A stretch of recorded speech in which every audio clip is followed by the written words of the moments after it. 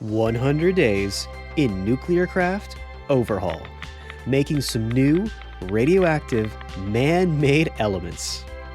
With the latest update to Nuclearcraft coming out this summer, I thought, why not give it a try? And I was having a lot of fun too, learning a bunch of new things and getting further in Nuclearcraft than I ever have before. Until this happened. This was pretty bad too. Oh yeah, and this, of course. Yeah, this one might have been the worst of all. I'm not worried about any of that today. For right now, I'm a little distracted by this beautiful sunrise on this amazing bio. A flower field with this little town spawning right inside of it. But I can't get too distracted. It's time for us to get to work. So of course we immediately get rid of all this birch, disgusting, and turn that into our first crafting table as well as our first wooden pick. I don't want to waste any time. I'm going to immediately head over to this building to see what this little city looks like. I break out here and start to head on down when I meet little Cluck here. I gotta say, he's got some good digs. This little home, amongst all the flowers and this beautiful lake, it's not too bad. It's right about here that I decide I know exactly what I want to do for this 100 days. Don't get me wrong, I love my Nuclearcraft. We're going to be doing that for sure. But I want to do whatever it takes to protect this beautiful environment from the pollution and the radiation. I get up here and I see this nice open area. I put my crafting table down on this brick. But I'm not wasting any time. I immediately start digging to make a little makeshift mine. We get our very first pieces of stone here, and I take them back up to the surface so we can make our furnace. I throw this thing down, but I see that I have a little stone left, so I decide to make a stone pick, as well as a stone axe, and a stone shovel. Do you guys do this, by the way? Do you feel like it's kind of a waste to make these stone tools, or you just wait for iron? Because after I did this, I was kind of feeling silly, I'm not gonna lie. What I did feel pretty smart about was immediately focusing on getting food. I tried to get some seeds, and then I see these. We've got some berry bushes here in the flower fields. That's pretty good because we got some food right away. We're gonna need it. It's not super good though, because I see that the berries only fill like half a shank, and yeah, we burn through them pretty quick. So that night, we immediately set up all the seeds in a nice little farm with some hemp as well. But that's going to take a while to grow. So all we have right now is just one little berry. I'm sure it'll be fine though, as long as I don't take any damage, right? So of course, I immediately start to take some damage. And then I try to use this log to escape this cave and, well, I almost didn't escape at all. 2 hearts. Yeah, my stupidity might be the most dangerous thing in this playthrough. But the second most dangerous thing has to be this. After I kill this spider, this little cloud pops out. That's our first real sign of our actual threat in this playthrough. I wasn't really paying attention at the time though. I was way too happy to get a little bit of food. But when I went down in this cave, I would really find out just how dangerous that little puff of smoke would be. I cook up a little bit of copper here that I mined up and get our first pick, a copper pick. But to be honest with you, this thing isn't too much better than a stone pick, which is why I'm much happier when I finally see this iron. I start cooking up this iron in a furnace I set down here. Then I really see what's so concerning about this playthrough. As I start to mine the coal, it starts to release carbon dioxide. That's right, we're starting to get pollution clouds, and they're really building up. But hey, your boy's got to get iron somehow. So for right now, we just have to deal with the pollution as we get our first iron pick. However, as I'm continuing to dig through, I'm seeing that the coal very quickly starts to make a ton of pollution. Every time I walk into these clouds, I start to suffocate. I get a bunch of negative effects, so I have to make sure I have a lot of free space for all of the carbon dioxide to float out. Good news is we have a little bit of iron. I don't really want to use that though, so instead let's try out something brand new. Copper armor. Copper leggings turn out to be, I think they're 1 armor better than leather, so yeah, they're not super great. But hey, they'll do for now. And as day 2 starts, I decide to keep this going by getting a hodgepodge of copper put together into this copper top. Look at this little goober. I head back up to the surface to let the world see my beautiful outfit. More seriously though, as I get up here, I start to see it. Up there in the sky, you can see those are 2 little clouds of carbon dioxide polluting the atmosphere. Only 2 little clouds though. What's the worst they could do, right? So let's get started on our industry. This is what you guys came for anyway. I start to grab a ton of clay, and I start to cook that clay up into bricks. For right now, I guess I'm going to have to use some wood since I don't have any more coal, and if I'm going to use wood, I might as well get rid of all this. 1 less birch tree, and this flower field's already looking more beautiful. I also head out just as the sun is setting to get some berries. I don't want to be out here at night after all. So since it will be getting dark up here pretty soon, I'm pretty happy to jump into the mines and grab some iron right away. I also start to grab some coal, and right away I see more and more pollution pouring out. So on top of having lungs that are full of soot and a stomach that's completely empty, I decide why not fill my brain full of lead. I make my very first piece of lead gear as a helmet, of course, and put it right on my head. No consequences there, I'm sure. Then I put on some lead boots to complete the most goofy, mismatched set of gear you'll ever see. And while I'm not too proud of my kit, I am pretty proud of this. We are finally starting to cook up a decent amount of bricks. Now the reason that I'm rushing bricks so early on is to try to make these coke oven bricks. They take clay and bricks and a little bit of sand. So I craft myself up a lead shovel to go get a little more clay. On the way there, I find some good news. We have a little bit of wheat growing. Unfortunately, when I get down here, I see that it's only 2 pieces of wheat, which means, you guessed it, no actual bread for us. We do get a little bit of clay though, so at least there's that. And so I pass by my farm with an empty stomach, and I'm not upset that there's no wheat growing at all. No, not at all. Well, seriously, I can't be too upset because now we do have something pretty amazing. I finally have enough coke oven bricks to make our very first coke oven. It takes a 3x3x3 brick layout for a total of 27 of these bricks in one giant block. I decide this little area here at the end of the slabs is the perfect area to set up our first oven, and I do just that. All we need now is a hammer to get this thing built. 2 pieces of stick, 2 pieces of iron, and a string, and we're good. Then, like any good engineer, I just bash it with a hammer till it works, and now we put a little coal in, and we wait. And while that's amazing, by the start of day 3, I decide to get a little more clay cooking. Unfortunately, I also get a little pollution cooking. See that yellow one? That's sulfur. That stuff is really bad news. But for right now, I'm convinced it still isn't too much, so I continue ahead with my next project, which of course is making a second coke oven. We get this one done pretty quickly, and hit it with a hammer as well, and put a little bit of coal in here too. What's even better is the first oven has finally made our first coal coke. That's good, but what's more important is it's also made some creosote oil. To get the creosote oil, we need to make ourselves a bucket or something that holds fluids. Unfortunately, we need 1,000 millibuckets to make a full bucket, and we only have 500. Yeah, we're almost there, but just not yet. And yes, I'll admit the pollution's getting a little concerning, but I'm a little too excited about finally getting some creosote oil. We finally get a bucket full of creosote oil, and now we can get started on our very first step on making some electricity. But first, I'm really struggling here for food. I managed to make myself some bread, but only one, it doesn't even fill up my hunger bar. So I start making some chicken with creosote oil. I'm sure that's safe. In the meantime, we use that fantastic birch wood, and I set it all up in this pattern with 8. But I'm not making a chest. I put creosote oil in the middle, and I can make treated wood planks. Perfect. First, I'll make some sticks out of these. But unfortunately, we're going to need a lot more treated wood to make our next project. So we get another bucket of oil and make another set of treated wood. With these, we can make our very first windmill blades. Yes, I said mill. Unfortunately, it doesn't matter how well I pronounce it. We do not have enough blades to make the full windmill. So we're going to have to go out and get some more wood. And so once again, of course, I go to chop down more birch trees. I don't know if it's a meme at this time or if there's seriously something going deeper under the surface here. I really do not like birch trees. However, even in death, they'll still serve, because we have a ton of them now, and all we need to do is get some more creosote oil. So with a few more buckets of creosote oil, we managed to get a decent amount of treated planks. With a few more sticks and a few more planks, finally we have enough blades to make the full-blown windmill. Perfect.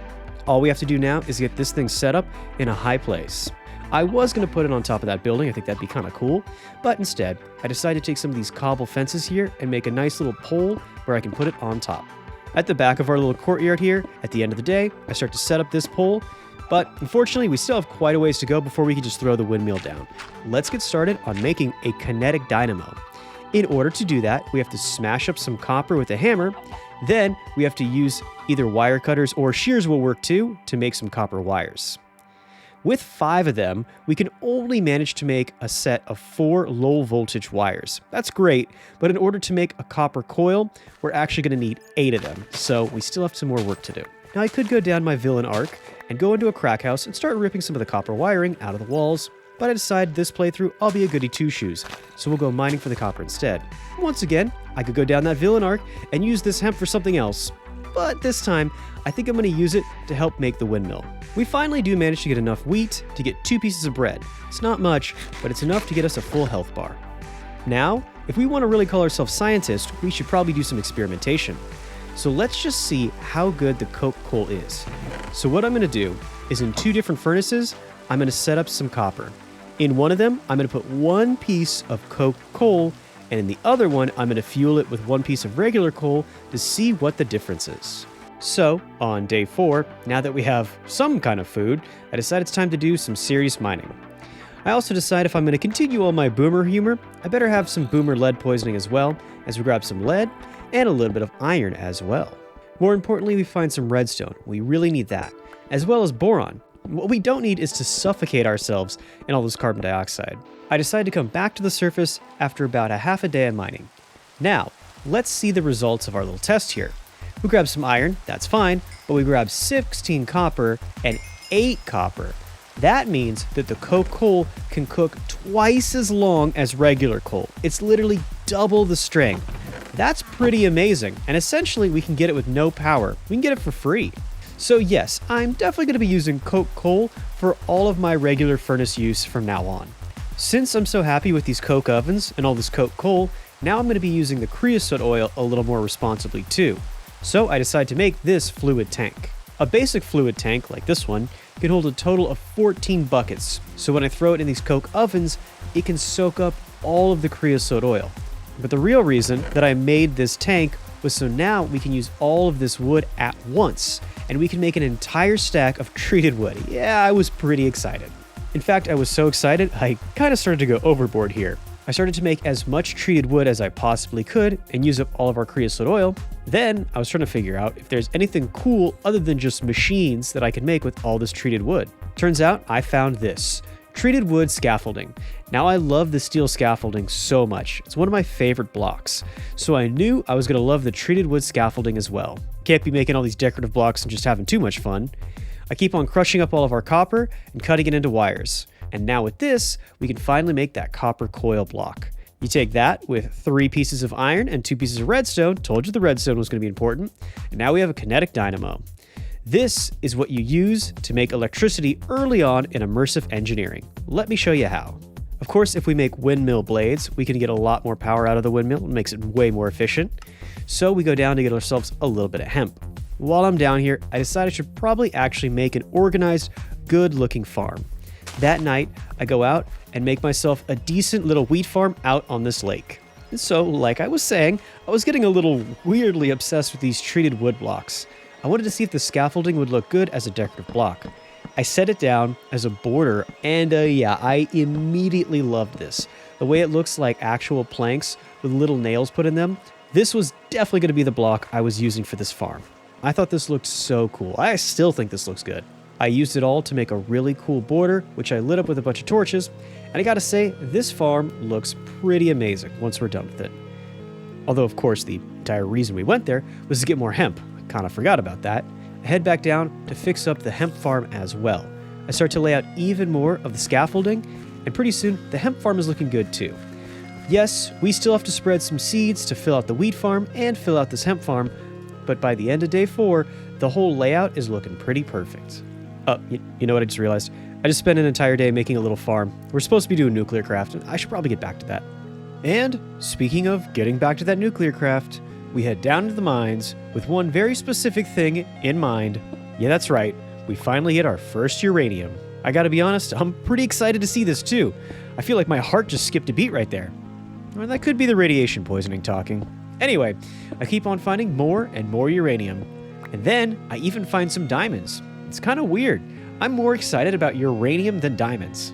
Okay, that definitely has to be the radiation poisoning talking there. But now I'm going to do something a little less exciting. Now in this video, I want to show you guys everything about Nuclearcraft, even some of the uglier parts. And this right here is about the ugliest it gets. This is a decay generator, the very first power source you get in Nuclearcraft. We can make our first block of uranium, and this will power a decay generator. Kind of. I mean, like, barely. Look at this. This is an insanely small amount of RF. Literally like 200 RF, and we've been sitting here for like 5 seconds. This is really bad. Like, seriously. If I were you guys, I would strongly suggest that you do not try to rely on this for your first bit of Nuclearcraft energy. Download some kind of mod that gets you a little bit of RF in the meantime, which is exactly what we did. This Immersive Engineering windmill is really going to come in handy. On top of this, we'll set up another manufactory, and as you can already see, this is getting a ton more RF. Like, this is ridiculous. Remember, this windmill doesn't even have any sails on it. This is a bare minimum, and it's crushing the decay generator. The comparison is just... honestly, there is no comparison. The decay generator has made 2 pulverized coal, while the manufactory on the windmill has done all of its pulverized coal. And now we start to use some of our clay. We're not going to be making another coal oven. This time, we turn it into blocks, which we'll be turning into terracotta. The terracotta is some good news. The bad news is that this entire block of uranium has decayed away into a block of lead. Yeah, that's right. 9 ingots of uranium was wasted just to make 2 pulverized coal. That's how infuriating this decay generator is. I really want to stick to everything Nuclearcraft, but this very beginning of the Nuclearcraft mod is so infuriating and wasteful and just bad, I couldn't do it. I'm kind of upset that I even did this just to show you guys, if I'm being honest. But hey, I can't be too upset. I do have my windmill after all, so everything's going to be okay. Speaking of that windmill, let's get that a little more operational. We're going to have to figure out some way to transfer all this RF. After all, we don't want to set all of our machines up on top of that tower. That would be a little bit goofy. So of course we start to crush up our copper and make some copper wiring. We're going to be using the low voltage wires to run power from the windmill down to my level where it's a little bit more practical. To do this, we're going to need relays. A little bit of terracotta blocks and a little bit of the copper lets us make the relays. However, we're also going to need to make these low voltage connectors because they're very, very different. I'll show you.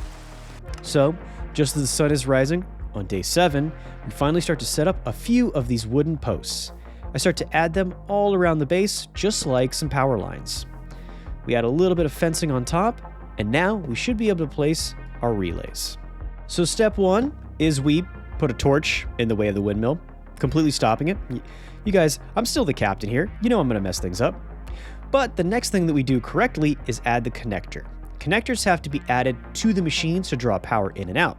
Then you can take a copper wire and connect that to a relay. A relay can have multiple inlets and outlets, so it's perfect for running wires just like a telephone pole. This will allow us to string copper wires just like power lines. Over in this corner, we set up our next post, we add some relays, and we get this ready to run some more wires over at this side of the base too. The next step here is a little bit strange. You're probably thinking, Captain, don't you want to preserve the environment? Actually, yes. By getting rid of all this growth and clearing up this grass, we're making more room to suck up and absorb all the carbon dioxide. All of these gray clouds will get absorbed and act like bone meal if they're over open grass. By giving this some extra space here, we're actually cleaning up the environment weirdly. So now I go from being a landscaper to a power line worker because I just love my blue collar job so much. From these power lines right here, we can start to plug in all of our machines. At least that's the idea. Looking good. I gotta say, Immersive Engineering always has that aesthetic that I love. And soon, once we have this connector plugged into the back of our machine, we can plug this into a relay. Now, we have power running from the windmill into this manufactory, and the RF bar is very quickly starting to fill up. Perfect. Now it really begins, boys. I'm so happy about this. I even decided to add a second connector on a second manufactory to get even more Nuclearcraft goodness going. I also managed to electrocute myself, all part of an electrician's day, but it's worth it because both these machines are actually functioning. And even this early, just on day 7, our little factory is looking pretty proper. A little primitive, but I do like the steampunk look. I also love the fact that we're finally starting to get some of our ores in the manufactory. As you guys already know, putting ores in a manufactory will double them, so I definitely want to do this. But we can do a whole lot more than just double up our ores. Let's make some progress. The next machine to get that progress started is going to be the alloy furnace. And I decided to break down some of my old furnaces. This should cut down on the pollution since it's already stinky enough here as it is. We're going to use these furnaces to help build our alloy furnaces. We get our first one built, but I'm not quite done yet. A few more basic panels. Sure enough, we have our second one built too. we're going to stack these right up to the manufactories and get them plugged in as well. Like I said, one connector on the back of these will get them working, and a relay could have as many connections as you need, which is why it's so perfect to act as power lines. And with this finally plugged in, we have our super primitive little Unga Bunga workshop going. Ooh, the dopamine is flowing. Got some neurons definitely firing after seeing this little setup, I gotta say. And the monkey brain definitely likes to see this. We're already getting some iron and some copper already coming through. Iron plus coal is how we're gonna get our first steel. But my monkey brain's got a little bit of a scientist side of it too, of course. I want to see if coke coal is better for making steel, just like it is in real life. One of these machines will have regular coal, one will have coke coal, just like our last experiment. It turns out, I was right. One piece of coke coal makes one steel. Not too bad. And unfortunately, one piece of coal is not enough to make steel. You need 4 pieces of coal in order to make steel, which means that coke coal is 4 times better than regular coal at making steel. Obviously, we're going to be loading these alloy furnaces with a ton of coke coal. And with our very first pieces of steel here, we're going to be optimizing our power grid by actually making it a grid. We make some cables, which we're going to set out right behind all of these machines. I do love all these wires from Immersive Engineering, but they're a little goofy, and each one of them actually uses up a little bit of power. However, using universal cables from mechanisms has no power decay. So by setting these up behind all of our machines, we'll be getting the optimized amount of power, at least the best that we can get. We start to cook up boron, getting ready for the next phase. You veterans already know. And then, speaking of getting some neurons fired, we go out to harvest a little bit of hemp. Using all this hemp will definitely help me to chill out and relax, because we're going to use it to make windmill blades. What did you think I was talking about? In the meantime, with that boron, we can combine that with steel and an alloy furnace to continue our progress towards more advanced machines. Also, like I said, we're using that hemp, and we make our first 3 windmill blades. We run out in the middle of the night, and I immediately start to add them up here the best I can. I get a good look, and yeah, still kind of pathetic, I'm not gonna lie, but hey, it's already adding even more power into our lab, so I'll take it. That power is making us more boron, and that boron is making us ferroboron. Not super useful yet, but it's definitely a good thing that we start to make this. Burning up all this coal in a traditional furnace is the last thing we should do, only when we're desperate. We should be more focused on working with all this nature and trying to clear up all this carbon dioxide pollution. Now, just like with the decay generators, the process of using Nuclearcraft to make steel is pretty good, but we can do better. The mechanism's way of making steel is more efficient, which means it's going to be better for the environment. So, to do that, we make up a metallurgic infuser. In order to be more efficient by making steel in a metallurgic infuser, you need compressed coal. To do that, we need computer chips. To make computer chips, we need the metallurgic infuser with redstone. You see how this cycle goes, right? Once we put some osmium in there with some redstone, we can start to get our computer chips. One of the things the computer chips will do for us right away is help us make Logitubes. The Logitubes are basically just a super better and cheaper way of making hoppers. Here, on top of our manufactory, we set up one Logitube, and then we set up some chests. You guys already know where this is going. But now we can use these chests, load them up with raw resources, and they'll automatically go down into the manufactory to be processed and doubled. You know I love this setup, but we're only getting started with it. In order to use the Logitubes, we need a configurer. In order to get our configurer, we need enriched alloy, and in order to do that, we have to go back to the metallurgic infuser. Once again, we have to put some redstone in here, and this time, we add some iron into the infusement slot.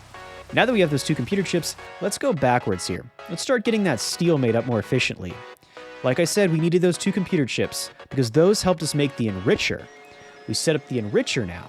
With this, we can start to more efficiently use our resources. I'll show you with this first little piece of redstone. See, 1 piece of redstone will help you make 1 piece of infused alloy or 1 computer chip. But by putting redstone in an enrichment chamber, it will then make enriched redstone, which is 8 times more efficient. Meaning we can use way less energy and way less redstone, therefore asking less of the environment. So by doing this, I've essentially saved the world from pollution. I might as well be Al Gore. Unfortunately, they've run out of Nobel Peace Prizes to give me, so I'll just take this diamond pickaxe instead.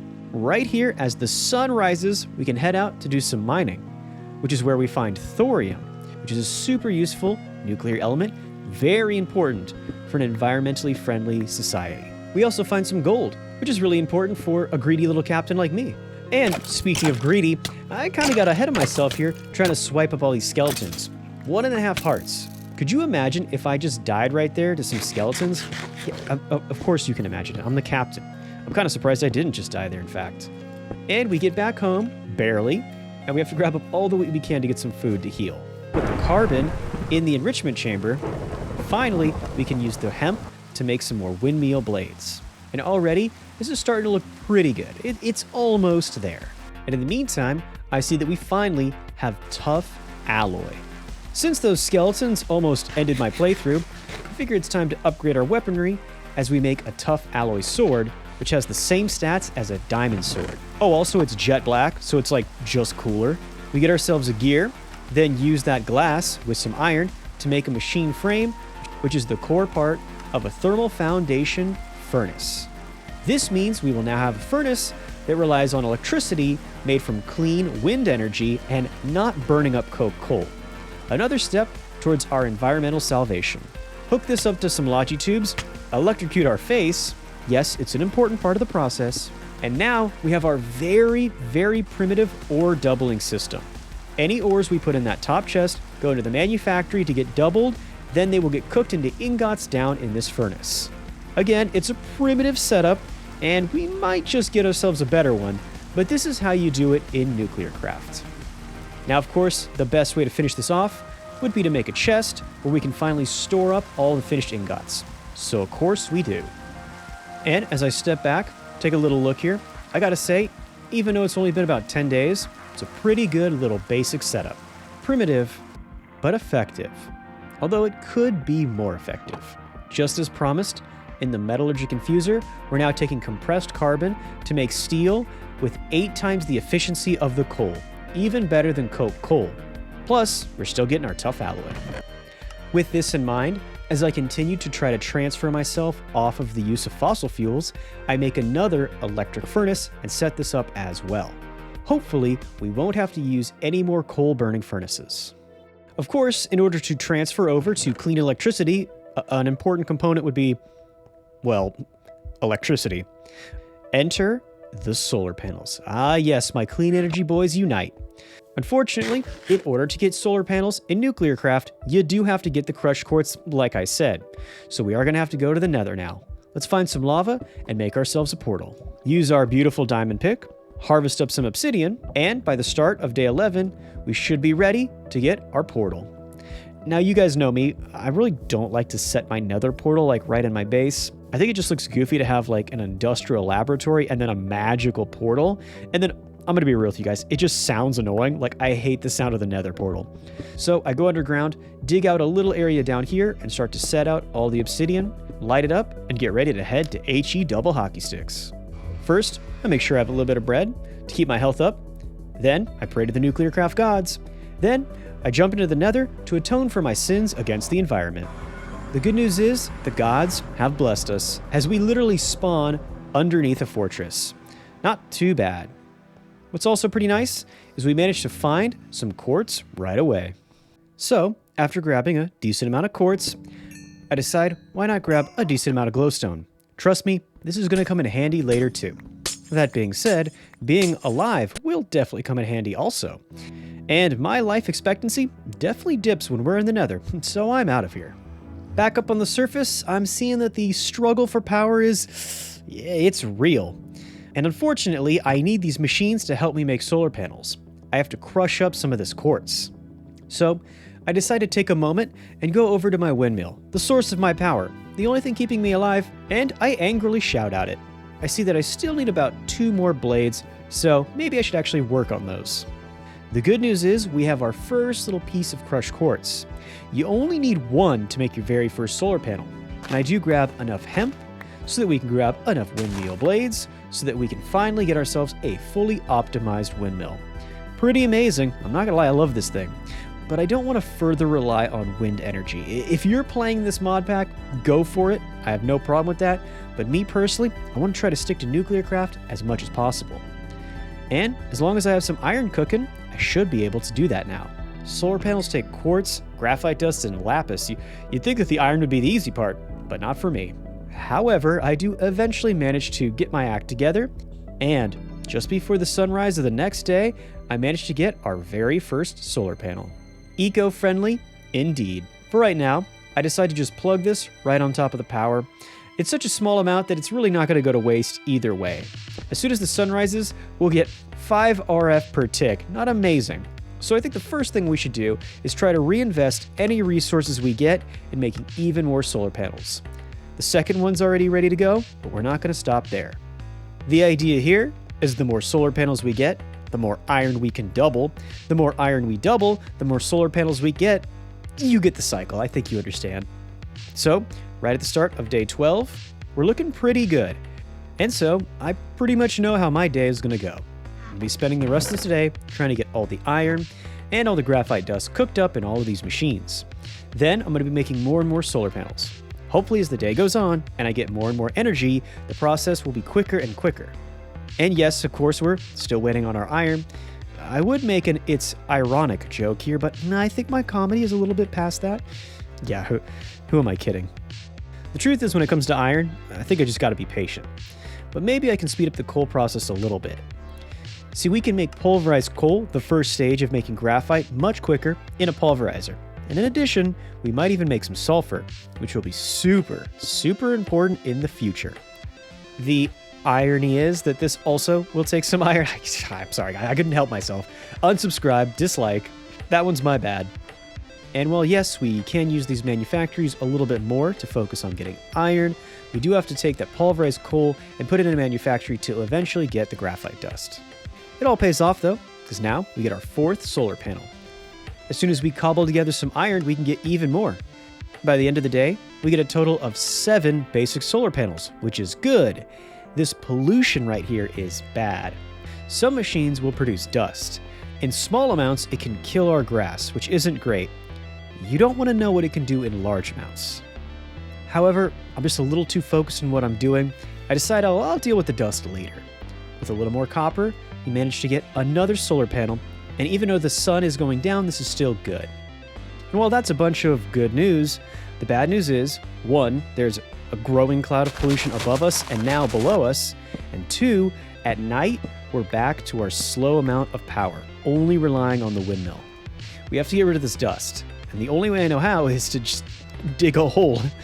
Yeah, that's my solution. It's about the best I've got. The dust now falls and starts to collect at the bottom of this hole, which is good unless I go face first and fall into it. The mining fatigue doesn't help either. Now there's nausea. Yeah, and now there's poison. Didn't go so well, I gotta admit. Eventually, I start to dig a pretty thorough shaft. I know, temporary, but for right now, it's gonna be a huge help to stop me from suffocating inside my own base. Unfortunately, at night like this, some of my machines are completely running out of power. This tough alloy will be a solution for that, eventually. For right now, we have nothing much to do in this lab, so let's head out and do a little bit of mining. We managed to cobble together some resources on that little run, and by the time we get back, the machines have run through enough of our stuff so that we can make a few more solar panels, which is pretty good. I want to try to get a couple more prepared before the sun rises tomorrow so we can really get some work done. In my humble opinion, when you get yourself tough alloy gear in Nuclearcraft, you've hit a pretty good power spike, where you'll be pretty strong for a good amount of time. Of course, this is not my first time dealing with Nuclearcraft and radiation. I know that spiders will be the least of our worries. We need to be more prepared. And soon, I start to look into radiation shielding. You can take these panels and stuff them into gear as long as the gear is at full health. I think we can upgrade to medium shielding pretty quickly. All it takes is some basic panels, ferroboron, and bioplastic. We throw the sugarcane into the manufactory, but it takes 2 sugarcane to make 1 bioplastic, which means we're only going to get about 1 piece of medium shielding. As you can see, light shielding gives you a 0.01% protection, while medium shield gives you 0.1. It's literally 10 times better. So we're definitely going to wait until we get enough bioplastic. I spend all of day 14 hunting down some sugarcane. By that night, unfortunately, all the power produced in the daytime has already been used up, and so now we're really struggling running out of juice on all of our machines. We get our first block of magnesium, and pretty soon, we get our first pile. Pretty soon we get 2 of them. If we only get 1 more, we could make an advanced pile. That would be a pretty big deal. Unfortunately, we don't have enough of that pink magnesium, so in the meantime, I decided to make a medium panel and shove it into my head. Yeah, definitely better to have some radiation protection on my head than direct lead poisoning. Just my opinion though. You do you, boomer. Then I remember every time I go to the dentist to get x-rays, I have to wear that weird lead vest. Does that seem safe to you guys? Anyway, inspired by that, I decided to put a little shielding in my chest plate as well. Finally, we should try to make some shielding for our crotch, but that's not going to be too useful for me, so I can wait. I decided to go out and plant some sugarcane. Boy, it's a good thing I did that. You'll see later. And without too much struggle, I do manage to make that last piece of medium shielding. And finally, we get a full set of tough alloy gear with a decent amount of radiation shielding. This is genuinely a pretty strong power spike, all jokes aside. In the meantime, we've got enough tough alloy to finally make advanced panels. These are useful in making slightly more advanced machines. For example, they'll help us make the advanced pile. In order to get an advanced pile, you need 3 basic piles, which means we're still waiting on that pink magnesium. Once we finally get our 9 pieces, I make a block, and then right away, I make our 3rd basic panel just before the sun rises on day 15. Now, we can make our advanced pile. And soon we'll be able to plug this in, kind of. See, if I just throw this pile on the power here, it will actually suck up a bunch of power and not give it to the machines. It'll actually just be a big dead weight. I'm gonna have to configure it to make it any use, and in order to do that, I'm gonna have to make another tool.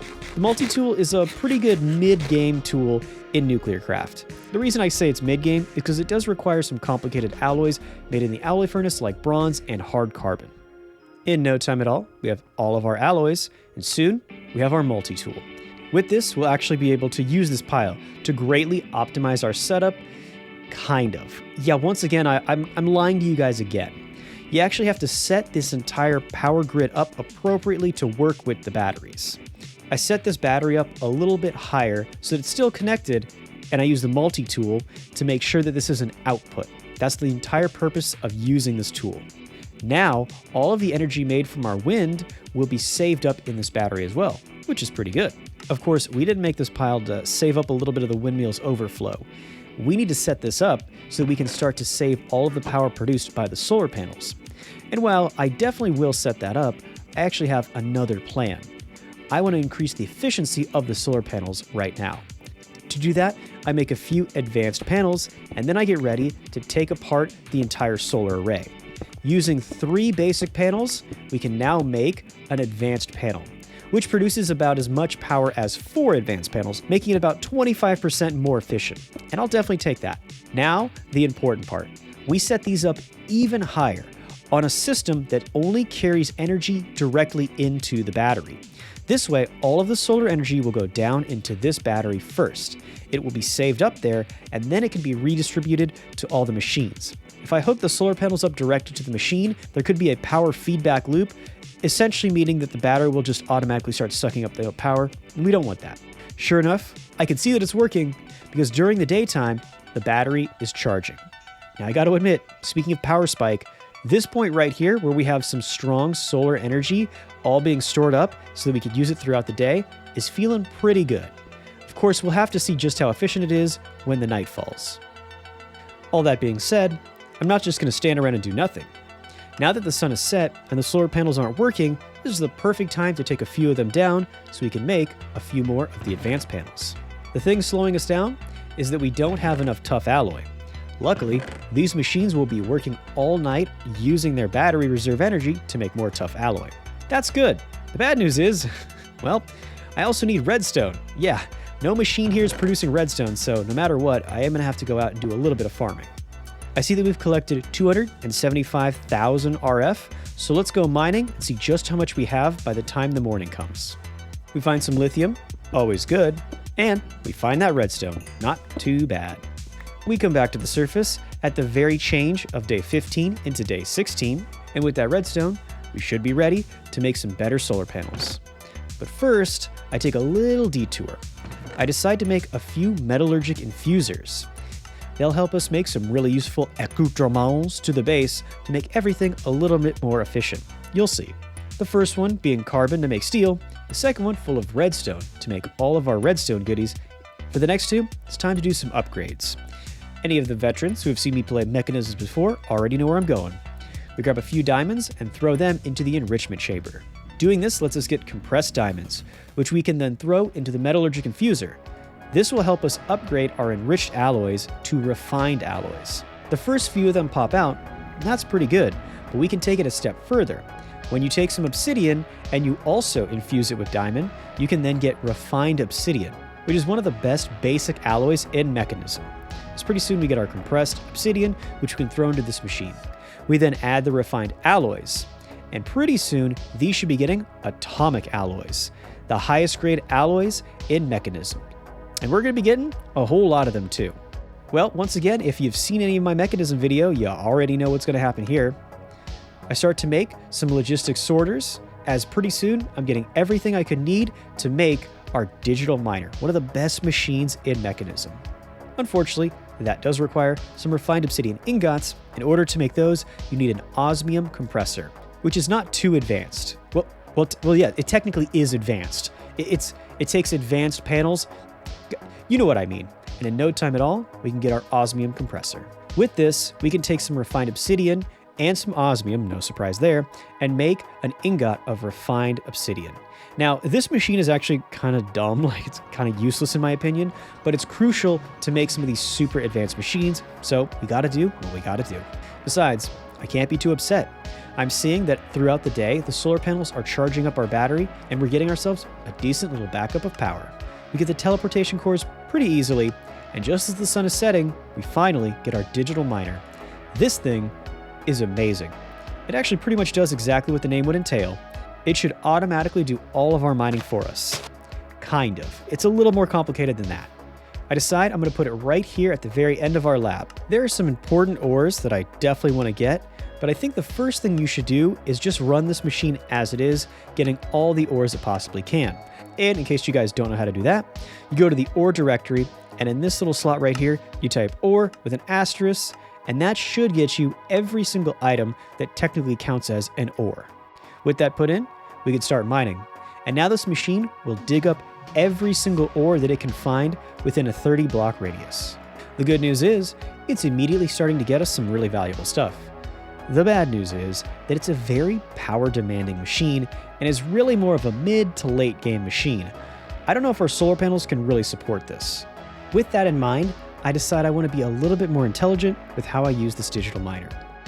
At the very end of day 16, the digital miner has successfully found some lithium. Now that we have one little bit of lithium, we can go in here and be a little bit more intelligent with how we use the digital miner. We can now set up the lithium as a filter. And as soon as we get rid of the ore directory command, this means you can set the digital miner to only get the resources that you want. And you can see how that might be valuable. And pretty soon, we start to get a few pieces of lithium. Unfortunately, right now, the digital miner is still pretty slow, so we're just gonna have to sit and wait for that. An important part of getting your reactors ready is making a rock crusher. Once we have this built, we throw it down on the power grid as well, and we start to immediately crush up some andesite. In the very short amount of time that we've been doing that, we've already got ourselves a stack of lithium ore. Not too bad. The reason that lithium was one of the top things on our priorities, more importantly than like diamonds or uranium, is we need this lithium to go with this ferroboron to make tough alloy. Again, a massive component in making any nuclear reactor. Of course, we also need to make sure we're making steel, because just like Carnegie, that is another core component of who I am.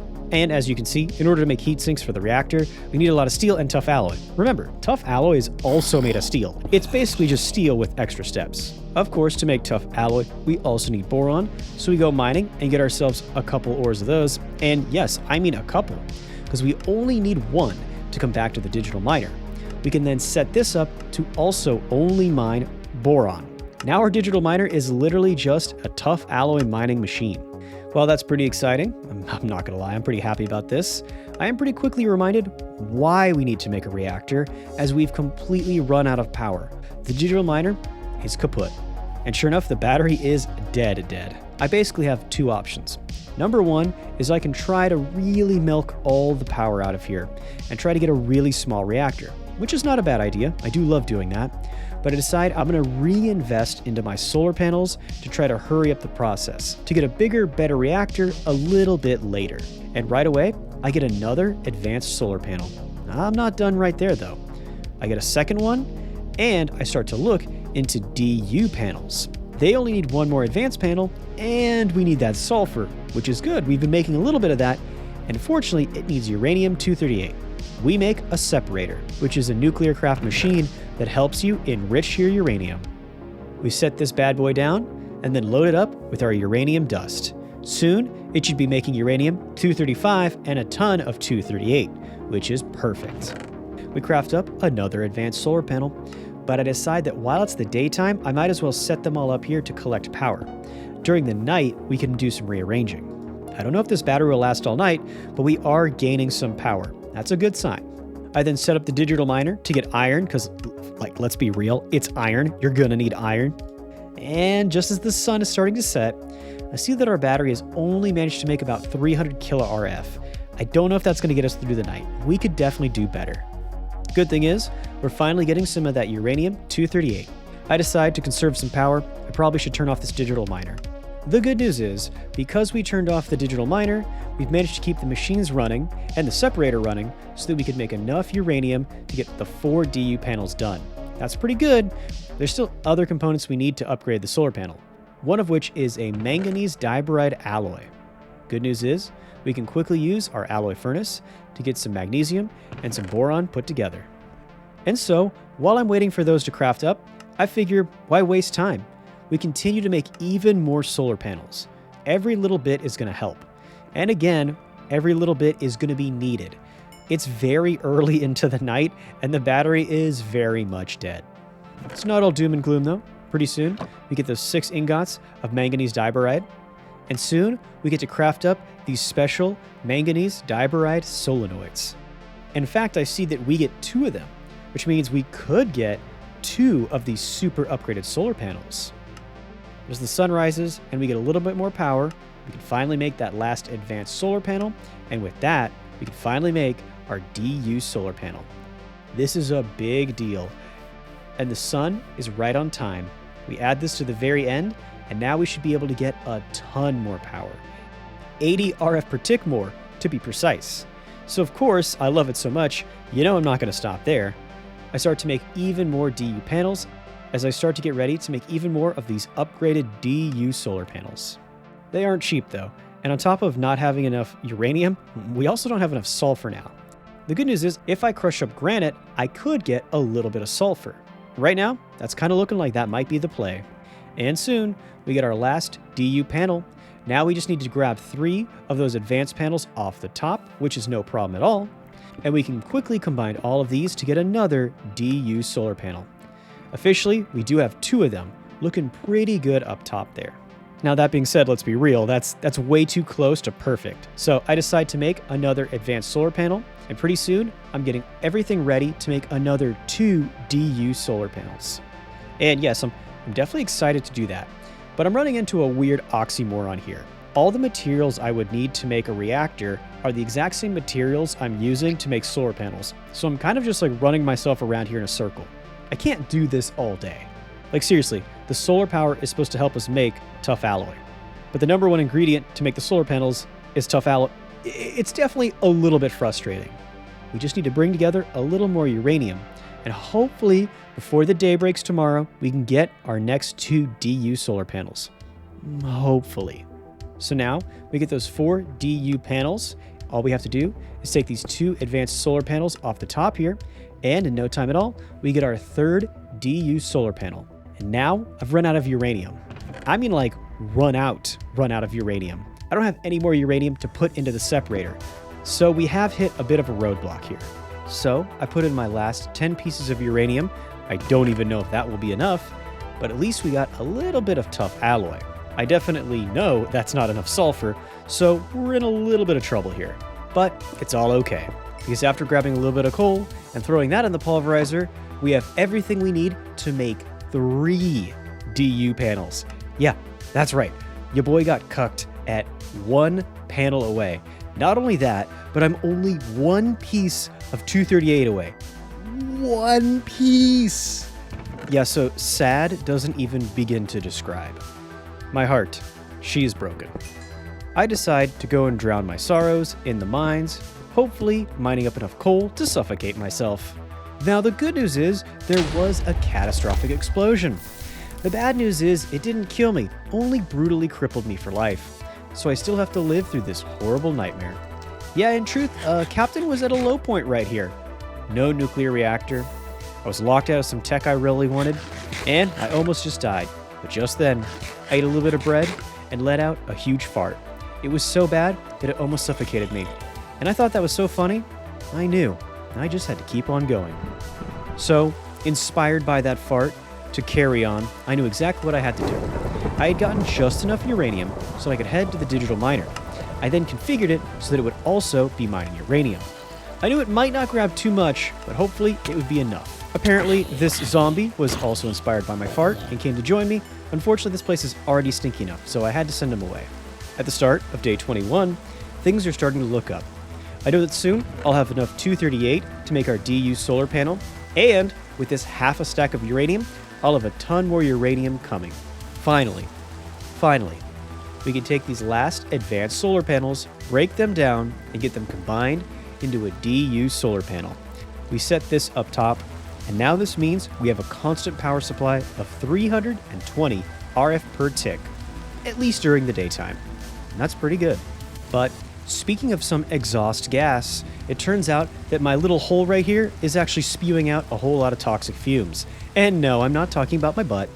Our vent to let out all that dust has finally backed up and completely filled. I go down below and set this staircase out so that hopefully the dust will start to overflow and run down the staircase before it continues to back up onto the surface. Now, thinking that I solved the problem, I get back to work. I start to make a better enrichment chamber. In Mechanism, you can upgrade a lot of your machines pretty intuitively. We can add advanced computer chips to get an advanced smelting factory, and then yeah, you guessed it, if we get some diamond reinforced alloy and circuits, we can upgrade it once again. A smelter is essentially an electric furnace of Mechanism. And again, just like the enricher, we can take the smelter, and with 2 advanced computer chips, we can upgrade this to an advanced smelter as well. Meaning we have an advanced enricher and advanced smelter. Are you confused? Are you still thinking about what's happening with all that dust? Yeah, me too.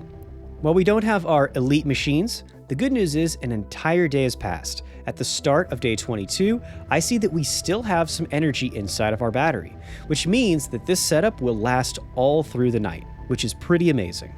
Which means that the infuser is going to get moved back here. Now, it's not that I don't love you, it's just that I want you to sit over here where nobody has to look at you. Inside this infuser, we put some diamond, so that now we can start to make some of our reinforced materials. You take a basic computer chip, put 2 infused alloys to make it an advanced computer chip, then you add 2 more reinforced alloys to make it an elite control circuit. All we need now is 4 more of those reinforced alloys, and we can upgrade our enricher to elite status. Not too bad. You throw that down, and I gotta say, that's already making me pretty proud.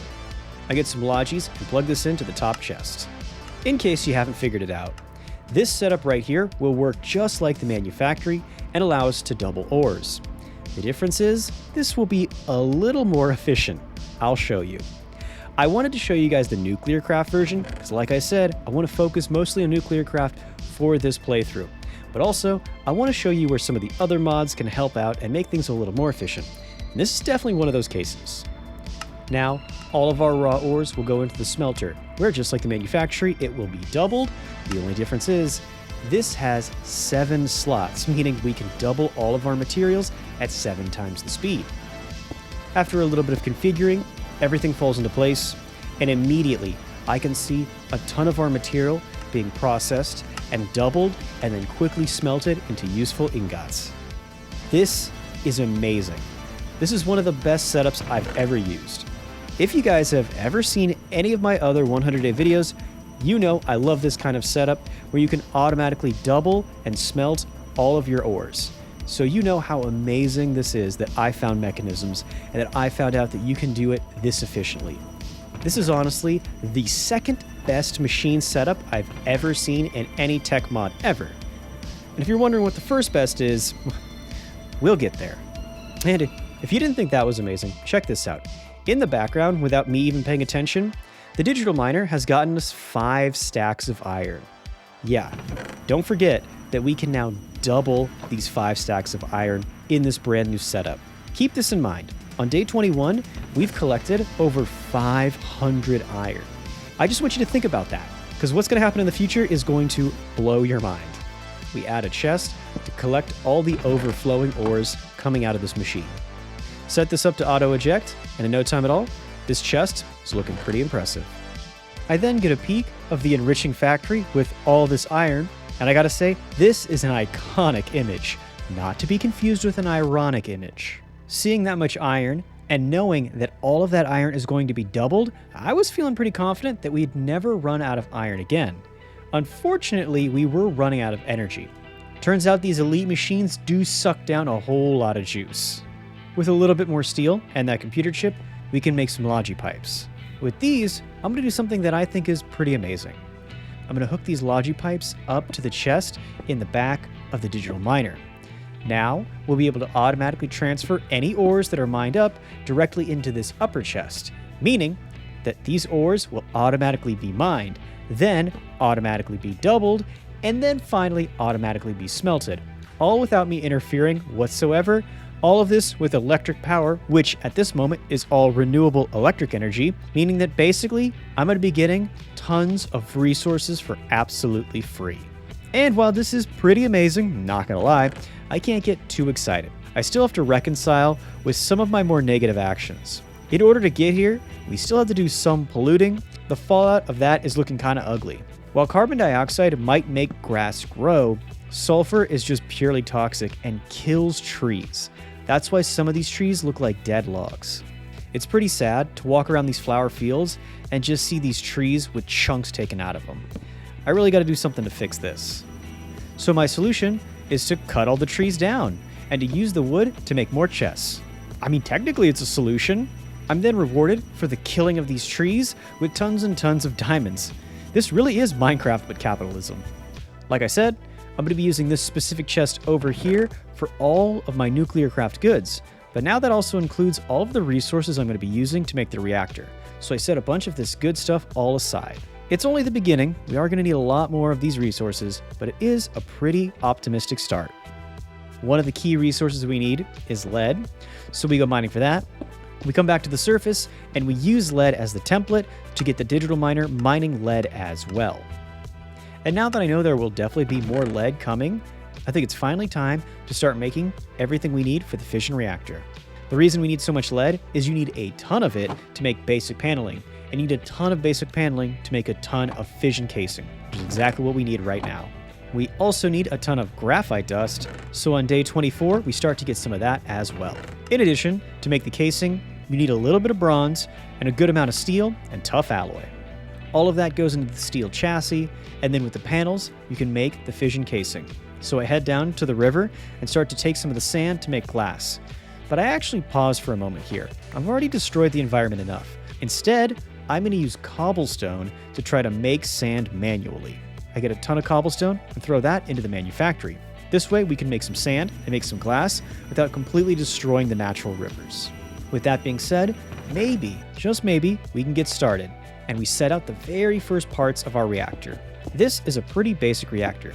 You guys probably would benefit from watching this, and maybe you'd even want to make it yourself. The footprint of this reactor is a 5x8, then we go up vertically by 5. But let's get the floor in here first. I think I want to make my floor clear, which is super easy. You just take casing and combine that glass, which is the reason we were getting glass in the first place. We get this crafted up, then run back to our reactor to set it down. When I see the worst catastrophe since Chernobyl, I don't have my texture packet downloaded, so the reactor glass looks like disgusting like this. It looks like there's a giant window panel on my reactor. This is no good. I'm going to shut down my game and go install the texture packets.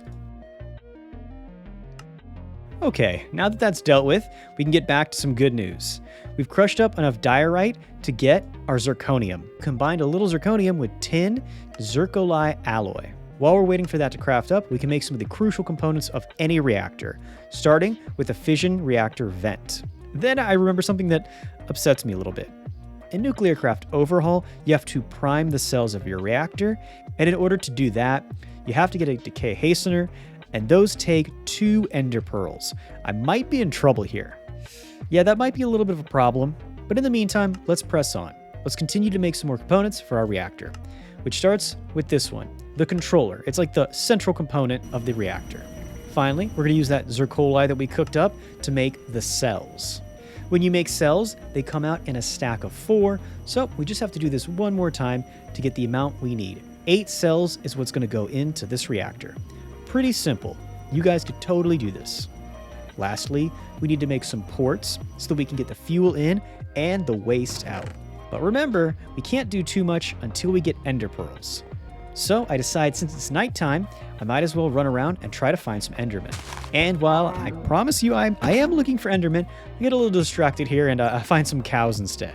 Yeah, a little too distracted. I spend the entire night hunting down cows and manage to find no endermen. That means we have to wait a whole nother night before we can even think about making the nuclear reactor. However, in the meantime, we can continue to make the other components. Like, for example, the heat sinks, which are the central components that go inside the reactor. Once again, we have to use a lot of lead and graphite to make these panels. Then we have to use a lot of steel and tough alloy. And remember, steel takes iron, and tough alloy takes steel, which needs iron. Which means a reactor needs a ton of iron. So it's a really good thing that we have so much we don't even have to worry about it. For now. And we start to make our very first heat sinks, which will be 2 water heat sinks. Next up, we make 2 lapis heat sinks. Lapis heat sinks might be my favorites. Then we make a tin heat sink to go in between the lapis heat sinks. Then finally, we're going to have to make some iron heat sinks. This reactor has a total of 6. Perfect. Finally, we make our 3 gold heat sinks and our 4 glowstone heat sinks. Not too bad. That's pretty good, but we still have a few more components we'll need to add. We're still waiting on the steel and tough alloy though. Next up, we can make our 4 lead heat sinks. And then finally, we're going to make our lithium heat sinks. These are also pretty amazing. 2 of these should do. Unfortunately, in order to finish my heat sinks, I am going to have to take a quick trip to the nether. I grab up a little more netherrack, then I come back to the top at the very end of day 25. Now we can make the last of our heat sinks with this obsidian heat sink and 2 nether brick heat sinks. As you can see, this reactor takes a lot of components from the nether, which is why I've coined this little reactor the Demon Core. Speaking of demons, I do have to head out that night, trying to find more endermen. Found some books instead, which is good. And then, out in this field, yep, that's right, I see it. Just barely out there, I think I see some glowing purple eyes. I throw down this makeshift little shed here, which I'm hoping will keep me away from the enderman so I can poke him down. I manage to make eye contact with him and aggro him, and he starts coming running over. Unfortunately, he never crosses the river. I know these guys are afraid of water, but this is a little ridiculous.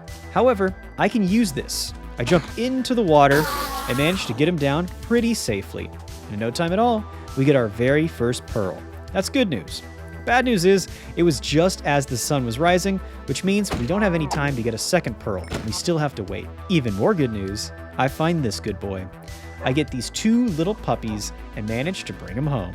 These 2 little puppies warm my heart, and they simultaneously break my heart, but maybe I'm getting ahead of myself.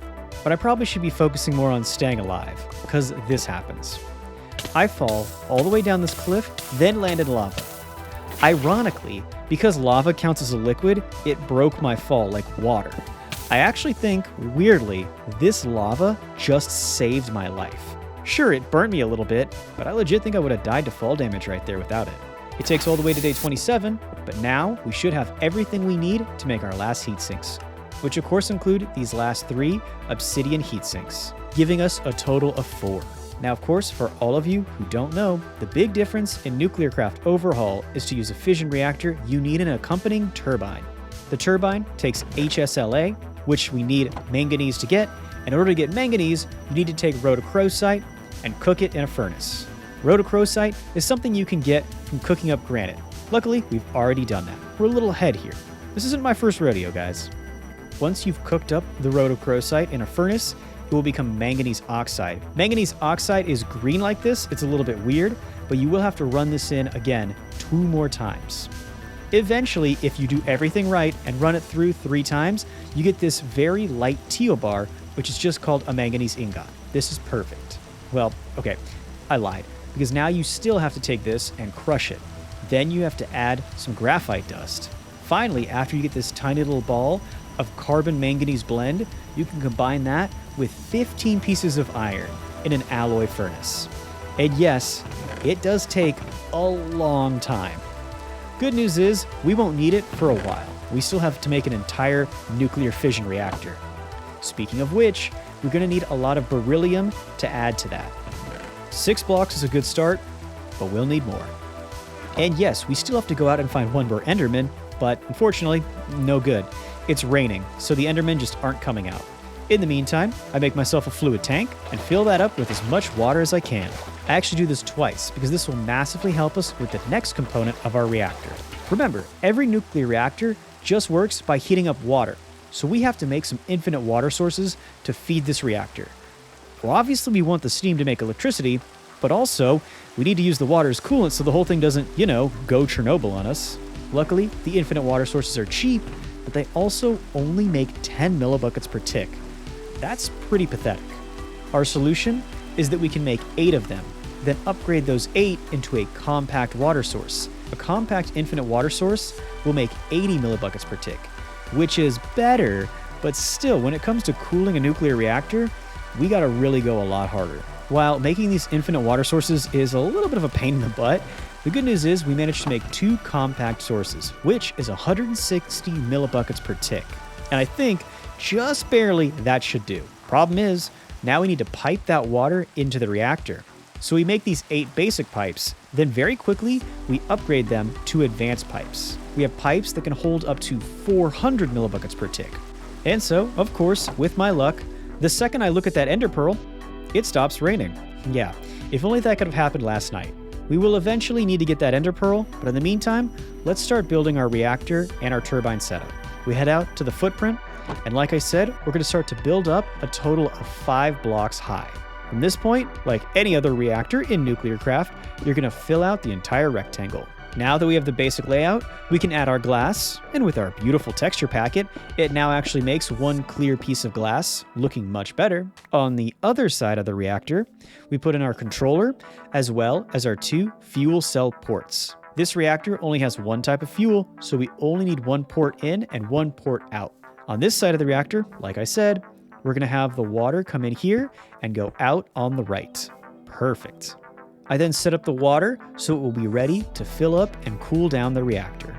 And with this, feeling pretty confident, let's start setting down our cells. For this reactor, we leave a 1 block gap in the back before we put down all of our fuel cells in all the corners. The more fuel cells you have in a reactor, the more fuel you can burn and heat you can create, therefore energy you can create. But also by creating heat, you'll have to cool the reactor down more, therefore making the reactor bigger and more expensive. In order to maintain criticality in your nuclear fission fuels, you have to use moderator blocks. Beryllium is a pretty good one, and that's what we're going to be using for this reactor. We're going to have the beryllium connecting all of the blocks. However, we're going to leave a gap where we will not be connecting the cells. Let's add our first heatsink, iron, which has to be touching a moderator, so it goes right next to both of these beryllium blocks. After you put down your iron, you can put your lead, which just needs to be touching 1 iron, which means it can go in all 4 of these corners, which is perfect. Next, we're going to put lithium, which is a really powerful cooling block. It does 130 cooling, more than double the iron, and all this needs is to be squeezed in between 2 lead blocks. Then 1 gold, which heats for double the iron, and has to be placed in between 2 iron, which is perfect. We can go a little bit further and add this lapis in between these cells. Then we can add tin, which has to be in between 2 lapis, so it goes directly in the middle. This is coming along great, but at this time, we still need a ton more beryllium to get this all set up. We can continue to add a few more blocks, like adding these two iron. We put these touching all of these beryllium blocks in this shape right here, with the gold on the sides. Finally, let's put the demon in the demon core. A glowstone block has to be in between two active moderators, so we can add a glowstone up top, then down here, and now we can add obsidian, which, just like gold, has to be placed in between two glowstone blocks. And of course, now we add the actual demon core itself. Netherite brick does a ton of cooling. It's excellent. And it has to be touching obsidian, which means we can put it directly in the center of the reactor. Next, we're going to be adding some more obsidian, but for right now, we need a few more beryllium blocks, so I'm going to do that later. For right now, since the night has fallen, I have to get out there and try to find some endermen. The good news is, I got these pooches to help me out. They're really coming in clutch here and saving my butt. The bad news is, the sun is rising, and I didn't find any endermen. Until I did. That's right. Just as the sun is rising, out here in the mountains, I managed to find our next enderman. Now let's try to find a safe spot where we can attack this thing. I get its attention and draw it to me just as the sun is rising. With this safe little hiding space, not only can I take this bad boy out pretty quickly, but also we get lucky once again, as he does in fact drop a pearl. Now that we have two, we can continue on and make our reactor. Once we're back at base, now we can craft up the decay hastener. We can plug this bad boy in right here, then we take a little uranium-238. We put this into the machine, and now we should have some radium coming. Eventually. Yeah, this thing takes a very, very long time. In the meantime, we're going to get some uranium enriched, because we will need a lot of fuel. Speaking of which, our particular type of fuel will actually be boosted. We're going to add zirconium into our fuels to make it even more volatile. I pat my little puppy on the head. He was very brave last night. Then I start to take some of my beryllium. I'm going to add this in. Fortunately, we get close, but we're still going to need one more block to link up these two cells right here. Almost there though. In the meantime, I am going to add this obsidian up here, which remember has to be in between two glowstone blocks. That means we have to put these glowstone blocks right here. Perfect. With this very last gap, once again, we can add obsidian, completing the demon core. Now we have a couple more heat sinks to put in place, but let's wait for that beryllium for just a little bit. Once that beryllium is done and put in place, we can now add our last 3 heat sinks, which will be 2 water. Waters have to be placed touching a fuel cell, so they fit perfectly here next to these fuel cells. And finally, we have this neat little trick.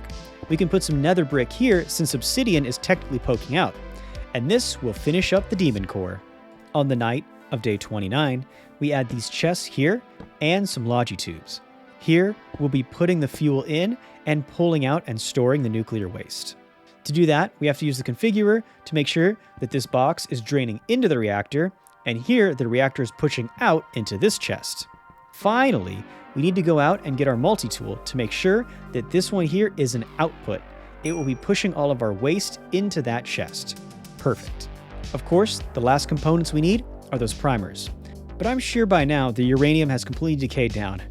No. Not even one piece of uranium has halfway decayed. Somewhere in there, there's a half-life joke. Anyway, I really need to speed this up. This is becoming a little bit ridiculous. After all, we have a ton of power. We should be able to get this going a little bit quicker. And so, for the very first time on this playthrough, we're going to be making something a little bit controversial. Speed upgrades. They're really great to make your Nuclearcraft machines go a ton faster, obviously, but the big drawback is that they disproportionately increase the amount of power it uses. The more speed upgrades you add, the more linear speed you get, but the more exponential power it uses. I know that's a little bit complicated, but all you need to know is that the more speed upgrades you add, the more you're going to massively increase the power consumption of your machines. And if you don't have a nuclear reactor to back that up, it's kind of a bad idea. But they do help, and they're helping a whole lot, because we already have our first piece of radium dust. And I can tell, because my hands are getting a little bit spicy there. Yeah, I don't like to see those yellow radiation numbers on my hub at all. So I decide to work quickly. Do not be confused by my calm demeanor. I was panicking at this very moment, knowing that I was getting some permanent radiation damage. The good news is, I pretty quickly managed to make the primers. The neutron sources are all in place, and the reactor is finally finished. Gotta say, it's looking pretty good. We set this up so the steam will be coming out. The only thing we have to do now is build the turbine to deal with all that steam. That being said, I'm pretty proud of this little demon core. A pretty useful and pretty impressive first little reactor. At the start of the next day, we make sure to prioritize the most important things. And that's petting our puppy, of course. But also, we are making enough HSLA so that we can start to make that turbine. We've got a pretty good amount, so let's see what we can get done. Just like with the reactor, the HSLA is of course a steel, which takes a ton of iron, but the other components, like more steel and more tough alloy, require even more iron. The reactor and the turbine, maybe even more, is an extremely iron-hungry machine. We managed to make the controller and get started on making all of the casing. Just like with the reactor, this is going to be the biggest suck of our resources. In addition though, to make this turbine a little bit better than the ones I've made in the past, I have a little trick up my sleeve. We're going to add some diamonds to some graphite dust in the alloy furnace to make some hard carbon, but we aren't going to stop there. Now we take that hard carbon and we can add tough alloy to this to start making the extreme alloy. In the meantime, let's continue to make more turbine components, starting with the bearings and the rotor shaft. I actually run out of tough alloy right now, so I'm gonna have to sit around and wait for that.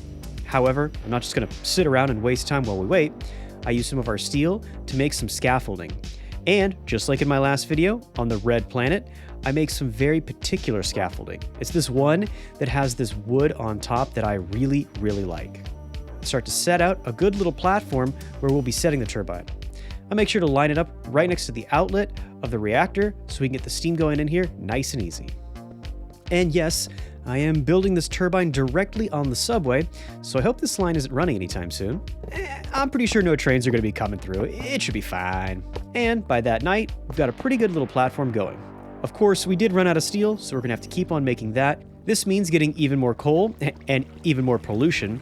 Speaking of which, it's already taking chunks of my farm out. Yeah, apparently the sulfur doesn't just mess up trees, but also it's messing up our wheat and our hemp. Not great.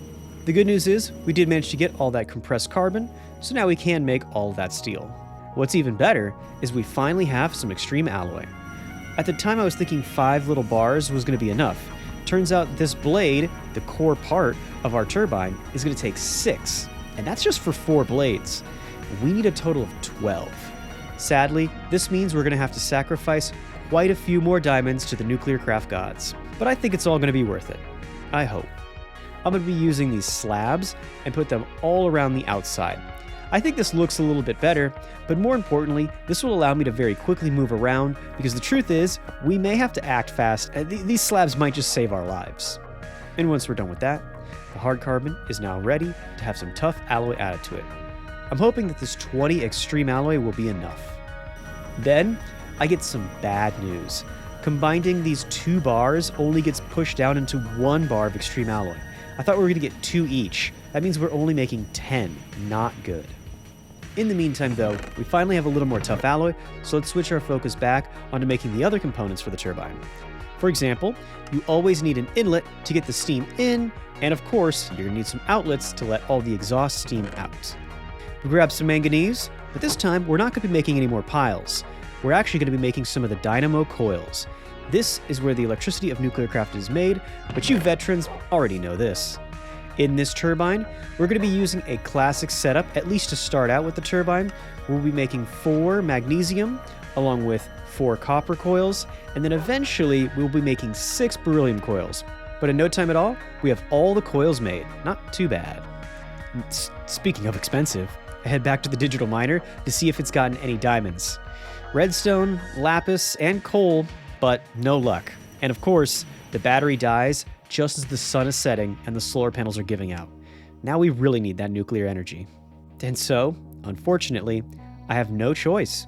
I have to use every last diamond that I have and turn it into hard carbon. Then, I can get it made into extreme alloy. This extreme alloy better be worth it. We need to get some pipes. And like I said, this reactor is going to be producing more. And like I said, this reactor is going to be producing more than 100 millibuckets. So we need to craft these advanced pipes. Luckily, we have just enough power to make the components for the advanced pipes and to make the last 4 blades for our turbine. Next up, I start to make some sand, But instead of turning this into glass, I actually put it back in the manufactory.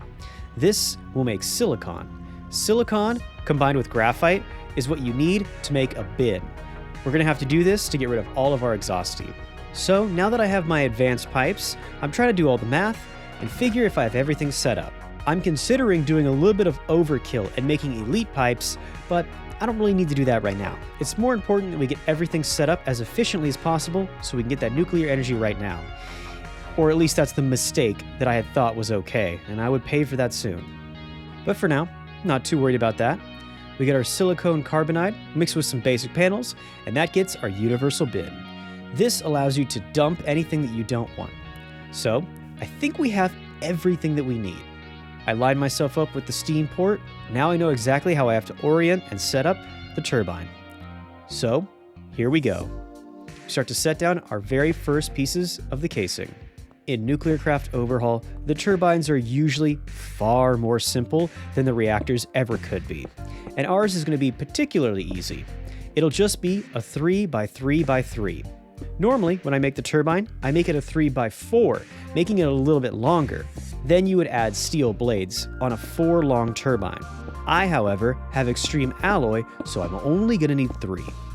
I then set up the case and glass on all of the sides. The sides don't have to have anything special going on here. It's the ends that we have to worry about. We'll do that next. Now, we just have to set up the rotor shaft. First, we put the bearing. You need one on each side. Of course, from the bearings, they're holding up the rotor shaft. Again, ours is only 3 long. Then we cap it with the bearing on this side as well. Of course, we need to put the controller right here. Then, on the ends, we have to put the outlet and the inlet for the steam, respectively. From this point, all we have to do is set up all of the coils. The coils, kind of like the heat sinks, all have special little rules, but it's pretty simple. For example, magnesium, which is your most basic one, simply has to be touching the rotor bearing. So we can put one here and one here. We could do that on both sides. Then we have our beryllium, which has to be touching one magnesium. Therefore, we can put our berylliums in all the corners like this. Then finally, copper, which is our most efficient coil, but our most demanding, has to be touching beryllium. So it comes at the end and goes on all the sides, just like this.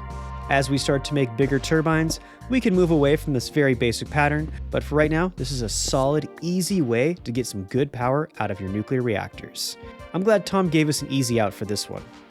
Speaking of out, we can now vent out all the exhaust steam from the outlet into the universal bin. Then of course, the in, we run the pipe from the reactor all the way to the inlet of the turbine. Finally, we have to make sure that we're drawing power out of these coils. We're going to set up these basic cables touching every single coil. Of course, I almost forgot, the very last thing we have to do is we have to set up the blades on the rotor shaft. Once again, this is a very simple design, nothing too complicated. All we have to do is put these extreme alloy blades on all 4 corners of the rotor. Soon, those are all in place, and now we can seal up the turbine once again, and when it starts to look like this, you know you did everything right. We set the cables on this side as well, but before I do that, I actually want to leave a little gap in the middle. You'll see why. I've been saving up a little bit of the magnesium because I want to make a ton of piles. I very quickly managed to make a decent amount of basic piles, and these should be pretty good, but realistically, there's a good chance we could lose a lot of power if we don't make some better piles. So I head to the digital miner, because I think we're going to need more magnesium. And soon, we have enough components to finally make an advanced pile. Now, if you're doing this yourself, 1 is probably enough for a reactor of this size as long as you know what you're doing. But me, I'm a little greedy, and also, I have no idea what I'm doing, because I think I want to make another advanced pile. Soon we have it, we set it right in the middle, and set all the power so that it will be going into the machines. Then we start to run the cables all the way over the top of the turbine so that power will be run from this side as well. I don't believe that this is 100% necessary, but if the reactor is producing more power than the cables can hold, they'll start to overflow into the back, and you might lose that if you don't set this up the way I'm setting it up right now. It's a little bit overkill, and if you're smart, you don't have to do this, but I just like making sure that I have everything backed up just in case. Once again, I have to make sure that there isn't a power loop going and cut the batteries off here so that the turbine goes into the batteries first. Then all the energy will go out of the battery. Something I very easily do on both sides. Now we can start to make our fuel. Like I said, this is lowly enriched uranium, LEU, 235 zirconium. The reason that we're going to be using this uranium is that it's fairly stable and the reactor was fairly cheap to make, but more importantly, it only takes one component of 235. This is the more difficult part to separate out of uranium, and by doing this, we'll be getting far more use out of every single uranium that we mine up. The reactor takes stacks of 8 because it has 8 fuel cells, and we should be ready. Of course, now all we need is to put some levers on all these primers. This will make sure that all the fuel cells that need to be primed are. And the last one goes here on the turbine, and I think we should have everything right. I say I think. Well, we'll just see how well that goes. We turn the turbine on, and every single primer. At the start of the very next day, I get ready to go nuclear. I drop in our first 8 pellets. There's no going back now. As the nuclear fuel flows into the reactor and goes critical, the reactor starts up. I look inside to see that we're at -10 heat. Perfect, nice and safe. And the production rate's pretty solid, at 148 millibuckets per second. The 400 advanced pipes can easily handle this. Speaking of advanced pipes, they're looking pretty good, full of steam. And speaking of looking good, the turbine is spinning beautifully. Already, it's producing 2,345 RF per tick. That is outstanding. That's well above all of our solar panels. Trust me. I mean, you're gonna have to trust me. I know it says we're making all this RF, yet our batteries are still empty. All of this RF is immediately going into all of our machines, which shows you just how intense our power demands are. But to prove just how much power this is making, I'm going to conduct a small experiment. I'm going to break the power lines off from all the laboratory machines just to see how quickly these piles will start to fill up with energy. And sure enough, they're immediately starting to take thousands and thousands of RF. These advanced piles used to take all day for the solar panels to fill. And in just no time at all, with just 8 pellets, we're already getting millions of RF stored up in these things. And that's not all. As you can see from the hub right here, this turbine is only at 12% capacity. 145 millibuckets per tick is barely even tickling this reactor, which is why it's moving so slow. Don't let that fool you though. The RF being produced is still extremely impressive. We have 5.3 million RF. And remember, a good chunk of this was already used up by the machines. That was only 8 pellets. And look at what it's done for us. It's already got us a ton of useful materials. And we can start to send these to get processed right away. Then I run another experiment. I put 8 pellets in the reactor and I unplug it to see just how much RF it gets. It fills up this battery and even starts to fill up this battery. By the time the pellets are used up, I see that we get a total of 8.8 million RF. Essentially, a million RF plus per pellet, which is not too bad. We have all of this RF, all of it at night. We're no longer a slave to solar energy. It feels pretty amazing. Well, I mean, as long as I'm smart and keep on making more nuclear fuel, that is. So, now that we see that 8 pellets fill up an entire battery and then a little bit of an extra one, I think it's time to admit that our power storage is starting to look a little bit sus. These advanced piles might not be cutting it. I see that we have 3 advanced piles, and you know exactly where I'm going with this. If we use 3 of these, we can upgrade them to get the highest level DU pile. But instead of simply cannibalizing my entire laboratory, I actually start to make even more piles. Starting, of course, with the basics. Yes, it's a big suck of this manganese, but by the start of the next day, we have a decent amount of basics, and pretty soon we should be able to start making those advanced. I decide to head over to the digital miner. With all this nuclear energy, I'm going to set it so it will start to mine up everything and still have silk touch. That's good. All of this pollution destroying my farmland, not so good. It's disgusting that these clouds of sulfur are ravaging the natural world. It's even more disgusting when I'm ravaging the natural world, as I go out to deplete it of all of its sand. We take all of this back to get glass. With that glass, we'll be using speed upgrades. With speed upgrades, I'll be able to increase my personal wealth. Yeah, I'm not even going to try to justify this anymore. I'm just being rude to the environment at this point. In order to power those speed upgrades, we put in another 8 pellets, and we get this reactor and turbine churning once again. We start to slowly add the upgrades. We can put in as much as 8. Unfortunately, even with our beautiful nuclear-powered setup, this machine The digital miner, with Silk Touch and speed upgrades, is just too hungry and too power demanding, so we're gonna have to take a few of the speed upgrades out for now. To offset this, I decided to make some energy upgrades. I managed to get us 4, which we add in right away. And of course, to keep all of this fueled, we keep our nuclear fuel supply well stocked and make sure to occasionally keep on dropping 8 pellets into the machine. So, feeling satisfied, I decided to treat myself with a little steak dinner and then let out a little fart. I mean, no, that was the dog. Obviously, we're gonna blame that on the dog. As for completely running out of energy in the digital miner, I can't blame that on anyone else but me. Looks like we're just gonna have to uninstall some speed upgrades. By the next day, being pretty hungry for energy, I make sure to load in even more pellets. I want to keep this machine constantly running and keep the turbine constantly going without any breaks. Unfortunately, it still just isn't enough. On day 35, we're still struggling to get any power. The good news is we finally get a little piece of magnesium ore, which we can now program the digital miner to get. We can now turn off the command to mine all ores and have the digital miner focus just on getting magnesium for right now. And by doing that, in combination with all of our amazing machinery, we can very quickly get some magnesium and start to make even more piles. Finally, we have 3 advanced piles. We're almost there. Now we just have to make those DU panels, which of course are a little bit goofy. They do require sulfur and uranium, but we have that, which means now we have the DU voltage pile. This bad boy is amazing, and it will be able to hold a whole lot of energy throughout the night. We run up and uninstall this advanced pile, and in its place, we get the brand new DU pile, looking pretty good. And by the start of day 36, I decide that we can now shift our focus to our next priority. Now that we have a ton of fuel being burnt up and have that energy stored pretty well, we still should probably figure out what to do with all the used up nuclear waste. Enter the fuel reprocessor. I quickly add this right here, as close to the nuclear waste as I can.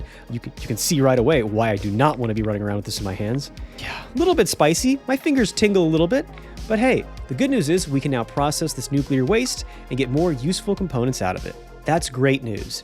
Even more great news is I've now grown a 3rd arm out of my chest, and I can use that 3rd arm to make even more piles. In no time at all, we get the 2nd DU voltage pile ready and add that onto the turbine as well.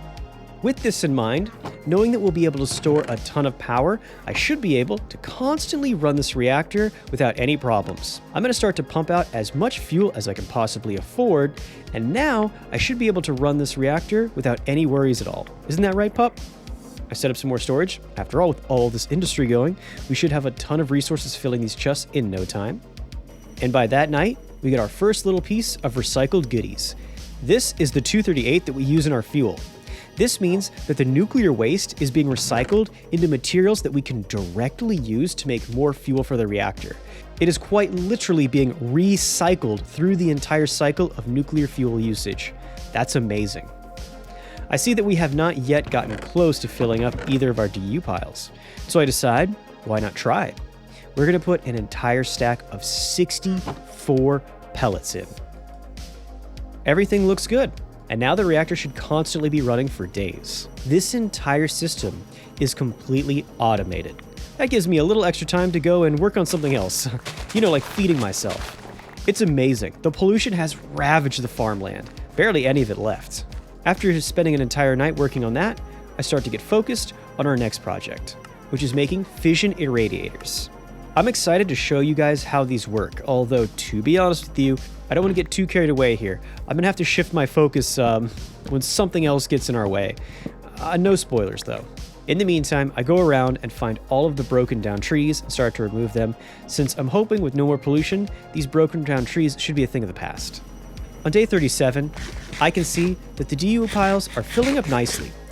I'm thinking that letting the reactor constantly run like this is a pretty good idea. It's paying off pretty well, and I relax here. Having a few pieces of bread, I even let out a little victory fart. I think I've earned it. Yeah, can't blame that one on the dog. Then finally, we get our irradiator ports. So now, we're ready to start to get some new irradiated material, right? Yeah, not so fast. I'm starting to notice that there's a problem. For some reason, our turbine is now showing that it's at 200% capacity, and it's quickly starting to strain our turbine. I turn it off because it's starting to really take a lot of damage. This is not good. Here's the problem. I can't just turn it off and leave it, because then the nuclear reactor will start to back up.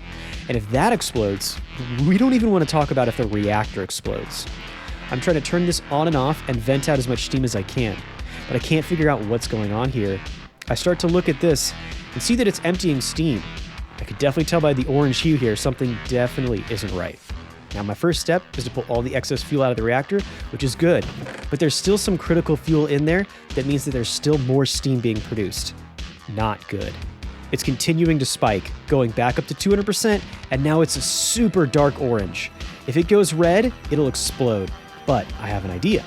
If I use this tank, I can pull away some of the steam. I can relieve some of the pressure until it happens.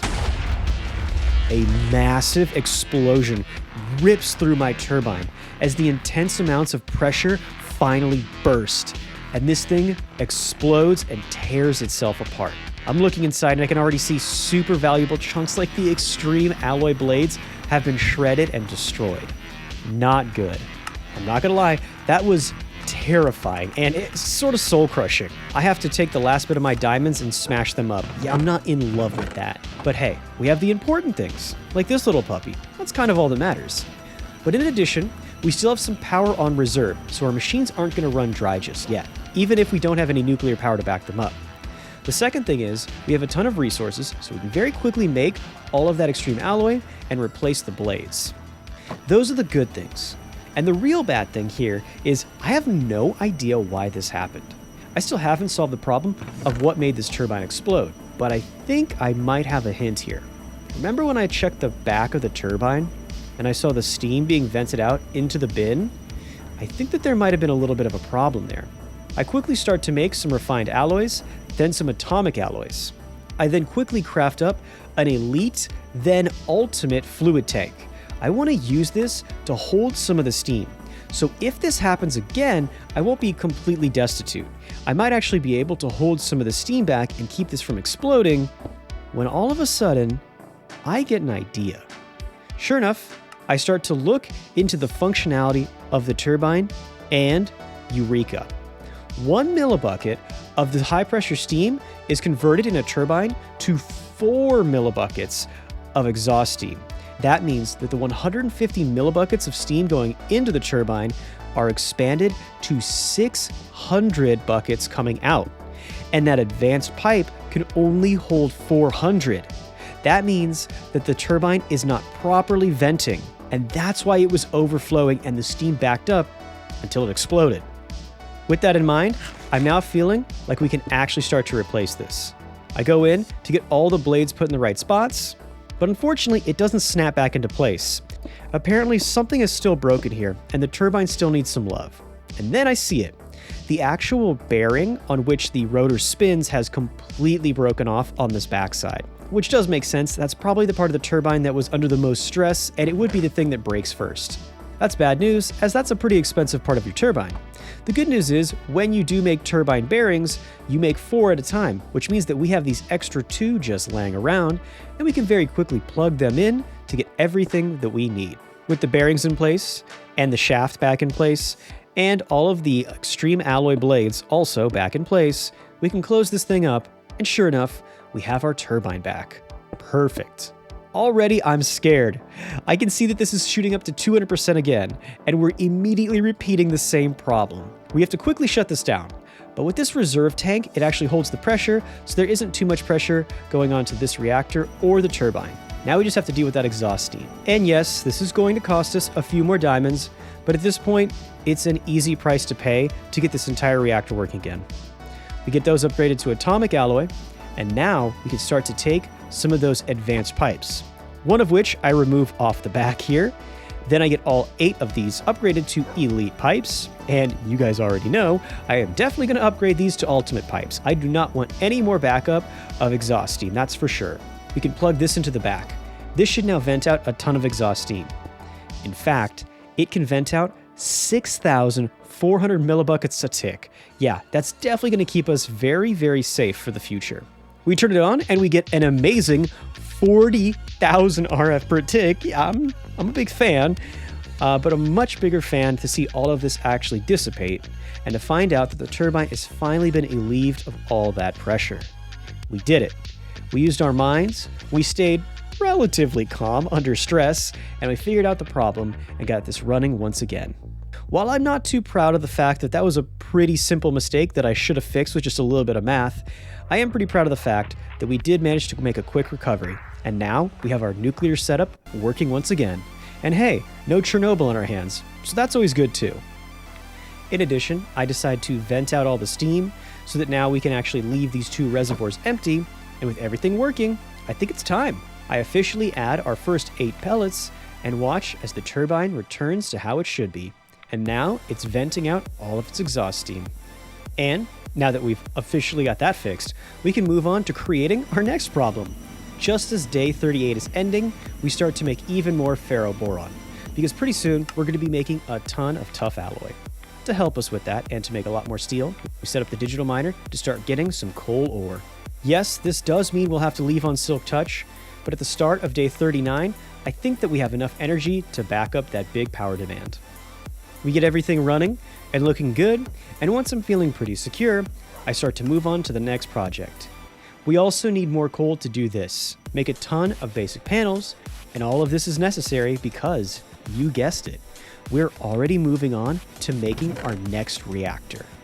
We start to get some of our tough alloy, we do have a ton of it, and we even have a little bit of steel, but once again, I think that the steel is going to be our bottleneck, so we will have to try to make as much steel as we possibly can.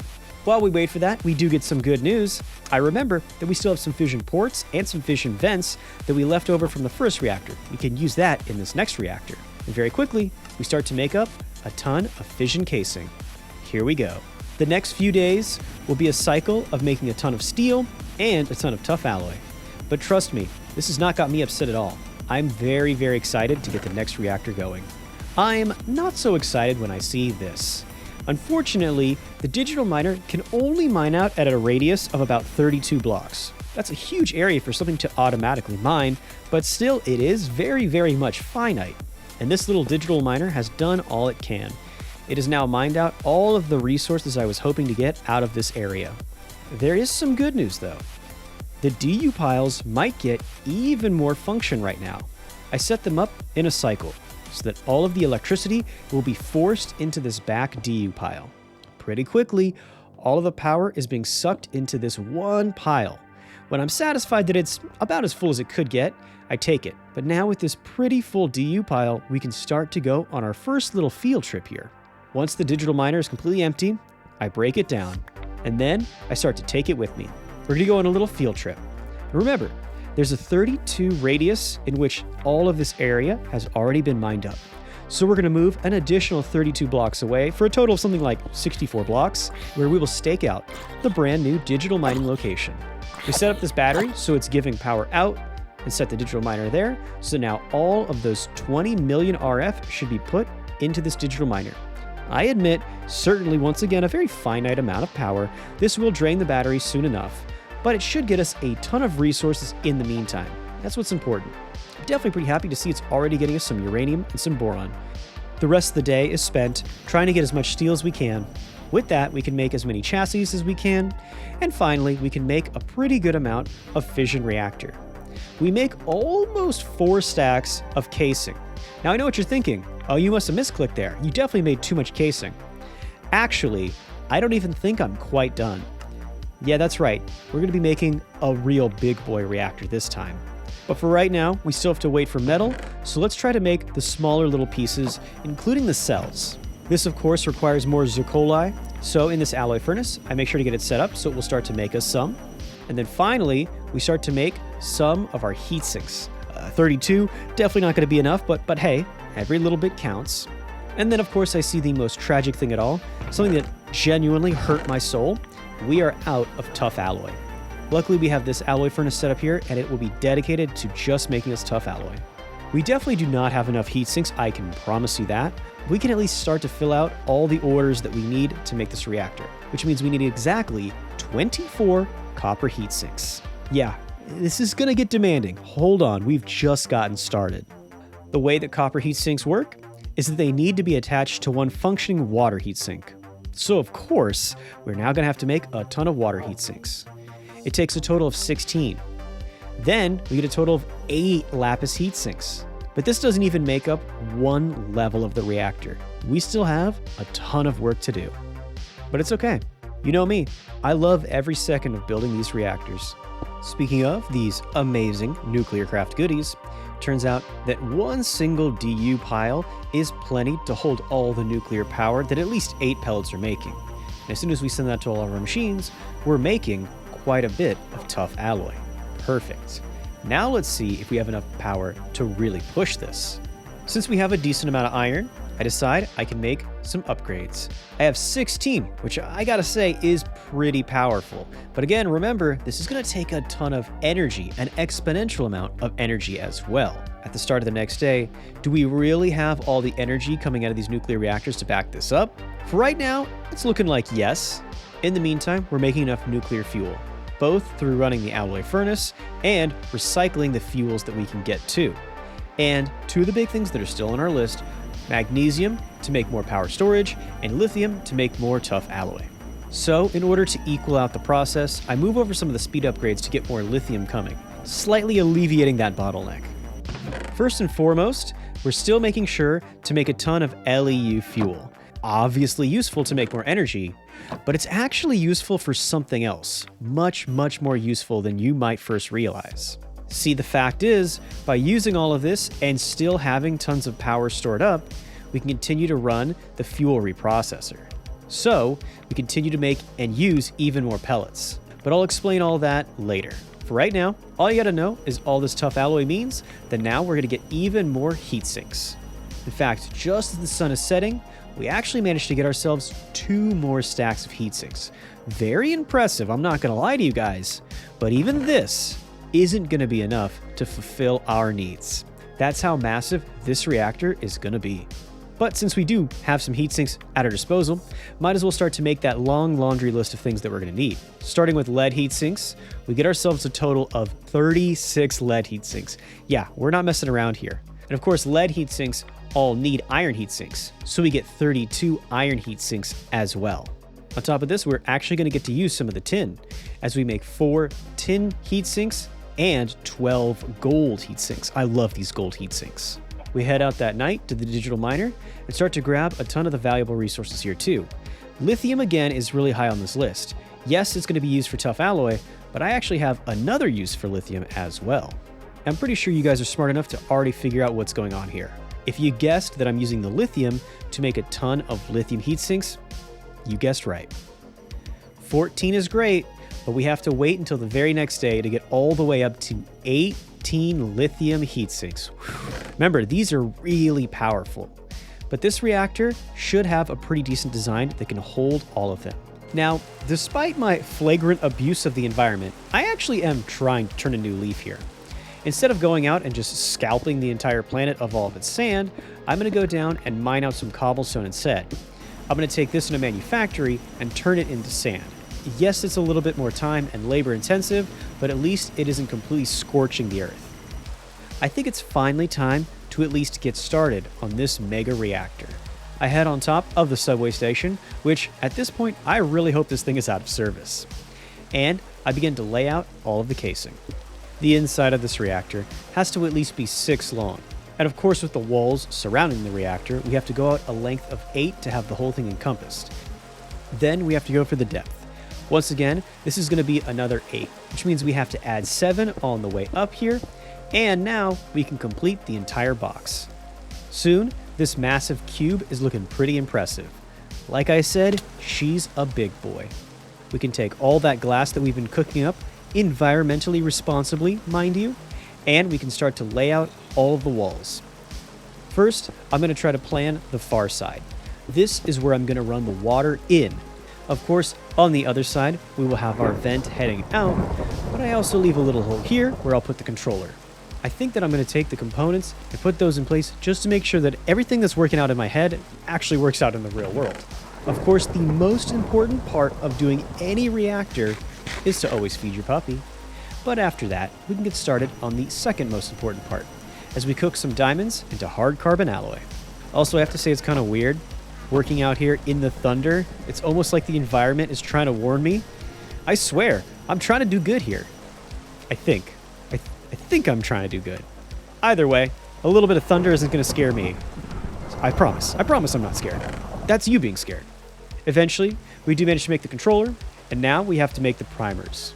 Once again, that relies on radium and a little radioactivity, making my fingers nice and spicy. By the start of the next day, and we can manage to make ourselves our primers. A total of 4 of them for this reactor is perfect. Speaking of which, we head up top, and I start to lay these out on the roof. In addition, we set up the water in and out, and then we set up the fuel and waste in and out. Like I said, we'll put the controller right here for easy access, and now we can continue to put in all the casing. Starting with the floor, which I gotta say, I do love this. I love that we have glass casing and it's being built on top of glass, so we can literally look up into the reactor from all sides. And then speaking of all sides, we start to put all of the glass on the walls to cover up all of the sides. We should probably worry about the most important components, the cooling components first. We go out to get all of our heat sinks, and as the sun is setting, I start to plan out how do I want to put this reactor together. First, we're going to put down these 4 water coolers. Water coolers have to be touching the fuel cells, so everywhere our fuel cell is going to go, it has to be sitting on top of a water heatsink. Then, like I said, you can add copper, which just has to be touching a valid water heatsink, which means that now we can put in 2 on each of these water heatsinks, just like this. The next block that I'm putting here is lead. I'm putting them in 2x2x2s running all the way down the middle of the reactor. Lead is pretty good, but the real reason we want lead touching the outside casing is for lithium. Lithium has to be in between 2 lead and up against the casing, so the entire bottom of this reactor is going to have a ton of lithium and therefore a ton of cooling.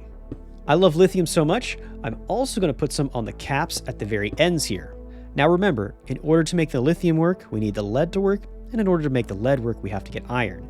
Iron has to be placed next to a moderator, so now we're going to have to put that there in these columns.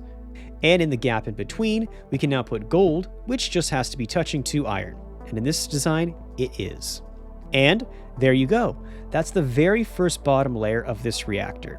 Also guys, this is by far my favorite reactor, so if you are going to copy something I'm building, I definitely suggest you copy this one. The next level of this reactor is going to be where some of the fuel cells are, so it's a good thing we finally have all the materials to craft those up. Now, let's get up there and get them installed. As you guys know, in order to power a fuel cell, you have to make sure it's getting enough neutrons. And this fuel is particularly volatile. Therefore, beryllium would be an overkill. Instead of that, we're going to use graphite, which gives you 110% efficiency and gives a little bit more heat, even though it has less than half of the neutron flux. These active moderator blocks will activate the iron down below, which will then activate every single other block in that entire lower level. As you guys can clearly see, in a lot of my reactor designs, I'm a big fan of using iron in combination with gold and lead and lithium to get a lot of cooling in a very simple way. Then we set some water out, touching these fuel cells, and of course we can add some copper in the corners here now that they're being activated by the water.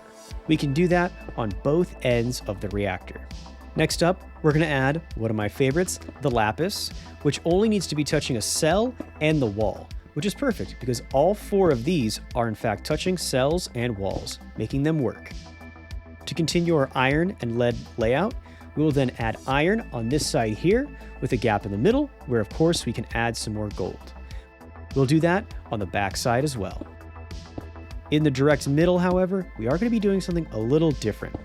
It's important to remember that you don't simply want to cram as much cooling as you possibly can into a reactor. And sometimes it's actually a better idea to leave a little extra heat going. A reactor that's closer to 0 is more efficient than a reactor that has a ton of cooling. Therefore, we're going to put a layout like this, with gold, iron, and lead, but we're actually going to leave some gaps in the middle instead of just adding all of the blocks that we could. And with that, we officially have the second layer completely finished.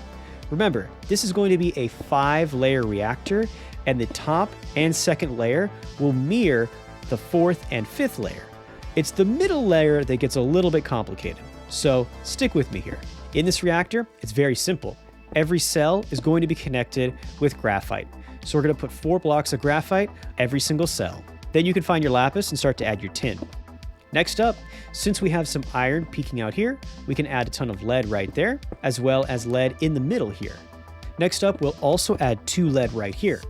And right now that might not make sense because these 2 lead aren't being activated by any iron. So let's change that as we start to add some iron on top of these active moderators. Of course, anywhere we have 2 pieces of iron that are right next to each other, you know your boy's gonna be adding some gold, so we slap the 2 gold right in there respectively. And you guys can probably already see where this is going, but with 2 lead pieces in a line with an empty block that's touching the casing in between them, this is exactly where another lithium block is gonna be going. We can do that on this side and this side as well. And finally, we have all the moderator blocks and fuel cells in place. Now, we just need to add all of our heat sinks off of this. As promised, the 4th level is an exact mirror of the 2nd level. So let's add the water sinks in the exact same way that we did.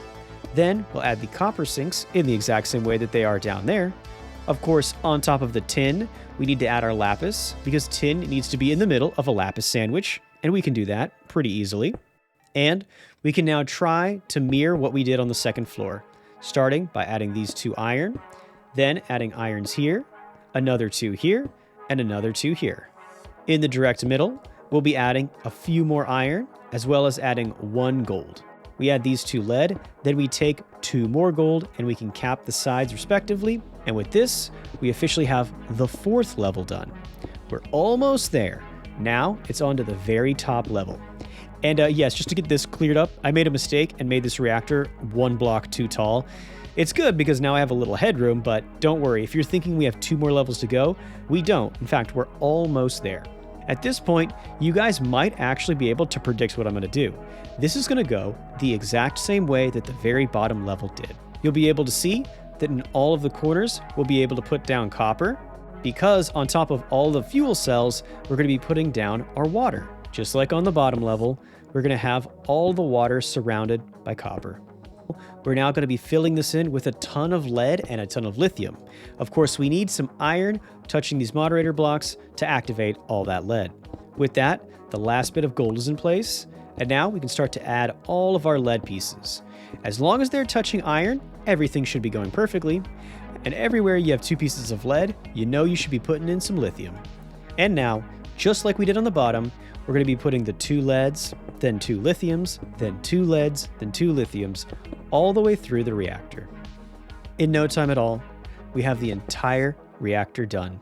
Looking pretty good, although again, I admit, I'm going to have to cut this down and put it all 1 level lower, but that's no big deal. This is all set up, and officially, all of the heat sinks and internal components of this reactor are perfect. We put some levers on the very top here, and I have to admit, I'm pretty proud. I put my very last piece of casing in place, and this reactor finally comes to life. Like I said, it's looking pretty good. This thing is massive. And remember, just like that small reactor, this should be exactly to our calculations. Now that we have the heat sinks, we actually have to get the coolant. So we're going to have to make a lot of infinite water sources to make sure that this bad boy is getting all of its millibuckets. And if I'm being totally honest, this is probably the least fun part of making our reactor, as we had to make so many infinite water sources in order to make this work. I spent about the next 2 days trying to get all this done. The good news is we can totally take our time. I mean, even the battery over at the digital miner still has a decent amount of juice, so we aren't in a rush. That night, I actually decided to move the digital miner. I probably didn't need to do this, but I decided I wanted to get another fresh start. So after bravely defending the dig site from all of these invaders, I do manage to get a moment of breath and set down the digital miner in its 3rd location. I also add lead into its filters, and now we have a pretty long list of filters, but it's a ton of really valuable items for making and maintaining nuclear reactors. So this is exactly what we want. Still 14 million RF. This should be going pretty well, even if it's going pretty slow. So slow, in fact, I actually have to wait here for a while. I really need this lead. And by the start of the next day, we don't have too much, but this will have to do. Now I know what you're thinking. I probably need a ton of lead for dense shielding against the radiation. And yeah, no, By the time we get home on day 45, all of this lead is going to go into making basic panels. And all of those basic panels are going to go into making water for that big thirsty beast up there. Like I said, I spend a lot of time trying to get together all the resources to make these infinite water sources. The water sources don't take anything expensive. It's not some rare resource, just some lead and some tin and some water. It just takes a lot of them and a lot of time to get it all. And after spending an entire another night doing all this water source crafting, we eventually managed to get dense water source, which is 640 millibuckets of water. That's pretty impressive. And it isn't nearly the amount of water we need. Yeah, that's right. We're only halfway there. And we're going to have to spend a lot more time and a lot more resources. Now, guys, I promise you, I'm having a ton of fun repeatedly making the exact same machine over and over and over again. But seriously, I have to take a quick break there from making all those infinite water sources to add the chests for the in and out of the nuclear materials of the reactor. We then add some logi pipes here for the in, then the out. Program these accordingly. A little monotonous. Yeah, I probably don't have to show you this every time I do this, but it's super important. I just want to make sure that you guys see what I'm doing. That way, if I miss something, you guys will know something's going wrong. Hopefully I don't miss anything. Not again, at least. Now that you're seeing just how much water we have to put into the reactor, you can imagine just how much steam is going to be coming out of the reactor. So obviously, we're going to have to make pipes capable of holding all that. We're going to get some reinforced alloy, but just to be extra sure, we're going to go ahead and get these upgraded all the way with the atomic alloy. Soon, we have enough atomic alloy to take these advanced pipes, upgrade them to elite pipes, and then of course, upgrade the elite pipes to the ultimate pipes. Eventually, we get a stack, and I think this should be enough to get everything we need into the turbine. First things first, we set up one little pipe here to get all the water into the reactor, and now we'll be setting up these elite pipes to pull all of the steam out of the reactor. I decided to move these along the top of the subway, tuck them away, I think it looks a little bit nicer, but also it's way more convenient. I don't want these getting in our way. Also, speaking of making everything uniform, I decided to remake all the pipes coming out of our first reactor. Now, all these pipes are going to be ultimate pipes, all of them filling up with a ton of steam. I know what you're probably thinking. Will the exit be able to handle all the steam? I wouldn't worry about that. This turbine cannot even hold the amount of steam needed to overpower the exhaust port. Trust me, if that were to happen, we'd have way bigger problems on our hands. However, we could be doing even better. So I make some elite power cables, and now I'm going to start to make some speed upgrades. Mechanism speed upgrades. In addition, I think I should also make some energy upgrades for mechanisms as well. We end up making 8 speed upgrades, and after crushing up some gold, we get 8 energy upgrades to match. I think you guys already know where these are going. We head back out to the dig site, and now, using our advanced cables, we can plug in both of these batteries, which means we should have plenty of energy, hopefully enough to facilitate these speed upgrades. We begin to install the upgrades, and for me personally, I always like to install the energy upgrades first, then the speed upgrades. Pretty soon, the digital miner is up to speed, and I very quickly see that we're already getting a ton of valuable resources. I also see that we're getting things like copper and tin though, so I decide to turn off the generalized prompt, stop this from just getting every single ore, and have it focus only on the most valuable ores. And we're getting them extremely quickly too. I hang out here for a little bit, waiting for some of these resources to pop up. As the sun rises on 47, I decide to turn this back to ores so it can start to collect. Now, I know I just changed that command off, but it will all make sense in a little bit. In the meantime, let's head back home and start using all of these resources. Just like before, one of the big things we need is lead. We need to process all this lead up, so once again, we can start to make all of these water sources. We still don't have enough water to feed this beast, which of course means that the rest of this day, as well, is spent taking all of our lead and graphite dust to make more panels, with more tin and more water to make more water sources. Guys, I promise you, I'm having so much fun. So much fun. But it did manage to pay off, because pretty soon we get 2 dense infinite water sources, which means we are going to get 1,280 millibuckets per tick, which is officially just enough. I know that sounds crazy, but trust me, you guys will see. The good news is we should be almost ready to get it running. And once this bad boy gets running, we will have a ton of RF. Speaking of getting it running, I run up to the top and throw the switches on the primers. Now, I just have to throw the switch on the back primer and the primer right here in the front, and now the reactor is ready. As soon as it takes in some fuel, it'll be good to go. Now, first of all, let's address something. You'll notice that this little reactor has 8 cells, which is the same amount of cells as the big reactor. So why the difference in size? It's because of the difference in volatility. The small reactor has lowly enriched uranium. This big reactor is going to have highly enriched plutonium. Yeah, that's right. That's the big secret I've been keeping from you this whole time. This reactor is so massive and requires so much water because it's a plutonium reactor. You can get plutonium from the recycled, depleted fuel from the first reactor.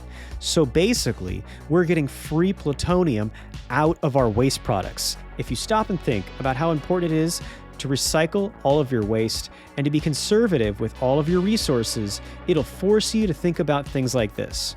Yes, we could make one massive uranium reactor and suck the whole planet dry of uranium, but if we're a little bit more intelligent and a little more insightful, we can use our waste and we can get a ton more energy simply by recycling and being responsible. It's my second most loved thing in this playthrough. This little puppy is the first most, so let's make sure we take care of him and get some distance between him and the radioactive fun. With the sun now rising and the puppy at a safe distance, I think it's finally time to see the fruits of our labor. We've officially emptied both of these DU piles. So now we're going to run 8 cells through this reactor and see just how much power it can get us. I head up top, and I get ready to add our highly enriched plutonium-238 zirconium nuclear fuel. We drop it in, and soon it flows into the reactor. I go to check, and sure enough, everything is working perfectly with -4 heat, and it's created 920 millibuckets per tick. That is insane, and it means we're getting over 6 times the amount of power produced by the other reactor. As you can see, it has definitely taken some effect on the turbine, as this bad boy is shooting around way faster than it was before. We're now pushing it to 76% of its full efficiency, and we're producing 15,300 RF per tick. That is such an amazing amount of power. Very quickly, I can already see that our massive batteries are already starting to overflow with millions and millions of RF. Guys, this is so cool. I got to admit, I was a little scared there for a minute. There was pollution, there was explosions in this turbine, but it's all worth it. We're only halfway through, and I gotta say, we've achieved so much with this amazing, clean nuclear power, all running off of recycled nuclear waste. This is outstanding, and it's one of the proudest moments I've ever had in Nuclearcraft. If you were to build this reactor yourself and stop right here, no one would blame you if you were to say that you really achieved the most you could hope for. This is amazing. But since we're here, why not push it just a little bit further? I'm seeing that with these 8 pellets, we've managed to produce enough power to fully fill both of these piles. I set them up to overflow back into the machines, and it turns out that we actually don't have enough power capacity to hold all the energy made with just one cycle in this reactor. That's how good it is. And remember, all of this is made out of nuclear waste. Literally the plutonium that was a waste product of our other reactor. Oh, and yeah, speaking of nuclear waste, the nuclear waste coming out of the plutonium reactor is quite a bit more spicy. Yeah, we're definitely going to have to figure out a way to be responsible with this. For right now, though, it's not too bad if we just let it sit right here. However, gotta keep an eye on that. In addition, I go digging around in the trash bin, and I find that we've also recycled Americinium. Americinium is another artificial nuclear element that is definitely inspiring me. Remember how I said we could push this a little further? But for right now, we're taking the uranium reactor waste and recycling it, so we can get more plutonium fuel for the plutonium reactor. And while I am filled with emotions, I don't let them cloud me from some logic here. I know that a ton more radioactive materials are starting to build up, and we still have to be smart with how we proceed. I'm trying to look through what will it take to get us heavy radiation shielding. I think I should try to be making that just in case. I start off by making some hard carbon. Every piece of heavy shielding requires one hard carbon alloy. I go through and immediately start to make a pretty good amount of light shielding and move on to trying to make medium shielding. I get about 3 of those, which is a good start. Using all of the RF that we're getting from that plutonium reactor, by the end of the day, I managed to make our very first piece of heavy shielding. And in no time at all, I pretty quickly managed to make our second piece of shielding. We have a total of 3 by that night. That's pretty amazing. And it gets me to thinking, I'm not going to make pants anymore. It takes 3 pieces of shielding to make a hazmat suit, so that's what I want now. It also takes 3 pieces of wool, which is easy, I have that. It takes some leather, which I have as well. And now it just takes some yellow dye. We're in a flower field. I wonder where we'll get yellow dye. In no time at all, we can finally make our hazmat suit chest plate. This bad boy right here is amazing, and it will protect us from a huge amount of radiation. We're always going to want to be thorough, and I'm going to keep on going and trying to get even more shielding. The irony here is that, well, we actually need more uranium to get more shielding from the radiation. Shouldn't be a problem for us though. And since we need more uranium, and we're definitely going to need more uranium to make all of our fuels, I decided to put some of our speed and energy upgrades in the separator to boost it so that we're getting even more processed enriched uranium even quicker. In no time at all, we get 2 more pieces of heavy shielding, which means we can get our hazmat leggings. We put those in here, and our wardrobe is already looking quite a bit better. Now we need some iron and lead. I'm sure that won't be a problem, right? Yeah, okay. Well, when I talk like that, you guys should already know. The thing is, because we made that reactor, which is such a massive suck of steel and tough alloy and even iron in the heat sinks, we have no iron left. All of that hundreds and hundreds of iron we had from day one, it's gone, completely used up. So we're gonna have to spend the next few days trying to figure some way to get more iron. I figure a good step 1 to do that will be to make a personal chest, which is basically a shulker box. So we grab this battery, and I think you guys already know where I'm headed with this. I run out to our dig site to go get the batteries recharged here, because we're going to be using the digital miner to get us a ton more iron. I start to fill up the personal chest with a ton of good resources, including about 80 iron already, so that's good. I fill it up with a ton of other resources, like gold and diamonds and emeralds, and in no time at all, this is looking pretty good. We switched out the batteries, and now we'll let this machine run for another day. I give my pooches some smooches, and I head back to work. I decide since all of our experiments are going well, and everything is pretty safe, I'm gonna move this little puppy right back at home. I've been missing him this last few days. I decide that I'm gonna set up this personal chest so that it will be pushing materials directly into the processor. Now that I put this here and set up the logi pipes, it'll be draining all of these ores directly into the enricher. Already by that night, I could see we're making a ton of valuable stuff, like emeralds, all of our redstone and lapis, and also we've got even more emeralds and even more diamonds to process up as well. While all those fancy resources are amazing, at the end of the day, it just comes down to cooking up even more lead. However, I once again get bottlenecked by, yeah, you guessed it, iron. I never thought with all that iron we had that this would become such a problem. But now I am scraping by to get iron just for shielding, not even for a new reactor. Now I need bioplastic. So I'm forced to go down and try to harvest some of my sugarcane and yeah, 2 little pieces. Not exactly going to help us out. Eventually we get 12, but that's only going to be 6 pieces of bioplastic. That's not quite enough to get all the shielding we need. Sure, we can get 2 pieces of medium shielding, and we have all the super rare resources like sulfur and uranium, and we can even get the DU plates to get heavy shielding. But without any more bioplastic, we're not going to be able to make too much progress. So, we're kind of stuck. In frustration, I'd have another piece of steak and let out another nasty fart, and then I decide I'm going to go out on an odyssey the next day to find whatever sugarcane this world has. The bad news is, the first piece of bad news is that it looks like the digital miner has completely dug itself out. No more of these valuable resources, not in this dig site. So we pick that up, and we head out. I start to unload all of my resources and get them ready to be processed up, making sure, of course, to prioritize the lead and uranium. Then I set these drained batteries back up on the turbine, ready to get them charged. And with both those batteries completely run out, I decide it's time to run this big, beautiful plutonium powerhouse. I have to admit, I've been a little hesitant to run this. As amazing as it is, it's producing some pretty dangerous waste. And again, without my radiation protection, I don't really have a great way to handle it. Having a couple pellets here and there, sure, that's not a game ender. But I don't want to have too much of this pile up. I only want to use this reactor if I really need to. And I decided to do something maybe a little bit crazy here, and I even put 8 pellets of uranium into the old reactor. With both of these combined, we get ourselves up to 88.7% of what this reactor can hold, a full 1,064 millibuckets of steam, and nearly 18,000 RF per tick. Not too bad. As you might expect, the batteries are looking much, much better.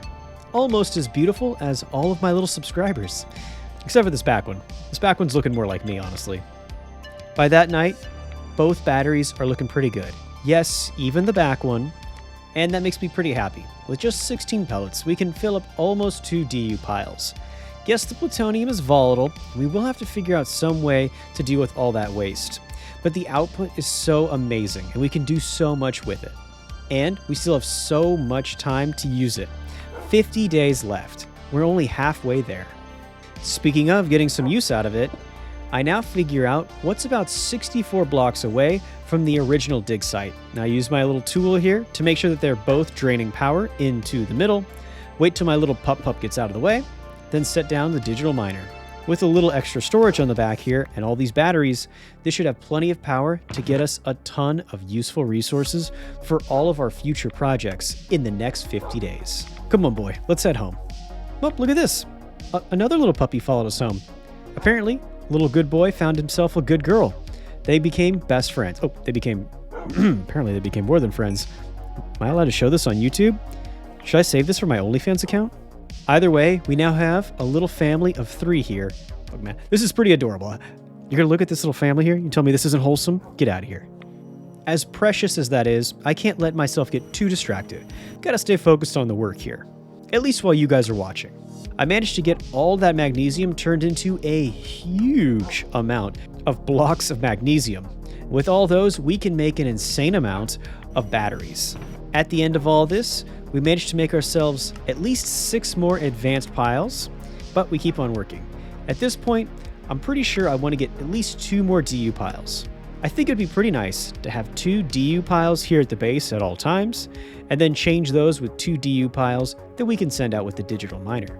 And at the start of day 51, with all this uranium and all this sulfur, we make a ton of DU paneling. We make so much, in fact, that we very quickly managed to make a total of 3 DU voltage piles. That's pretty impressive. That, not so impressive. Yeah, I can never just have something good happen. Immediately after doing that, I realized that all of the pollution that we've been putting in this little hole here has eventually built up and exploded. Looks like it's almost blown up my computer too. First of all, I definitely thought I had this problem solved. I wasn't even thinking about this. Second of all, this was an explosion that happened directly underneath my laboratory. What if I was using these machines at this moment? It would have been game over. End of the 100 days right here. I really need to be way more careful and make a far more permanent solution to all of this dust building up. The good news is, I'm not dead. The bad news is, that explosion scared me so much that I accidentally tabbed out and messed up my OBS. As you can clearly see here, she's struggling. But luckily this is only for a few minutes here. In the meantime, I start to investigate what had really happened down here. It turns out that all the dirt had built up in this area here and then it had exploded. And then the explosion had actually pushed more and more dirt all the way up until it exploded out in my base. Almost weirdly like a chain reaction. I start to dig more space, and then eventually this happens. Some of the dust starts to fall in this water that was spawning down here in this cave, and it disappears. This gives me an idea. First, let's restart our computer here. Try to get rid of this weird frame rate thing. Second, I think that if we use water, we can clean away all the dust. So I have this little setup right here. There's a hole right underneath my lab where it's producing dust that has running water. This should flush away all of the dirt and fix all of the pollution that's happening here. Not only is the frame rate looking a little bit more respectable, but now the lab has been cleaned up as well. Okay, now that we're not so stuttery there, let's go back and see what we were actually trying to do. I set up both of these DU piles here, one on each end, and then I set an additional one up on this line here to hold some charge. This one is already filled up, which is pretty amazing, I'm not gonna lie. And of course, we get to see the dirt falling into the water and being washed away. Now we have a ton of power building up, and I have no threats of any explosions. Well, until the next thing surprises me, which, let's be honest, we all know that's gonna happen. Until then, let's not get too worried about that. I have way bigger things to worry about. Like this, elite paneling. I'd really like to make the next stage of our machines. A lot of really advanced machines in Nuclearcraft require elite paneling. Yes, the elite pile, which is a huge battery, but there's also a lot of other machines that I'd like to try to make too. Unfortunately, it is extremely complicated. I think I'm gonna have to focus on that a little bit later. For right now, I head up to the digital miner to see it is full of a ton of valuable resources. Of course, I make sure that all of our resources that we brought home are being processed. And that night, I decide while everything's being charged up and everything's being processed, I'm just going to spend a little bit of time with my good boys. And girls, I assume.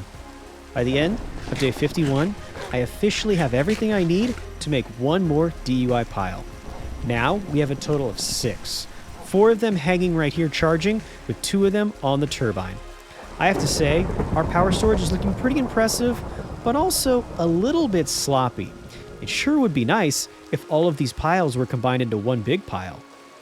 Just saying. I decide to really stress test my entire system. Now, with these 6 DU piles, they should be able to store up a ton of energy. So I put some more pellets inside the plutonium reactor. Double the amount, actually. Wow, nature sure doesn't seem to be happy about that. I'm sure it'll all be fine. We now put 16 pellets of highly enriched plutonium into this machine. We're testing the very limits of all of our setup. But I'm feeling pretty confident.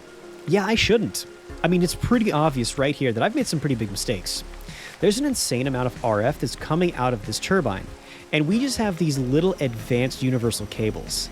Yeah, how can I hope to move all of this RF through these tier 2 cables? I really didn't think this one out, like not even close. And the energy is struggling to move from pile to pile. The entire turbine itself and all these coils are all connected to advanced cables. We could do better. One thing that I know should definitely be at the top of my priorities is getting elite panels, which takes calcium sulfate. That's probably the most complicated component of the entire thing, and it takes quite a few machines to get all of this synthesized. We're going to have to do a whole lot, like making fluoride water and sulfuric acid, in order to even get close to hoping to have elite paneling. But I should be able to break this down. I've made elite paneling before, and with all of my experience and all of this energy at my disposal, in combination with all of the resources I have coming out of the digital miner, I think I got this. Let's start by going backwards, by making a crystallizer. This is actually what will make the calcium sulfate into the little dust. The next thing on the list will be the chemical reactor. The chemical reactor will produce the calcium sulfate solution and hydrosulfuric acid. Yikes. And the good news is we've made a chemical reactor 100 times before. All right, let's keep on working backwards. Into that chemical reactor, we need to get fluoride water. In order to do that, we're going to need a fluid enricher, which once again isn't anything too complicated. And now we just need to make sure that we can get the fluoride and the water into it. Every time you crush up andesite to get the beryllium, you also make a little bit of fluoride, which is perfect. Now, technically, we've completed half of the things we need to make the calcium sulfate. Unfortunately, we made the easy half. Now, we just have to make the sulfuric acid. Now, of course, the sulfuric acid is actually the really, really hard part. We place down the crystallizer and set this up so that eventually all of the solution will go into the crystallizer. Okay, now to make that sulfuric acid. Now for the hard part. In order to make the sulfuric acid, we're going to need 3 chemical reactors, a melter, and an electrolyzer, on top of 2 water sources. Yeah, I know, that's quite a lot. But of course, nothing can be easy for the captain. In order to make chemical reactors, you need glowstone. Yeah, guess what we've run out of? After frantically searching through all of my chests upon chests and not finding any glowstone, I decide that I am going to have to go to the nether. We find a decent amount, then head right back to the surface. First thing we're going to make is the melter. Now that we'll have the molten sulfur, we have to add oxygen. The best way to get oxygen is to use the electrolyzer, which we craft up right away. The electrolyzer will separate out oxygen from water, so we make ourselves a water source. Then we head to the back of our laboratory, where we immediately shock our brains out, classic captain. But after that, we then start to figure out what are we going to do to get all of these things powered. I decide that this is a good opportunity to do a little remodeling. I take out all of these super low level basic cables. I'm going to be replacing them with better cables that can conduct more power. I run back and set all of these machines up with advanced cables. These can get 4 times as much energy. It should be exactly what we need. All right, this is looking good. Let's get started. First, we set a water source down underneath the ground. On top of it, we can set the electrolyzer at the very end of the power grid. Like I said, this will fill up with water, which it will quickly separate into hydrogen and oxygen. Although I will admit, the word quickly, I might be using that a little liberally here. See, the electrolyzer actually takes a pretty long time to do its job. You can't blame it though. It's literally splitting water down to its molecular parts. It's understandable. However, I'm still going to make some energy upgrades to hopefully speed this up to a somewhat realistic time frame. But if you're a vet of Nuclearcraft, then you probably already see where this is a huge problem. Not only is the electrolyzer a really slow machine, it's an insanely power-demanding machine. You really need to make nuclear energy just to power this thing. And that's with no speed upgrades. Every time we add a speed upgrade, we're exponentially increasing the amount of power this thing requires. We add our first 10, which gives us 11 times the speed that it normally would take, but it costs us 121 times the power. This thing needs 1,400 kilo-RF per tick. That outpaces the amount of energy our turbine produces. We are producing oxygen at a pretty decent rate, so I'm not wrong here. Am I crazy? Maybe. But am I wrong? No. So I very quickly start to make a brand new mechanism machine, a basic pressurized tube. Tubes can move around gas, like oxygen. We set this up and get the oxygen ready to move into the next part of the process. We configure everything so that the hydrogen is being voided away and only the oxygen is going to move through this pipe. The oxygen coming out there as blue is now ready to move into the next machine, which will be a chemical reactor. The chemical reactor is now ready to combine the next ingredient. This is where we'll put the melter. Luckily, the power demands of the melter are nothing compared to the electrolyzer, so we can throw some speed upgrades and pretty quickly start to get that molten sulfur mixing with the oxygen down here in the chemical reactor. Not too bad, but we still have a lot of work to do, including 2 more chemical reactors, which we quickly lay out. The very last one here, however, is going to need some water. So what about this middle reactor? Well, this middle reactor actually needs some oxygen as well. Yes, that's right. The process of making sulfuric acid needs you to combine oxygen twice with sulfur. So we have to run a tube to run oxygen all the way back to the electrolyzer. And yes, this does mean that the electrolyzer will have to produce double the oxygen in order to complete the process. Even more of a power demand on the electrolyzer. Not optimal. In the first chemical reactor, by adding oxygen and sulfur together, we'll get sulfur dioxide. Then in the next chemical reactor, by adding oxygen again, we'll be getting sulfur trioxide.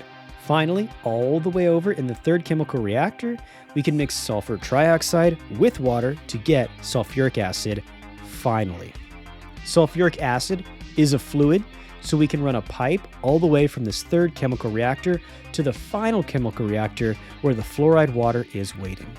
And once this is set up, in no time at all, this last chemical reactor starts to combine the fluoride water and sulfuric acid to make calcium sulfate solution, but also remember it's making hydrosulfuric acid, so we have to figure out what we're going to do with that also. But We'll figure that out later. In the meantime, I have no problem with all this hydrosulfuric acid building up right on top of all my nuclear waste. I'm sure nothing bad's gonna happen. Wherever machines seem to be running slow, I add a few speed upgrades to help move everything along. Unfortunately, it turns out, like always, one of the big things that's taking a long time is producing oxygen. So we have to throw a bunch of pellets in here, and we have to take whatever nuclear waste we have to recycle it. The good news is, because we've been diligent about recycling, we do have a decent amount of plutonium already down here ready to go. With both nuclear reactors combined, once again, we get up to 87% capacity and are producing over 17,000 RF, which is pretty good. Still, probably not enough to feed the electrolyzer, but maybe we're getting close? Turns out, answer's no. All of our batteries are dead, and even though both of our nuclear reactors are chugging along, this electrolyzer is still bottlenecked by its electricity. I have to pull out speed upgrades because this machine is still demanding too much power. So, I know what I have to do. On day 54, we head back underground and find ourselves some lava. I need to start farming up as much obsidian as I can. I spend an entire day down here getting almost an entire stack of obsidian, because I'm gonna have to pulverize this up and combine it with quartz in order to try to get some energy upgrades. The bad news is that even the pulverizer is starting to run out of electricity. Yeah, this is getting a little crazy. At this point, I'm actually running the risk of running out of power. I don't have that much uranium, and I'm forced to go over here and pull a few of the speed upgrades out of this beast. This is getting a little too ridiculous. The good news is, by the start of the next day, we finally have a stack of 64 pulverized obsidian, and we start to pulverize all of our quartz. When we take all of this, and then of course combine it with some gold, we can finally get the very first of our energy upgrades, which means we go from 2,500 kilo RF all the way down to 500 kilo RF. Yeah, a massive, massive improvement. I'll take that any day. We start to recycle more depleted fuel to get more plutonium and throw in even more energy upgrades to get us to a total of, is that 19? Jeez. So, inevitably, I think we all knew where this was going. We do eventually have to craft up some more highly enriched plutonium and get ready to throw another 8 pellets in there. Well, to be honest with you, at this point, all of that's the least of my concerns, because this last chemical reactor has completely filled up with hydrofluoric acid. Yikes, a little bit of a problem here. Good news is calcium sulfate's there, so yay. All right, I have an idea here. First off, let's make a tank, upgrade it to advanced, then elite, then let's go all the way to the ultimate tank. The idea here is maybe now we'll have a decent amount of storage, so we can keep all this hydrofluoric acid tucked away. Is it a permanent solution? Meh, but I think it should give us plenty of time to make all the elite paneling we need. I think. I haven't run the numbers here. I have no idea what I'm doing, let's be honest. So even if we do start to overflow, we've bought ourselves a good amount of time, and now we can focus on actually using this calcium sulfate. The whole reason we're doing this is to make elite panels, which we'll need 4 of, and each elite panel needs 4 pieces of crystal dust. The good news is, when you make a pile of crystal dust, you don't just make a single one. Each calcium sulfate makes 2 crystal binders, so by that math, I guess we do need 8 of them to make just one elite pile. But hey, that's exactly the amount we have, so maybe we can make this work. Of course, the other ingredients are we'll need a little pulverized obsidian, the calcium sulfate, then we'll throw some granite in the rock crusher, as we need some rhodochrosite, and then finally, we just need to get some of that crushed pink dust, the magnesium.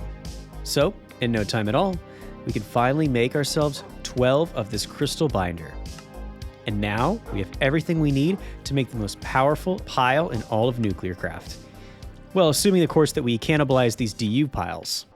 But, it's all worth it, because finally, we have an elite voltage pile, which is 4 times as strong as a DU pile. It's a pretty big deal. And now we should finally have some kind of pile, some kind of power storage system that will be able to hold all of the power being made from this plutonium reactor. To celebrate, I put in 8 pieces of pellets as the sun rises, and we get this turbine up to speed. Hopefully now we can start to make a dent in all of this. Let's see just how close we can get. As we wait for that thing to fill up, it's gonna take some time, let's go ahead and make another personal chest. I take this one, and then I think I realized that my old one actually got blown up, so I'm going to make myself a second personal chest. With both of these, we're going to go out and see if we can't gather up some more materials. But first, I take notice, after using 8 plutonium pellets, we get ourselves almost 55 million RF. Not too bad. We then head out to see that this entire double chest is almost completely full of amazing resources. I change out the batteries, get this thing started again, and then I start to set out my personal chest and get ready to start collecting, I don't know, whatever I want. I basically have my pick of every resource I could possibly hope to get. I then take the empty 2 DU piles and I get myself a little idea. Why not get another elite pile? After all, we're halfway there with all these DU piles. And pretty soon, looks like we have everything we need to make our 3rd advanced pile. Now, all we need is to make some elite paneling once again. Let's see if we can't do that pretty quickly, since we've already done it once before. Magnesium, along with some calcium sulfate. Looks like we have even more that's been done in our machines. The rhodochrosite, and of course the obsidian. Pretty quickly, we managed to make all the crystal binder we'll need, along with 4 DU panels, which we can very quickly upgrade to elite panels, which means we can get our 2nd elite pile. Now we can put 1 on each side of the turbine. It's so amazing, even the zombie clearly was a little jealous. Yeah, it turns out I'm not exactly sure what I was thinking here, but by taking out all these piles, we actually have a couple gaps in our power grid. I put this elite pile directly on all of the machines and let it unload, which should keep us energized for a while, but I think I should go back through and replace all of these cables. We kind of have a little janky system going on right now, I'm not gonna lie. So while I'm at it, and while I'm making more universal cables, I decide to take all of these advanced cables off of the turbine. Pretty soon, I have all of the resources I need, and I think I want to go all the way and upgrade these to ultimate cables as well. Now, let's go plug all of these in on the coils on the turbine. It's kind of weird here. It almost looks like naked right now. Anyway, we set these all out on a grid. Then we can just throw the elite pile right on this. Is pretty necessary is finding out what we're finally going to do with all of this nuclear waste, because it is becoming highly radioactive. Truth be told, it's probably poisoning the environment very slowly, even though we can't really tell since we're wearing some radiation protection. Speaking of some radiation protection, I think it's finally time we do ourselves proper and we go out and we get all the materials we need for the hazmat suit. We cut up some sugarcane, and finally, with all that bioplastic, we can make our helmet, and all we have left now is to make the shoes. Sorry, bud. Your sacrifice has been noted. With that little bit of black dye, we could finally make all the panels we need. In no time, we get both of our heavy shields, and soon, we have the entire kit. This tough alloy armor has served me well, and it's a little bittersweet taking it off. And I put it away, a little ceremoniously there. I won't forget it, but let's grab our entire hazmat suit and throw it on, see how it looks. I like the orange hazmat suit from when we were in space, but the Nuclearcraft all yellow, it's just something about it. With this entire setup, we have 1 picorad, which is essentially nothing more than background radiation. Of course, the second we have all these insanely radioactive elements in our hands, that doesn't stay that way for long. Cesium-137, come on, look at that. What a nightmare. Speaking of nightmare, we have far more radioactive materials in our future. Starting, of course, with this stuff. We're gonna have to go up to that reactor and empty out all that insanely dangerous nuclear waste. Now, your boy likes it spicy, no lie, but this might be a little dangerous. I have to hype myself up there, then run up top, get this in my hands, and then I get the experience of what it's like to live on the sun for about 5 seconds there. That's right. Well, I won't be having some children for the next few decades. Yeah, as much as I'm joking, that's actually a massive hindrance. We've actually taken enough radiation damage to be noticeably poisoned. And I was only holding that stuff for like, what, 3 seconds maximum? That's insane. And in addition, we have officially poisoned the environment. There's now a concerning amount of background radiation, well above 1 picorad. Even though I'm now wearing the suit, in a weird way, I kind of might be stuck wearing it. Because if I ever take it off, I don't know what's going to happen. Especially with all of this stuff. Promethean? What in the... Curium? What is this stuff? I'm literally inventing new elements as I go. This is a little bit ridiculous. The Americanium and the Curium might have some use. The Prometheum is honestly just a nightmare. But I'm still keeping my eyes on fuels. I see LEA, lowly enriched Americanium, 242. And that one kind of catches my eye. Right at the break between day 57 and 58, I make sure to grab all my pups, and I decide that maybe this is getting a little too dangerous again. I'm going to move them way over here on the other side of the river, where hopefully they'll be safe. Oh, now I know why they call them puppy dog eyes. You guys, stop looking at me like that. Now that the puppies are safe, I have to do some serious consideration. The entire area around me is starting to become pretty irradiated, but at the same time, I still want to show you guys some of the more impressive reactors I can build. But now, I think it's about time we give this little reactor a makeover. After all, it's definitely fallen well into the shadow of its big plutonium brother. So now let's give it a proper upgrade. Step 1 is mining up a ton of andesite and using a bunch of speed and energy upgrades to get that andesite turned into beryllium. Unfortunately, this particular upgrade is quite beryllium heavy, and 4 blocks just is not going to do it, not even close. So we have to wait through that night for all that beryllium to get crushed up, then we start to cook it up as quickly as we can. We start to go in and take out a few of the blocks here, because remember, the important part about making a reactor is not making it as cold as possible. We have to balance it so that it is the correct temperature. So we're gonna have to do some remodeling and take the demon out of the demon core. The good news is the far cap and the original 4 cells are absolutely fine. We don't have to do anything crazy there. And now that we have all these moderator blocks right next to each other, we can put a ton of glowstone in between all of them. That's the plan. I set out all this obsidian, and then I leave a spot blank right there at the bottom. Keep that in mind. No foreshadowing or anything there. I keep on going and put all the glowstone in place.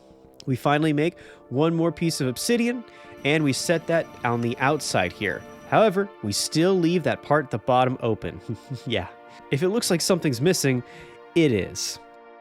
We're going to put some lapis here. Lapis only needs to touch 1 cell and the wall, so this is totally fine. And of course, in between that, we're going to put tin, just like we did on the other reactor. This is looking pretty good, but the entire reason that we broke this thing open was to extend it.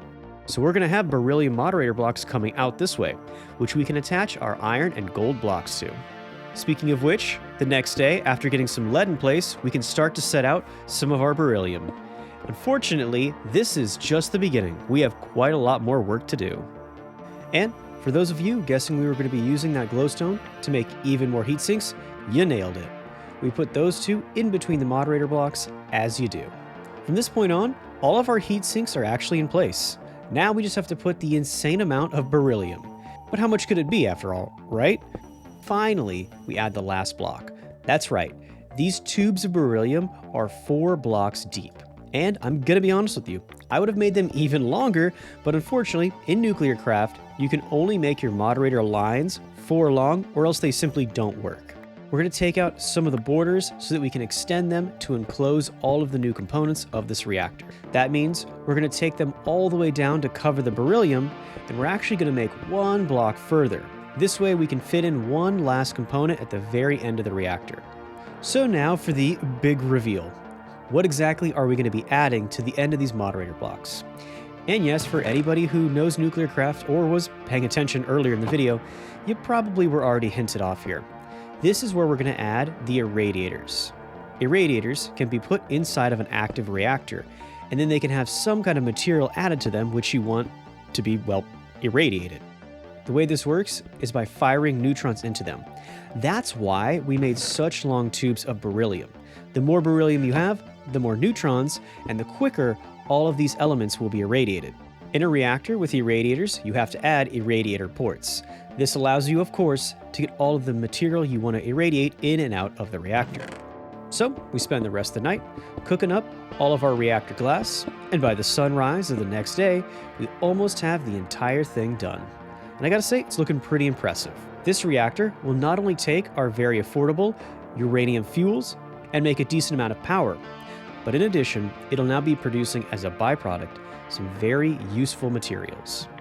Just like with the fuel ports, we're going to be adding these logi pipes on the ins and the outs with some chests to hold all the materials. And then of course, we use our multi-tool to make sure that this is outputting everything. So this will be the output and this will be the input. Now of course, you're probably wondering, what in the world would I want to irradiate?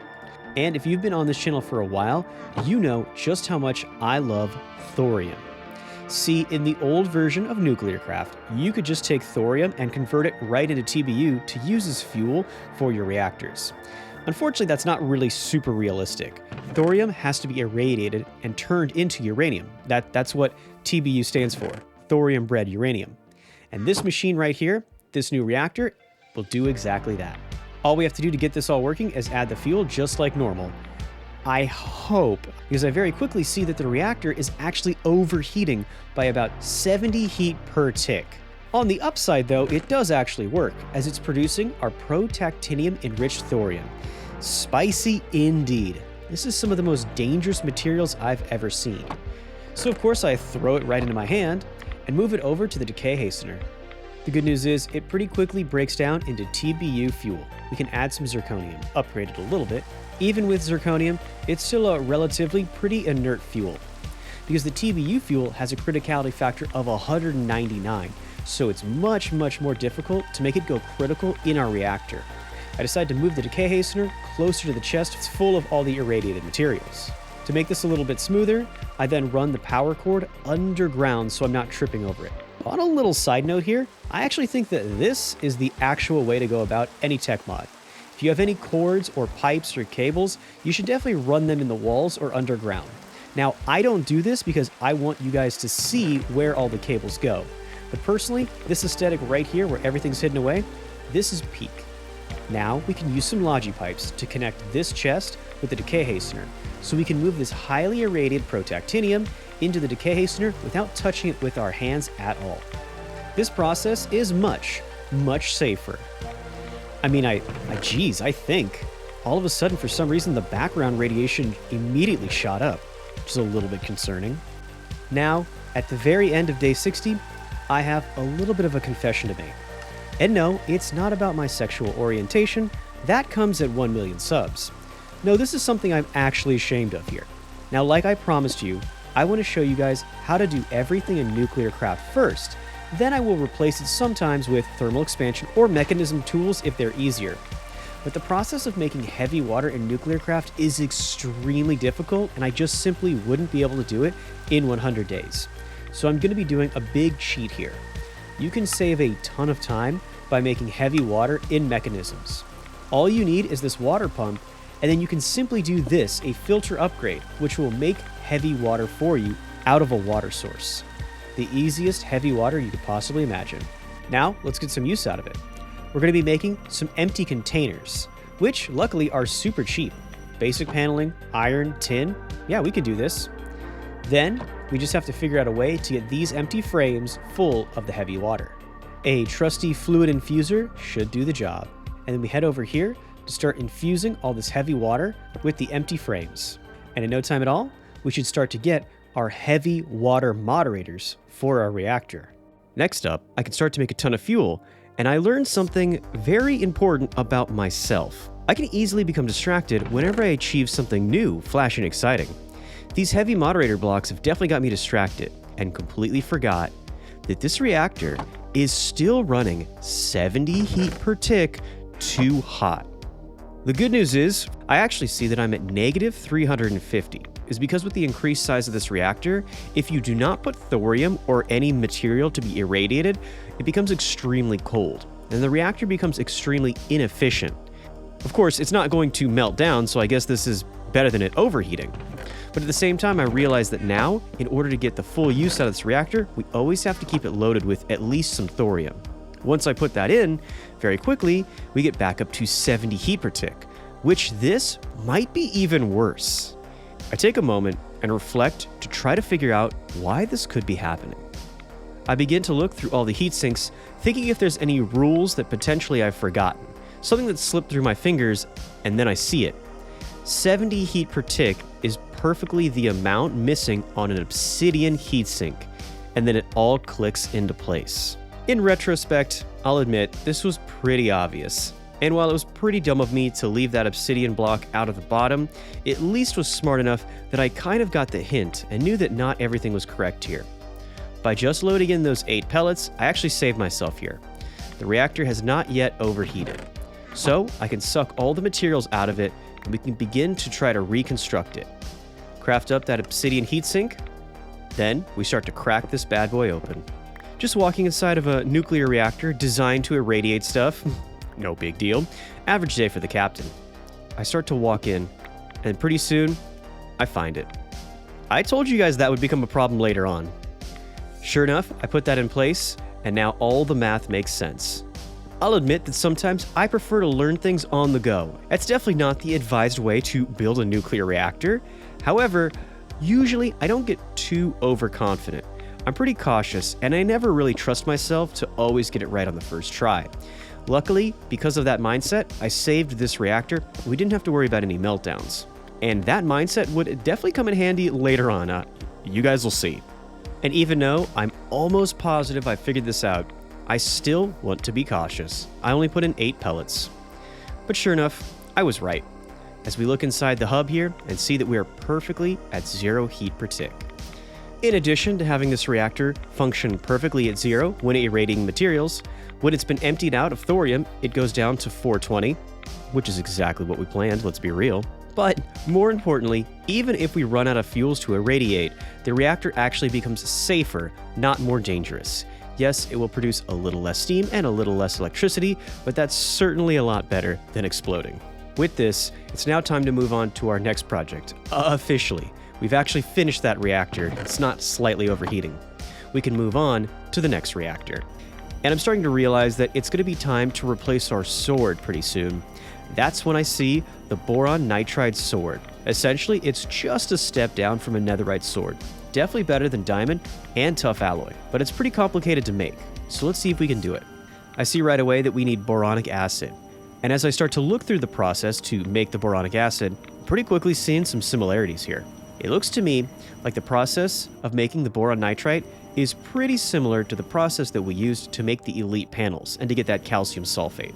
Instead of oxygen this time, we need hydrogen, which means that we're going to have to reprogram some of these. But the good news is we'll be able to recycle a lot of these machines now and reprogram the electrolyzer so that it will dump all the oxygen out into the atmosphere and instead focus on producing the hydrogen that we need. Now, we head up to the melter. In here, of course, we have to add the boron. This will combine the melted boron with the hydrogen to get diboran. Now, we just need to combine this with water in another chemical reactor. That means that technically, this system actually has 1 chemical reactor too many. We can take one of these chemical reactors and temporarily retire it. Now, we just need to add the ammonia. In order to get ammonia, you need to add hydrogen. This means we'll need even more hydrogen. The good news is, inside of the second chemical reactor, the process of making boronic acid also produces hydrogen. So we might be able to use this further down the line to combine it with nitrogen to get the ammonia. We need nitrogen and hydrogen combined to make ammonia, and in Nuclearcraft, you can very easily collect nitrogen. Just like with the water source, a pretty basic machine is a nitrogen collector, which simply makes an infinite amount of nitrogen slowly over time. We set that up here. This chemical reactor, of course, does need hydrogen, so we run a tube all the way back to the second chemical reactor that's producing extra hydrogen, and we're going to run this hydrogen all the way to the end of the process to combine with the nitrogen. Let's be honest, I wouldn't be surprised if none of that made sense. The good news is, pretty quickly, the boronic acid is going out through the bottom pipe, and the hydrogen is flowing through the top tube. In no time at all, we have the hydrogen and nitrogen combining, and in the bottom chemical reactor, we have the boronic acid waiting for that ammonia. With all of our speed upgrades in place, and all of these machines being borderline pretty optimized, in no time at all, we start to make little tiny piles of boron nitride. However, to use it in our materials, it can't be in this powder form. We're going to have to condense it down into its crystalline form. And in order to do this, we'll need a pressurizer. Now, we set the pressurizer down on the power lines and start to add this little powder. Pretty soon, it should be compressed into these little gems of boron nitride. In no time at all, we have our first 2 crystals. And you know what that means. With one little stick, we can make our very first boron nitride sword.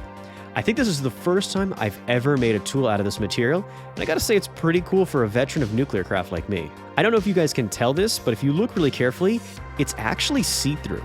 You can like see some of the grass behind this. I'm obsessed with this stuff and pretty quickly make myself a pickaxe as well. You should be able to see the platform and the trees and the water all there in the background behind the pickaxe. It's a pretty cool effect, right? I go underground to test this out to see if it's actually as useful as the other tools. So first of all, let's take the standard here, the diamond pickaxe. Obviously pretty good. Next up, let's try out our brand new tool. Sure enough, it's insanely good. Almost twice as fast, and the durability looks to be a lot better too. This tool, which is pretty intense and hard to get with all these machines, turns out to be very worth all the stress to get it. So now that we have this amazing tool, I decide to go after another amazing tool, one that I very rarely make, the spaxel hoe. Essentially, if you make one of each tool plus a sword, all out of the same material, you can combine them all together to make one giant multi-tool. Basically, I can mine through stone at the same speed as a pickaxe. Then I can dig through dirt at the same speed as a shovel. Then I can even till that soil like I have a hoe. All of this without switching through all the tools. In addition, it has the same durability as all 5 tools, meaning it will last an insane amount of time. And it all fits in one little piece of my inventory, which makes it extremely convenient. So of course, with my new love affair now kindled, I make an entire set with this brand new amazing material. It is confirmed that boron nitrate has the highest stats of this mod pack. It comes in at the exact same stats as netherite, except it doesn't have the knockback. But still, that's pretty amazing, and is much better than diamond, and is just as good as platinum. In addition, I don't have to go through the agonizing process of going out and finding diamonds to repair my armor. As long as I have RF and boron, I can continue to make these tools essentially for free. And yes, as amazing and exciting as this brand new set of super armor is, I am not going to lie to you and try to play it off like this is some cool look. It is gross. It literally just looks like I'm covered in puke. But you know what? This stinky boy knows that he's beautiful on the inside, so it's okay if I look a little bit gross on the outside. At least that's what I try to tell myself. And so, with this newfound weapon of war, of course we're gonna go out and commit a horrible genocide against the cow kind. You guys know me. But by doing this, we get ourselves a decent amount of leather, which of course we'll be able to use to make books, which of course we will then write the stories of these cows' noble sacrifices. I promise. And we also figured out that the armor itself is pretty good, because a creeper explosion right in my face barely dents me. At the start of the next day, we managed to get a decent amount of bookshelves.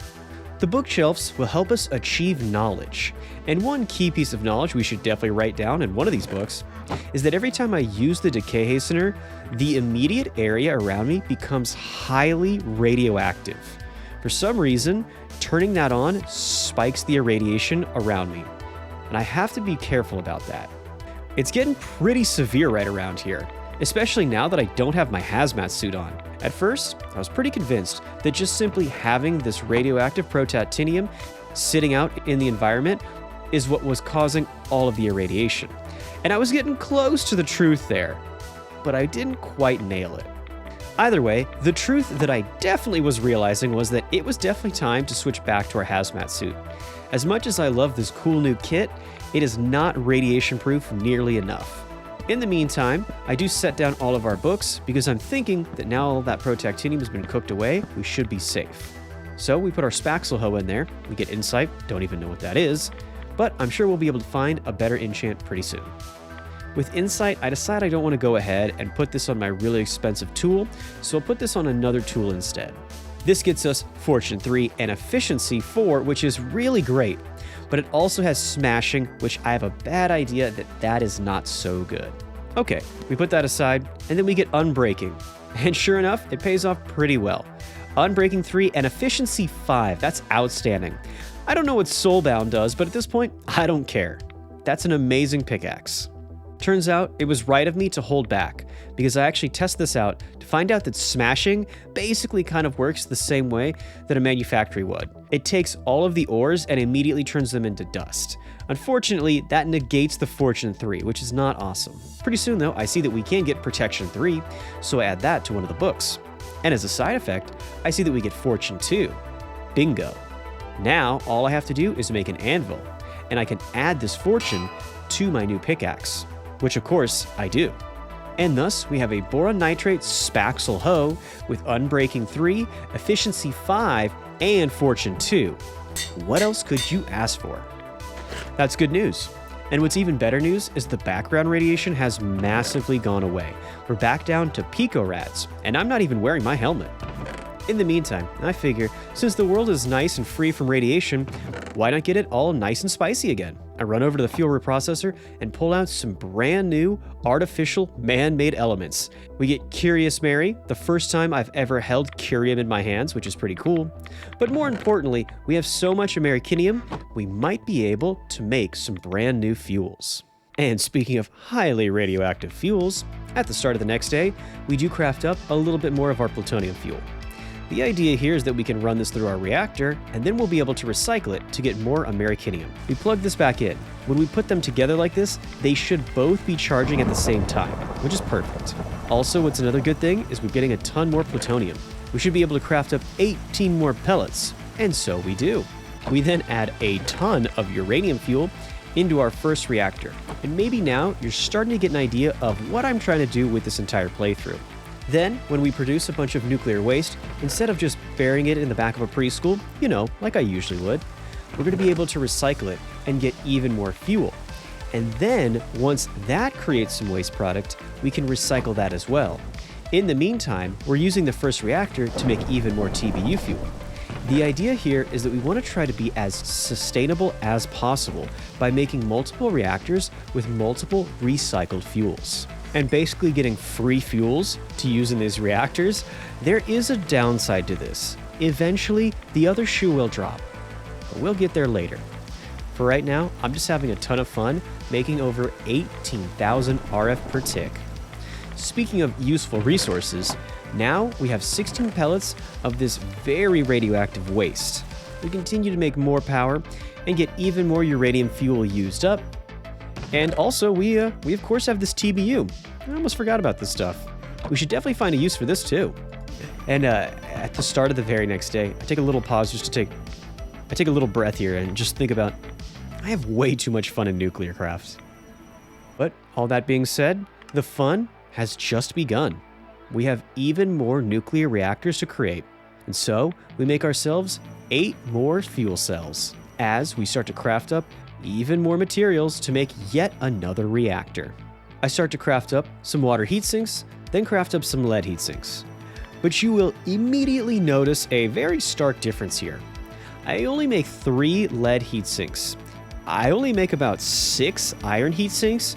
Yeah, definitely different from the 32 iron heat sinks and 36 lead heat sinks from the last reactor. No surprise at all, the TBU reactor is much cooler and requires much less in the way of heat sinks. The most demanding part about a TBU reactor is its size. It's ironically a big one, so we are going to have to make quite a lot of fission casing. However, it still is not nearly as big as the plutonium reactor, so we should be able to whip this reactor up in no time. That sounds so weird.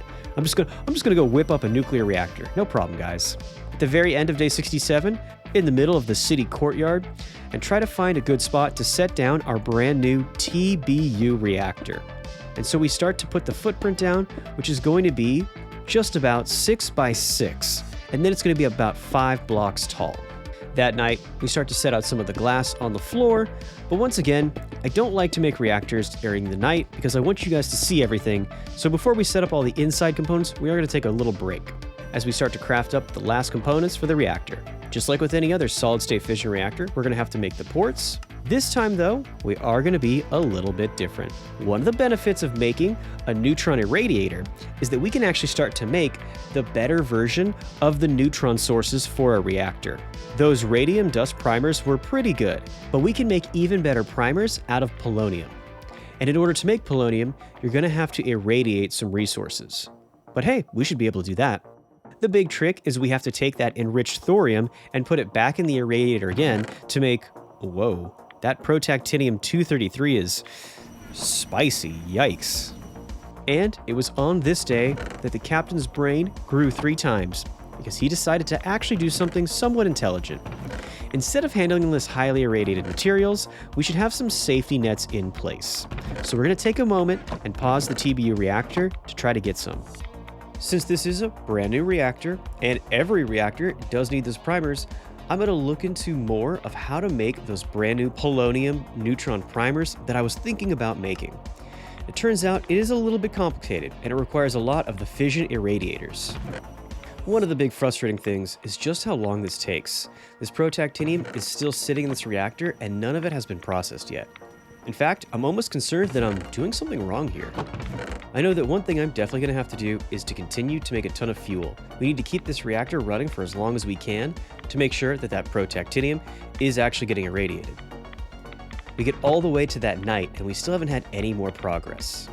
I decide to take that protactinium and set it aside so that maybe we can do some work on the reactor. All the while spiking my radiation and taking some lasting permanent yellow on that bar. Definitely gonna have to deal with that eventually. But for right now, I'm starting to make even more heavy water moderators. In the meantime, take my hat off and take a little bite of the steak here, which seems like it's been perfectly seasoned with some radiation. Finally, after waiting all night, we now have 16 heavy water moderators. I see that the reactor has completely run through all of its fuel, and so I'm deciding that maybe it's time to break in. I look here and I see that in fact, this little purple zigzag line shows us the process bar is about maybe 70%, maybe 80% of the way done. It still is taking so long just to make one piece. I decide it's time to speed this all up. I take out all the beryllium moderator blocks, which are 22 neutrons per tick, and replace them with the heavy water, which are 36 neutrons per tick. Hopefully this will help the process out quite a lot. Sure enough, the reactor is running perfectly at 0 heat per tick. Only now, those materials are being irradiated much quicker. That's good news. The fact that I'm merely standing here and I can see the radiation levels are quickly starting to climb, that's not such good news. In the back of my mind for days, I know I should take some time and make some radaway before it's too late, but I've been trying to get everything processed and been putting it off for a long time here. That might come back and be a problem if I'm not careful. Since it's daytime, we have a couple moments here, let's start to set up this brand new TBU reactor. In the center there's the controller, and on the sides we have the ports for the fuel and the waste. And pretty quickly, I can plan to put the vent on this side, where the water will go out and towards the turbine. Then on this side, why not have the vent for the water to go in? Then of course, we set up all of our cells, 8 of them, 1 in each corner. Next up on the list, we have the heavy water moderator blocks. This is super important to remember. Just because a moderator block has more neutrons does not mean it's better. Not at all. The whole point is to try to make the equation as close to 0 as possible.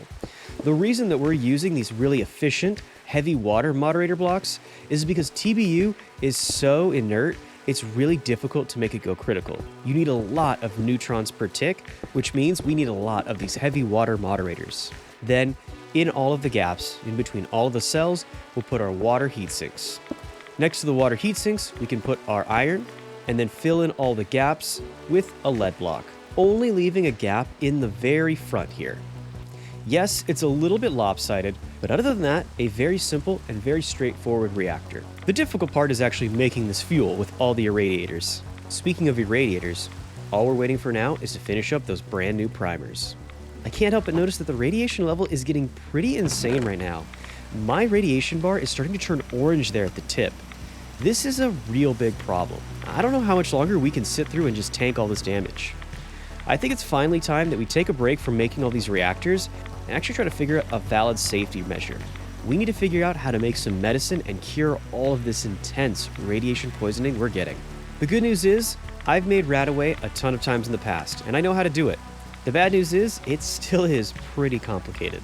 A lot of the machines are very similar to making the boron nitrate or the calcium sulfate. But I decide I'm not going to reuse the machines this time.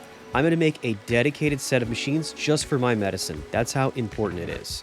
Which means we craft up a brand new melter and add that to the power lines. The bad news is we're already suffering from weakness. This could really be a problem. We grab our sugar and quickly start to add that to the melter, because the first component of making radaway is molten sugar. Of course, we have to make another chemical reactor. What else? And then of course, just like so many times before, we have to make ourselves a second chemical reactor. We're making good progress here, but I still have to hurry up. Remember, I have weakness and I cannot get rid of it until I get this radaway. You need to combine water with molten sugar to make ethanol. We then start to make some bone meal, and then we add a fluid enricher this time. Inside of this fluid enricher, we need to add ethanol to glowing mushrooms. And you guys probably already know this, but glowing mushrooms are a bit of a pain. You need to take brown mushrooms and add glowstone to them, making them a little bit difficult to acquire. Luckily, we already have some. I definitely don't think it's going to be enough though. Luckily, all this bone meal we've been making allows us to finally make this big, giant mushroom. We can start to cut it down. It's kind of crazy to think it's day 70 and I still don't have radaway yet. But hey, we're almost there. Now that we have those mushrooms, we can combine it with some glowstone, which means that now we should be able to get a decent amount of radaway. Now it's time for our last machine, the fluid infuser. And pretty soon, we'll get the radaway fluid inside of here. Now, we just need to add bioplastic so that it can be packaged into something we can actually use. Now I can get focused on making those extremely radioactive chemicals again. And then I noticed something. As soon as I put these speed upgrades in, the amount of picorads immediately start to shoot up. As I load in these 4 pieces of protactinium, I'm finally starting to figure out what the real source of all of this intense radiation might be. In the meantime, I'm feeling much, much better, as I finally get to use my first packet of radaway. Now, I'm free of that weakness, and I'm feeling much, much better. It's like when you wake up in the morning and you get that first trip to the bathroom. Okay, let's be honest, it's not nearly that good, but still, I feel pretty amazing. Next up on the list of annoying things that we're going to have to do for this new reactor is making water sources. But the good news is, this reactor is going to take way, way less than the other reactors. In no time at all, we've crafted up enough water sources and we should be able to keep this reactor cool. Now we have to take all of this high pressure steam out of the reactor. And to be honest with you, I actually think that the basic mechanical pipes should be able to do the job. Of course, it's always better to be a little bit safer rather than sorry. So halfway through setting all these up, I do decide that maybe we should go ahead and play it safe and get some more advanced pipes, since they're not too expensive. Speaking of expensive, we finally have our beautiful palladium dust. Well, at least our first 4 pieces. It was a pain to get these, like literally a pain. Look at my radiation levels here. I'm literally putting blood, sweat, and a lot of fluid in my lungs into making this stuff. The good news is it's finally starting to pay off. Now, as the sun is setting, we set up those advanced pipes onto our brand new TBU reactor, almost ready to go live. And now, all we need to do is to get these brand new supercharged neutron primers using that brand new palladium dust.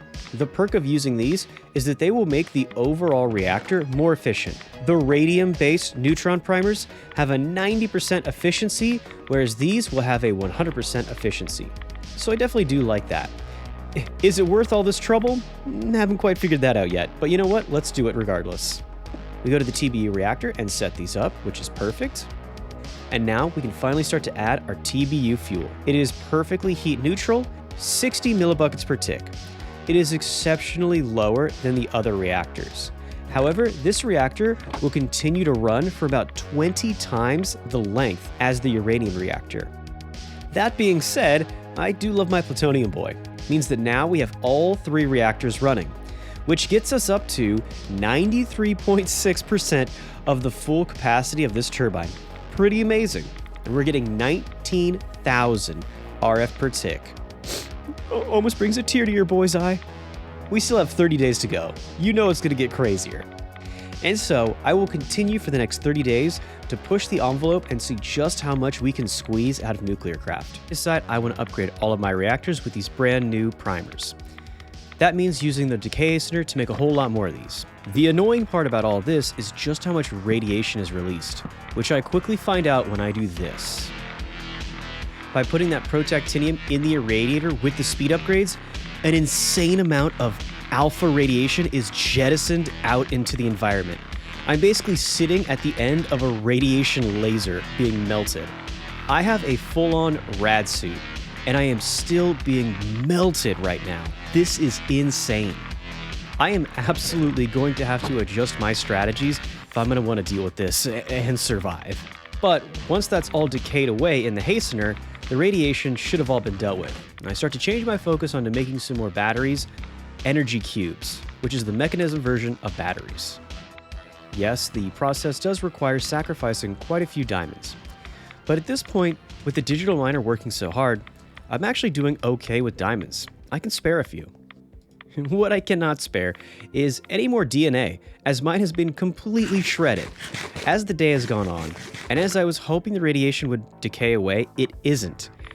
I'm now needing to use Radaway almost as casually as you need to eat food, which isn't good, because I only have 3 left now, and I still have no idea how to get rid of all this radiation.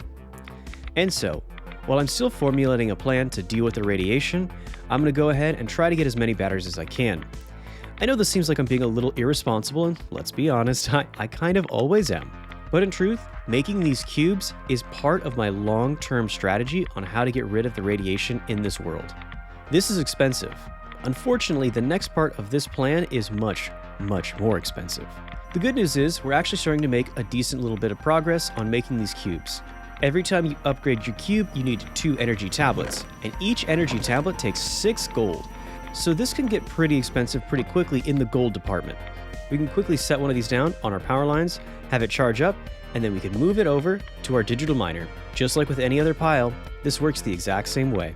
I'm always going to try to show you guys the Nuclearcraft version of how to do everything, but if there's a more efficient way to do something, which in my opinion, the energy cube is a little bit cheaper than the elite pile, so if I were you guys, I would be using these cubes instead. And we decide to cook up 16 more pellets, all of which is pretty amazing. The insane dosage of radiation I get by holding this nuclear waste, not so amazing. I put that into the recycler, and very quickly it starts to make a ton of good fuels, including the Americanium, 243, and 242, which means if we want to make fuels out of these, we can make lowly enriched fuel pretty easily. In addition, we are getting more curium. This is indeed a lot more fissile fuel materials. And in truth, the real reason that I'm making all these energy cubes is because we want to have a lot of storage space to hold all the power, because these reactors that we plan to make will be really next level. But maybe I'm getting a little ahead of myself. To be honest with you guys, my strong suit is definitely making uranium reactors, and I have made a couple plutonium reactors before, but never ever in my entire time playing Nuclearcraft have I ever used this stuff as a nuclear fuel. We are definitely treading into unknown territory with this one. And so, once again, we start to set up all of our alloy furnaces and get them ready to start producing even more tough alloy, and all of the components that we're going to need to make yet another solid fuel fission reactor. The RF that we have can probably support just about all those energy upgrades we put in. So of course, I'm not going to be realistic nor responsible. I'm going to craft up as many speed upgrades as you could possibly imagine. Is it sustainable? No. But watching all this tough alloy being made super fast is pretty cool. And by that night, we've already managed to make a pretty decent little amount of casing for this new reactor. We head out to change the batteries at the digital miner and prioritize getting as much iron as we can. We're starting to run a little bit low, and of course we need a ton of iron for, yeah, you guessed it, even more speed upgrades. We then take all of the iron that we've been getting and spread all that into the enricher, and I gotta say, we're gonna have a ton of iron coming up pretty quickly. I managed to pull together just enough gold to get one more ultimate and a basic, but unfortunately this basic is just gonna have to wait a little while because we are drained out of gold. I now take all the components of the digital miner and move it out. On the night of 74, just before day 75 starts, we then move another 60 blocks so that we can set this up in a brand new fresh area to start mining up whatever we might need. I then see that there's some lead inside of the decay hastener, and I realize we've taken some of our polonium and we've accidentally recycled it down into lead, which is just about the worst thing we possibly could have done. We took all that work and all that damage from the radiation just to get a couple little clumps of lead. That's definitely a big mistake on my part. And so, while my heart is broken and I am a little depressed, the good news is I'm always depressed. So this is really just a drop in the ocean, and I can very quickly bring myself together to drag myself through my miserable life, which includes making even more heat sinks. Unlike our TBU reactor, which was a very small and conservative little reactor, this big monster is once again going to be on the same scale as the plutonium reactor. Finally, by the night of day 75, we can start to create some of our components here. This starts out with our copper heat sinks. The last reactor had 24, and in that spirit, once again we have another 24 copper heatsinks. I make sure to make exactly 8 lapis heatsinks, and to pair up with it, we make 2 tin heatsinks. Next up, we'll have to use all that iron we've been collecting to make iron heatsinks, as we get 32, and then we start to craft up the lithium. We managed to get 12. Keep lithium in the back of your mind. It's going to be important later. For right now, let's experiment with a brand new heatsink, the redstone heatsink. It's made in a reactor that's very different from my usual design. It couples well with boron and quartz, which are the next heatsinks we're going to make here. I've never used these in a reactor, but I'm feeling confident that I can figure them out. And what's even more impressive is that insane amount of radiation. I had legit rads per tick. I don't know if I've ever even seen that before, much less survived through it. And now, for the rest of the time that we'll be making all the components for this reactor, we will be bathing in a highly elevated amount of background radiation. Great. That's the bad news. The good news is, I found a way to incorporate diamond heat sinks into our reactor. With 200 cooling per tick, they are 4 times better than an iron heatsink, and I'm excited to finally use them. And this reactor is even going to require some heavy water blocks. I'm not going to lie to you, you guys should not be writing all this down. If I were you, I would definitely not try to reenact this reactor. This thing turns out to be extremely expensive, complicated, and probably not worth it for all the trouble we end up going through. That being said, if you're as crazy as me, you want to stick around, we've got the list about halfway done here. We do have to cook up this bismuth again, which means we do have to deal with more radiation, so it's a good thing that we at least have a couple more packets of radaway. I figured that we're going to need more, so I head to the nether to get some resources. And then we need to very carefully make this little pathway out into the lava to get some glowstone. We need this for more radaway, definitely, but also to make some glowstone heatsinks as well. We can craft up those 2 quart heatsinks, as well as make those glowstone heatsinks. A total of 4 of them, for right now. In addition, we have our 11 heavy water moderators, and if you can see this entire collection of resources, we're getting close, but we're not quite there yet. Finally, by day 77, we then make 15 more graphite blocks, making a total of 20 for this reactor. And now, we need to craft up the fuel cells. That's where this reactor gets a little bit silly. We craft up 8 of them, and like I promised, we're going to need more.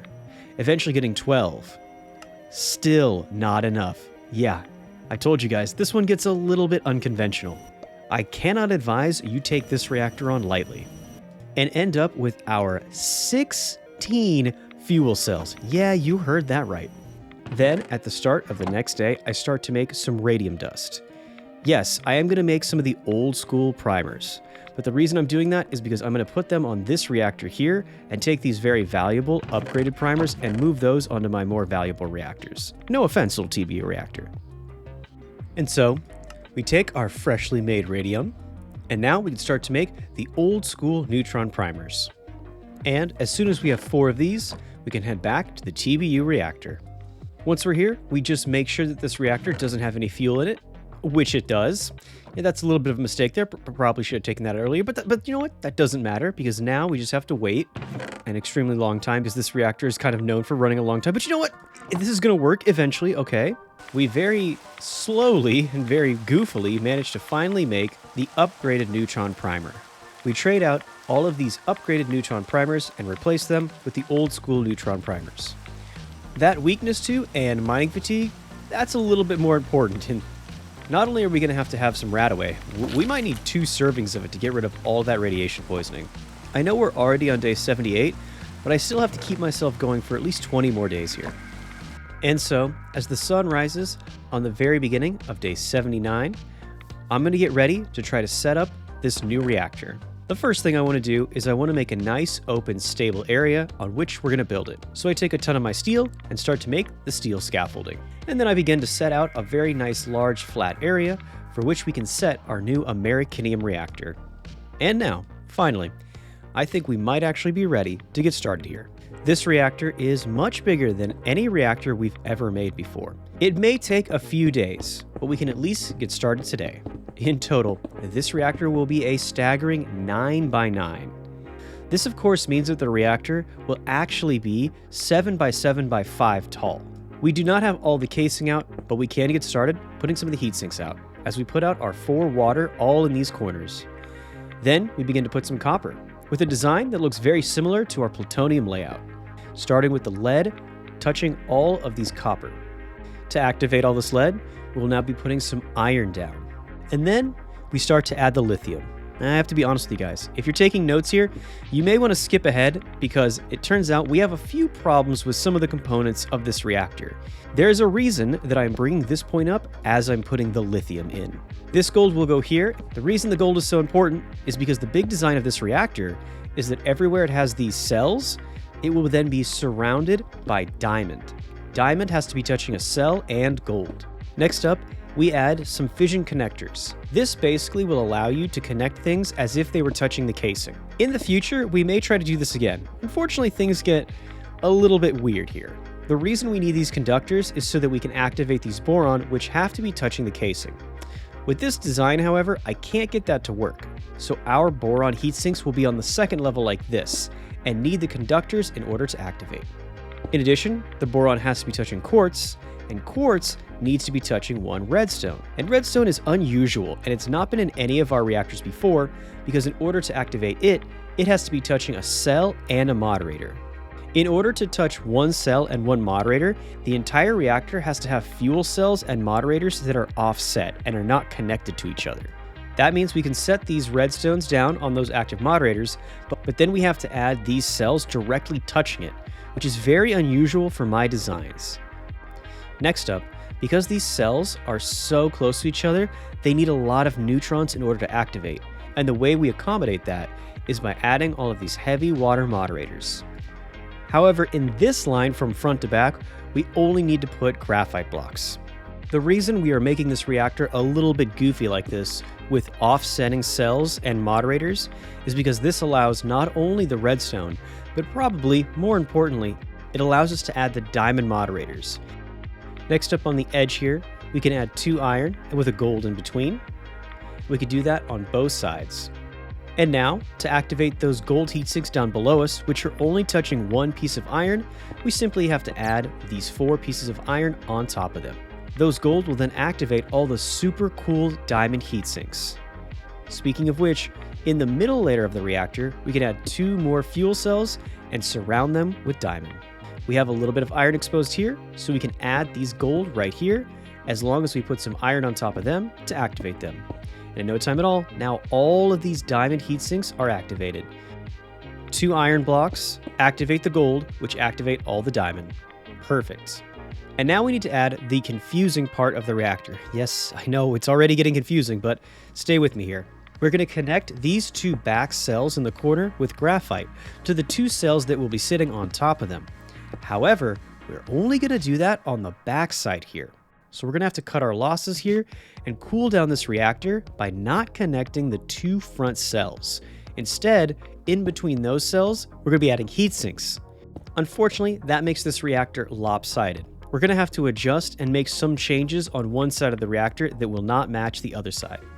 For example, because these 2 graphite moderator blocks are here, we should be able to add these. Magnesium are a pretty good amount of cooling at 125, and all they need is 1 moderator block and the casing, so they should fit here perfectly on each side of the reactor. The front side with the iron does have lead. It goes in between every single piece of iron, and then in the dead center here on the front, we can add lithium in between the 2 pieces of lead. Then, on top of the graphite, we can add glowstone. Finally, just like in the demon core, 2 glowstones set up like this can accommodate an obsidian down in the middle. Next, in the 4 corners of the very core of the reactor, we will once again be adding 2 pieces of iron. Once again, once there's 2 pieces of iron, we'll almost certainly be putting gold. At least one part that isn't too confusing is the tin. Tin can go in between 2 lapis. We have 2 lapis down there, so let's add the tin on top of them. And then of course, on top of the tin, we will cap it off with the lapis. And this just about finishes up the middle layer of the reactor. As you can see, it is not only not uniform, but there's gaps in it. And I would definitely say that just like with our plutonium reactor, this weird middle layer is definitely the most complicated. And in this particular reactor, it is definitely really tough. It should make a pattern like this where there are 6. Next up, we will sneak in 4 more water heat sinks, just like we did before. And we will attach some copper on the very corners here as well. This is going to be similar to the design that we had on the second floor. Of course, the boron still has to be touching casing, so we put the casing connectors in just like this. At least this is what I was hoping would work. Remember guys, I would not copy this reactor. You'll see why later. In the meantime though, we'll go ahead and finish it up. Finally, we'll add the moderator blocks the same way they are on the bottom level. I was hoping to get this reactor done by day 80, and unfortunately we're an entire day late. But this reactor was complicated, so I didn't want to rush too much. And to be honest with you, after we turn it on, I think we're going to find out that maybe I should have taken even more time. But for right now, I think it's finished. As we get the last cell and the last gold heatsink in place, we get ready to put all the casing on and see if we can't get this thing started. If we get it to work, it's a big point though. We put the controller dead center, then we add in the vents to get the water out, as well as on this side to get the water in, and of course, finally, we'll add the fuel ports. Now we can take some of these very radioactive polonium neutron sources and put them all in place quickly, while I still have some fingers. Remember, this bad boy has 18 cells inside, so it does need to have a whole lot of primers. And now, of course, once again, we are going to endure the most grueling process of ever in making the reactor. We have to make the water sources. And if you assume that this reactor was going to need even more water than any other reactor, yeah, bingo. Meaning that we're going to have to put in a lot of time and a lot of resources in making all these water sources. But hey, now that we have these massive tanks of water and all these speed upgrades to make our machines process all these materials, we actually managed to get a lot of these water sources done pretty quickly. Before the next day even starts, we get our first dense water source. 620 millibuckets per tick. You guessed it, still not enough. Now we have 2 of them. So, will this finally be enough? After all, 2 dense water sources will be 1,280 millibuckets per tick. Well, you guys can probably tell by how much I'm talking about this and highlighting it that no, we still do not have enough cooling. We need even more water because this reactor produces more than 13,000 millibuckets per tick. We head out to the digital miner because we've actually weirdly run out of copper. And when we go there, I see that we've collected a lot of good resources, including an entire stack of diamond ore. Finally, in order to move this insane amount of fluid and steam, we do get ultimate pipes, which we then start to run over to the turbine. By the very end of day 82, as day 83 starts, we're looking like we're getting pretty close to being set up. I now have my mind focused on what might we need to get this reactor ready, which means I'm not focused on what I do next. I set this extremely radioactive component into the decay hastener, which immediately shoots out an insane jet of radiation into the world. I have no choice but to start chugging Radaway and praying, but I'm not praying for me. The radiation was so intense that it has shot across the lake and it has killed 3 of our little pups. Look guys, I think by now you know that I don't take this too seriously. I really don't care if I get a bunch of radiation poisoning. This, however, is a little different. These pups getting hurt really made me feel bad. My carelessness has really cost us here. I've never wanted to restart a 100 days more. This was like a real low point here for me. I was kind of crushed.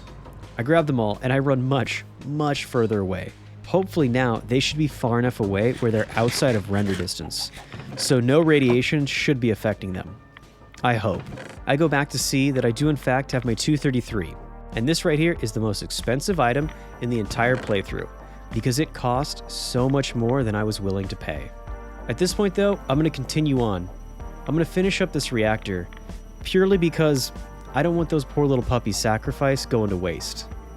Now, not only did I lose my little cheerleaders, but now I have to go back to the annoying process of making water sources. I gotta be honest, bro, this is ultimate depresso mode. I'm at my all-time low right here. We finally managed to make up that last dense water source. I would trade these 3 dense water sources for my 3 puppies any day, but it's a trade I just can't make. As I continue on and I collect my thoughts a little bit here, I start to realize that what I should do from now on is I should dedicate myself to being as safe as possible.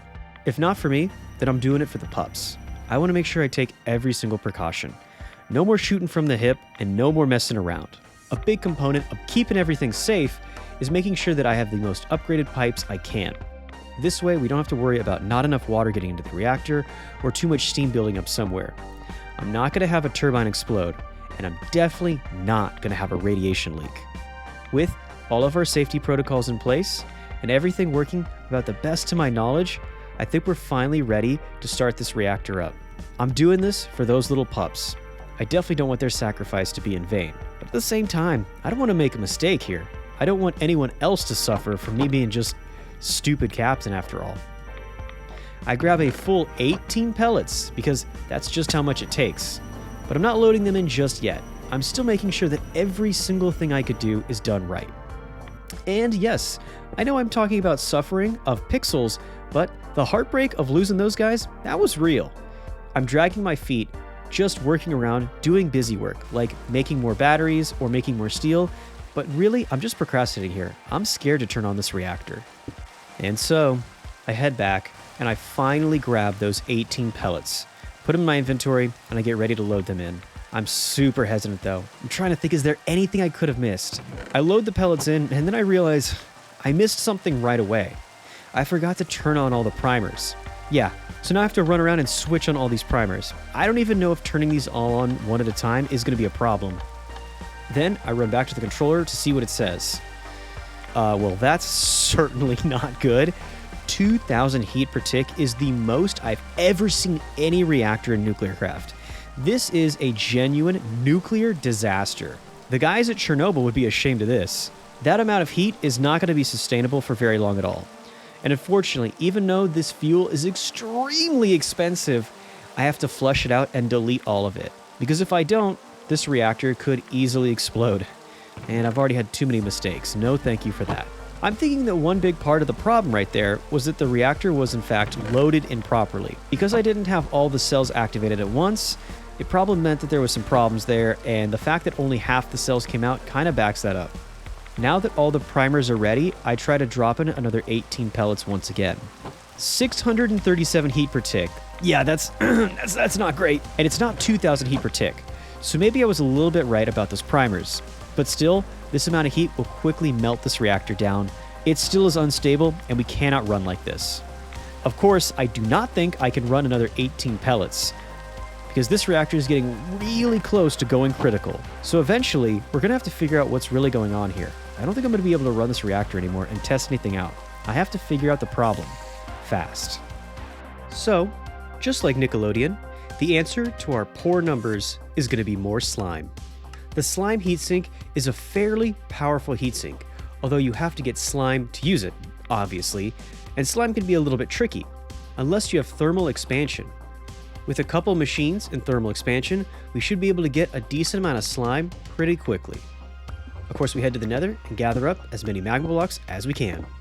Soon in the pulverizer, those are crushed up to 4 magma cream, and then in the centrifugal separator, each one of these magma cream will equal 1 blaze powder and 1 slime. That is pretty impressive and should get us a ton of slime. Unfortunately, we're going to need it, because each one of these heat sinks requires 8 slime. Yeah, pretty expensive. And probably more importantly than making heat sinks, we have to figure out how we're going to fit them into this reactor in a meaningful way. After all, we're going to have to get rid of 637 heat. My first assumption is that the boron heat sinks aren't working. That's fair, because I was using this janky conductor to try to get them to work, so it's not too surprising. We no longer need the boron heat sinks, which means we no longer need the quartz heat sinks, which means the redstone heat sinks are no longer efficient. We'll have to replace those with something else as well. And yes, that means the boron, redstone, and quartz at the bottom of the reactor will have to go too. So I just decided I'm going to take all the heat sinks out and basically start from scratch. Remember how earlier when I was building this reactor, I told you guys don't get too invested? Yeah, this is why. The conditions for the slime heat sinks are pretty unusual. They have to be touching 1 water heatsink and 2 lead. So we are going to have to make a few more lead heat sinks in order to fit these in the reactor. In addition, in the gaps where the redstone, boron, and quartz were going to go, we're going to fill those with glowstone, obsidian, and nether brick. The slime heatsink needs to be touching water, which means a lot of the places in this reactor that had copper are now going to be upgraded. Copper has a cooling of 75, whereas these slime heat sinks have a cooling of 145, almost double. As long as we can find a way to get 2 lead touching the slime, every single copper heatsink will almost certainly be replaced with a slime one. And now, just like before, we put water in the corners underneath all of the cells. And in truth, most of this reactor is going to be pretty similar. The outsides will have slime in a few places, then in the center, instead of all that redstone and the boron and quartz, it's much simpler. We're going to be putting iron with gold in between. In this gap right in the center, we'll go ahead and put that glowstone and the obsidian. And just like on the bottom, we're replacing the redstone and quartz with glowstone and obsidian. On the next layer, we can add these water blocks. And with that lead already in place, all we have to do is add 1 more lead and we can put slime right here, just like we did on the bottom. Of course, the fact that we added lead right there so casually just to activate the slime means that some of those lithium blocks are now touching 3 lead. More on that later. We'll get back to that. And now, with this, the reactor is finished. At least that's what I was hoping. Of course, we're going to have to test it to make sure. After sealing up the reactor, we get our 18 pellets, and I get ready to drop them in as well. Of course, this time I check to make sure that all the switches have been flipped, and I'm thinking, this big brain captain got everything figured out. I was feeling pretty proud of myself as I dropped these 18 pellets in. What could go wrong, right? And yeah, this happened. 515 heat per tick is, technically it's an improvement, but still, it is an insane amount of heat. Once again, we messed up, and I'm back to the drawing board, trying to figure out what we did wrong this time. Now, I am not going to drag you through the reconstruction of this reactor for a 3rd time, I think. All you have to know is that it took me a few days, but eventually I got wise. I realized that the lithium, like this, 2 blocks of lead that were in a line. Anytime that the lithium was touching more lead meant that the lithium block was not activated. Lithium provides 130 cooling per tick. If you multiply that times 4, it equals 520 cooling per tick, which is pretty much exactly what we were missing in the reactor. Sure enough, when I get to the back, I see a ton of lithium that is touching 3 pieces of lead and has all been deactivated. This is our problem right here. Finally, the design that I found that fit the best was one that involved replacing all the lithium with slime. It took me about 3 or 4 days to figure this out and rebuild this reactor, but now I was pretty sure that we'd finally had gotten it right. And sure enough, the reactor is set appropriately. It actually has negative 248 cooling, which is massively reducing the effectiveness of this reactor. But to be honest with you, the reactor is now producing right around 1,400 millibuckets, which is already 117% of what this turbine can handle. Plus, 24,000 RF per tick is pretty crazy. I really can't ask for anything more efficient. Let's say we broke even on this one. Speaking of adding a ton of slime into our reactor, we head down to the Nether on day 89 to get as many magma blocks as we can, as we are going to need a ton more slime. But it will not be going into the Americanium reactor. No. We're moving on to something much bigger.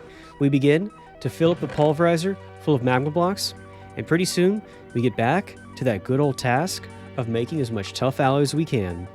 Once again, we're going to be making all the components we need to make yet another reactor.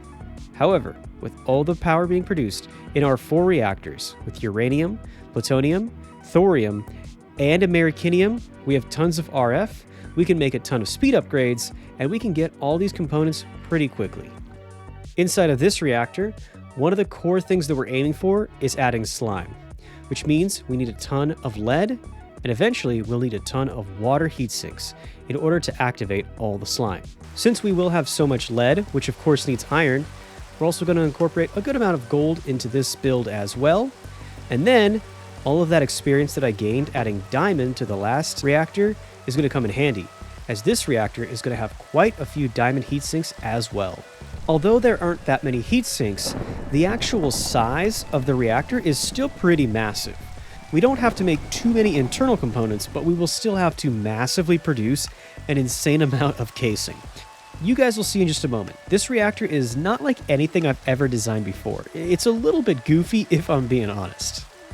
In this reactor, we'll mostly need graphite, only 2 beryllium blocks. Because this fuel is so volatile, it's not going to need very many neutrons to go critical. Craft up the controller, and then make a ton of the glass casing. And finally, we do manage to get the last of our slime heat sinks. Yeah, that's right, 32. I told you, this reactor was going to be a goofy one. There's still a few things we need here, like iron, if you can believe that, to make the last bits of steel and tough alloy for all the reactor components. Then, I head out and take a look around my base, as I try to figure out where am I going to place this giant reactor. I then realize exactly what I should do. I've been spending the last few days doing more polluting, both in carbon dioxide and radiation, than I really should be. So, I'm going to make amends for that. I'm going to go ahead and break down this coke furnace, which was the source of so much pollution in the early game. I'm going to break it down and put a clean running reactor in its place. And so, I begin to set out the footprint out here on the lawn for our brand new reactor. Like I said, the internal components aren't too intense, but as you can see right here, this thing is a total of 9 blocks long. Although to be honest, it's only about 6 blocks wide. Now we get to go vertically. Watch this. Turns out that this is the part of the reactor that is a little bit goofy. This reactor is now 9 blocks high. This thing is huge, especially when it's stood up on its end like this. The reactor is looking pretty good. We still just have to wait for some sand to be turned into glass so that we can make the last of the case and glass. That shouldn't take any time at all with all this advanced industry I've got going on here. With the last bits of case and glass done, we leave a few holes back here, which is where all of our neutron primers will go. Other than that, we've got all the walls done, and it's time to start working on filling out a reactor. We craft up 4 fuel cell ports, which is just the number that you always do. However, this time, we're actually going to use more than just 2. I set these first ones right here. However, these will simply be the inputs. I then set the water in and out. Okay, for the sake of science, let's do this one more time. Let's go ahead and put these pipes here and see if this is truly what's causing all the radiation. Oh, yeah, yep, can confirm. Okay, yeah, put that in our science journal. Definitely have all the evidence that I need to conclude that the massive spikes of radiation have been from the decay hastener. That is so crazy that you could essentially use that as a dirty weapon. I mean, think about it. You could set up a decay hastener with 64 speed upgrades and then throw some of this protactinium in it and basically eviscerate an entire area without any counterplay. It's kind of, I don't even know if I want to put that idea out there, actually. Jeez. Either way, whether I've inspired the world's next terrorist or not, we get our polonium, which is the entire reason we did this in the first place, and luckily we only need these 4 pieces to make the primers for this reactor. The one thing that we will need a lot more of is water. And just like we always have, we need to go back to making the infinite water sources. In no time at all, we managed to craft up 2 dense water sources. Definitely got that done much quicker than we did in the past. That's when I remember that this actually will not be an out. This port will be in as well. I know it's a little confusing, but I'll explain very soon. Alright, now let's try to figure out this insanely complicated reactor we're going to attempt to be making. First of all, let's set out the cells. As weird as this is, we will not be putting 4 cells in the corners, like we normally do. Just 1 cell, dead center. We're then going to surround this with 2 waters. Off to the sides, we'll then be putting some lead, which will activate with iron up higher. And for right now, on all 4 corners, we'll be putting our slime. Next up, to add just a little more cooling, we'll be putting 1 copper at the very tip here at the end of the water cooler.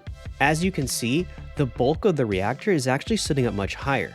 This is simply an extension where I added an extra little cap for more cooling, which is 100% necessary.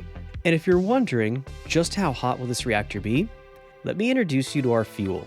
It is by far the most volatile fuel that I've ever seen, and it is the 2nd most radioactive fuel in Nuclearcraft. This curium-based fuel, HEC 234 zirconium. This fuel is so violent that I actually struggled to create a reactor to hold it. The first trick is that we're going to have to assign each cell a specific type of fuel. This input port of the reactor is where we'll add the 234 fuel. We can now set up this cell, which will only take in this type of fuel. This is very important because this reactor is actually going to have 2 different types of fuel. So now let's go ahead and build the rest where we will add the other types of fuel. Starting by adding lead, then of course we put a moderator block, and we'll add some iron to activate all of this lead, which means this is the perfect opportunity to add even more slime. Then, I'm not done adding slime, as we can put it on top of all the lead. Then, attached to the iron, at the very ends we can add more lead, meaning that all the slime on the very outsides now have 2 lead.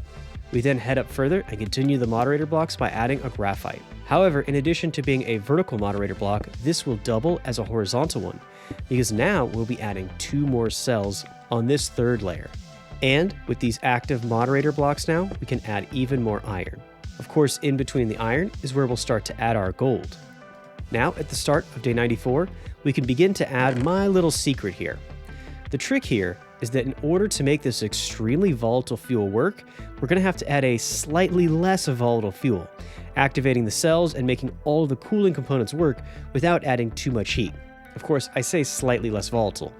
This is still a 900 heat per tick curium style fuel, and it is more volatile than any of the other fuels we've used in the reactors by double.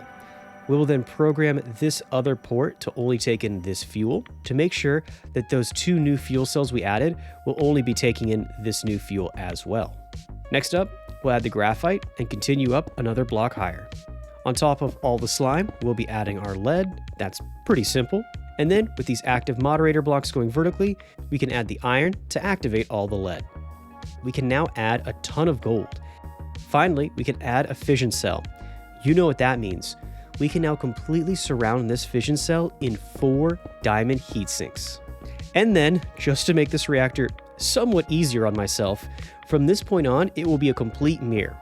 That means that this floor right here will be the exact same as the floor we just added. This very last cell right here at the end of the reactor is where the hyper-volatile 1440 heat per tick 243 curium fuel will go.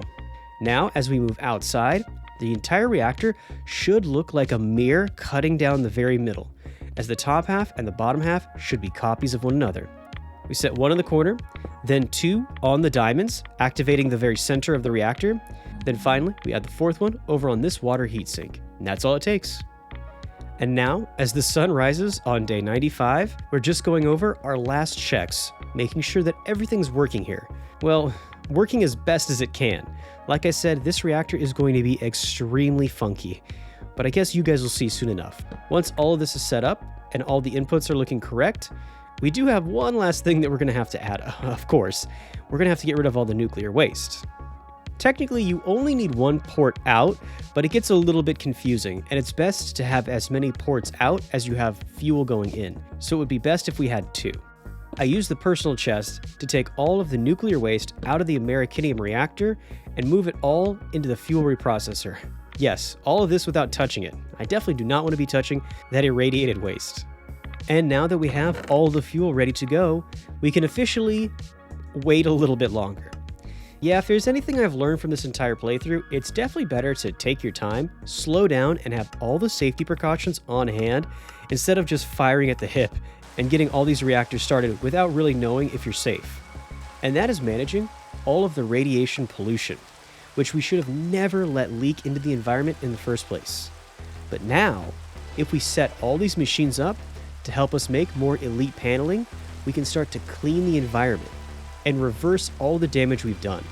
Unfortunately, in order to make this last machine, my ultimate achievement, we're going to need a lot more than elite paneling, as expensive as that is. We're going to need borax solution.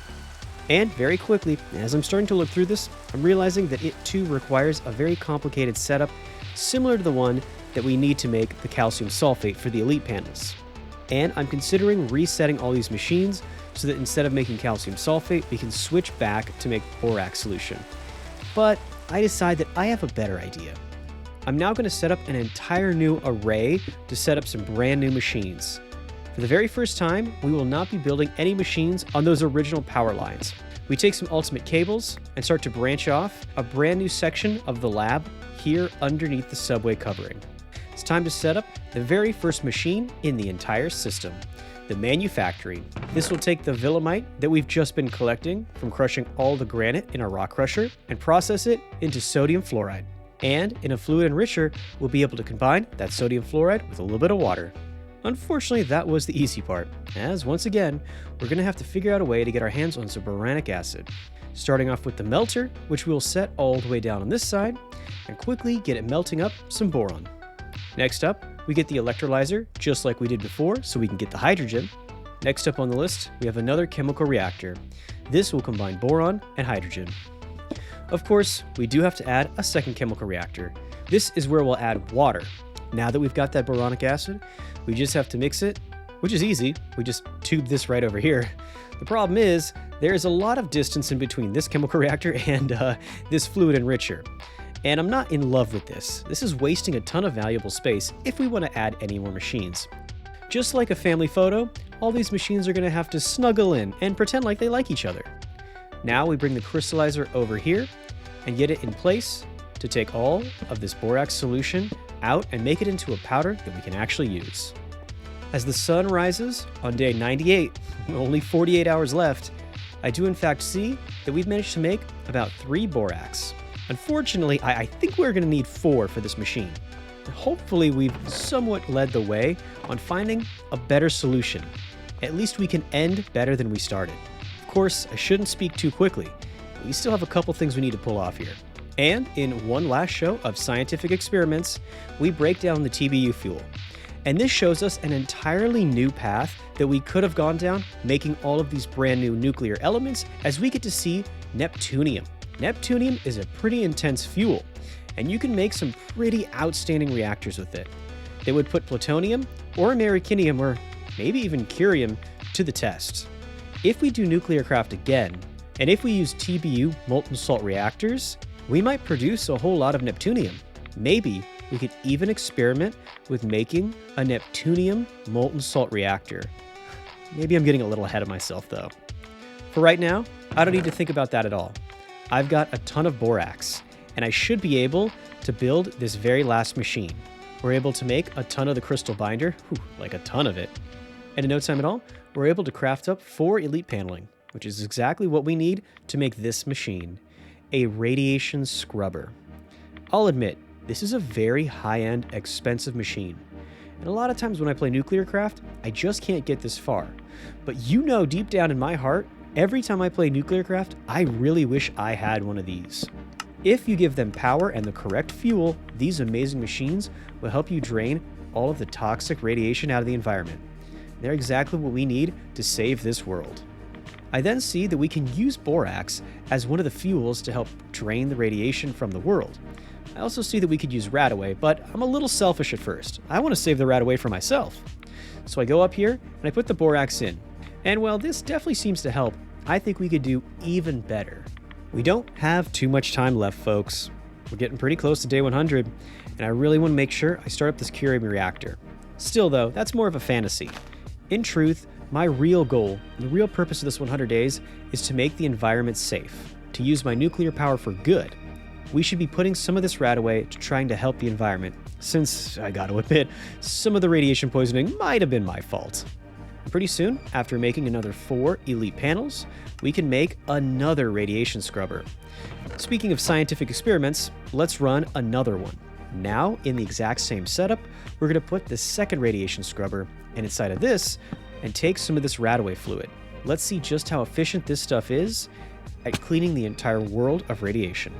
And now, just as I can see the sun is rising on day 100, we take this bucket and we throw it into the radiation scrubber. And now, as I stand here with absolutely zero radiation protection, I'm starting to get some good news, as very slowly the radiation has gone down from 2 millirads to 1, and occasionally it dips even lower than that. I continue to put more radaway fluid into all the radiation scrubbers, but I'm already noticing that the background radiation is plummeting, even in the most irradiated areas in the world. So we've done a pretty good job. And since we've done such a good job, I think it's time we reward ourselves. On day 100, If I was a responsible boy, this is exactly where I would stop the video and say that we've completed our mission. We've cleaned up this world, we have no more reason for pollution as we have a ton of clean RF, and we're even cleaning up all the radiation. But like I said, it'd be ashamed if we just let that curium reactor sit there. And so, as we load up the last of these insanely radioactive pellets, and we burn this hyper-artificial, man-made curium that we've managed to invent this playthrough, I just want to take a moment to thank you guys so much for watching this video and for just being the best crew a captain could ever ask for. You guys are seriously amazing. When we load in all the pellets, the heat does shoot up a little bit. It's a little concerning, I'll admit. Just like this entire video, there were quite a few moments that were pretty concerning. However, once the 2 pellets of the most volatile fuel finally burn off, the reactor actually falls down into a hyper-cooling state, getting rid of all the heat that was produced, cooling the reactor down, and getting it ready for another cycle. And once again, kind of reminds me of this playthrough, because once we managed to get everything under control, we were actually doing pretty well. You can't argue with the amount of progress we made. At the end of the day, even though we did a little bit of damage here and there, we actually did a pretty good job at making some renewable energy, as well as producing some equipment to help clean up this world. I gotta say, I'm pretty proud of it. Thank you all so much for joining me as I accomplished it.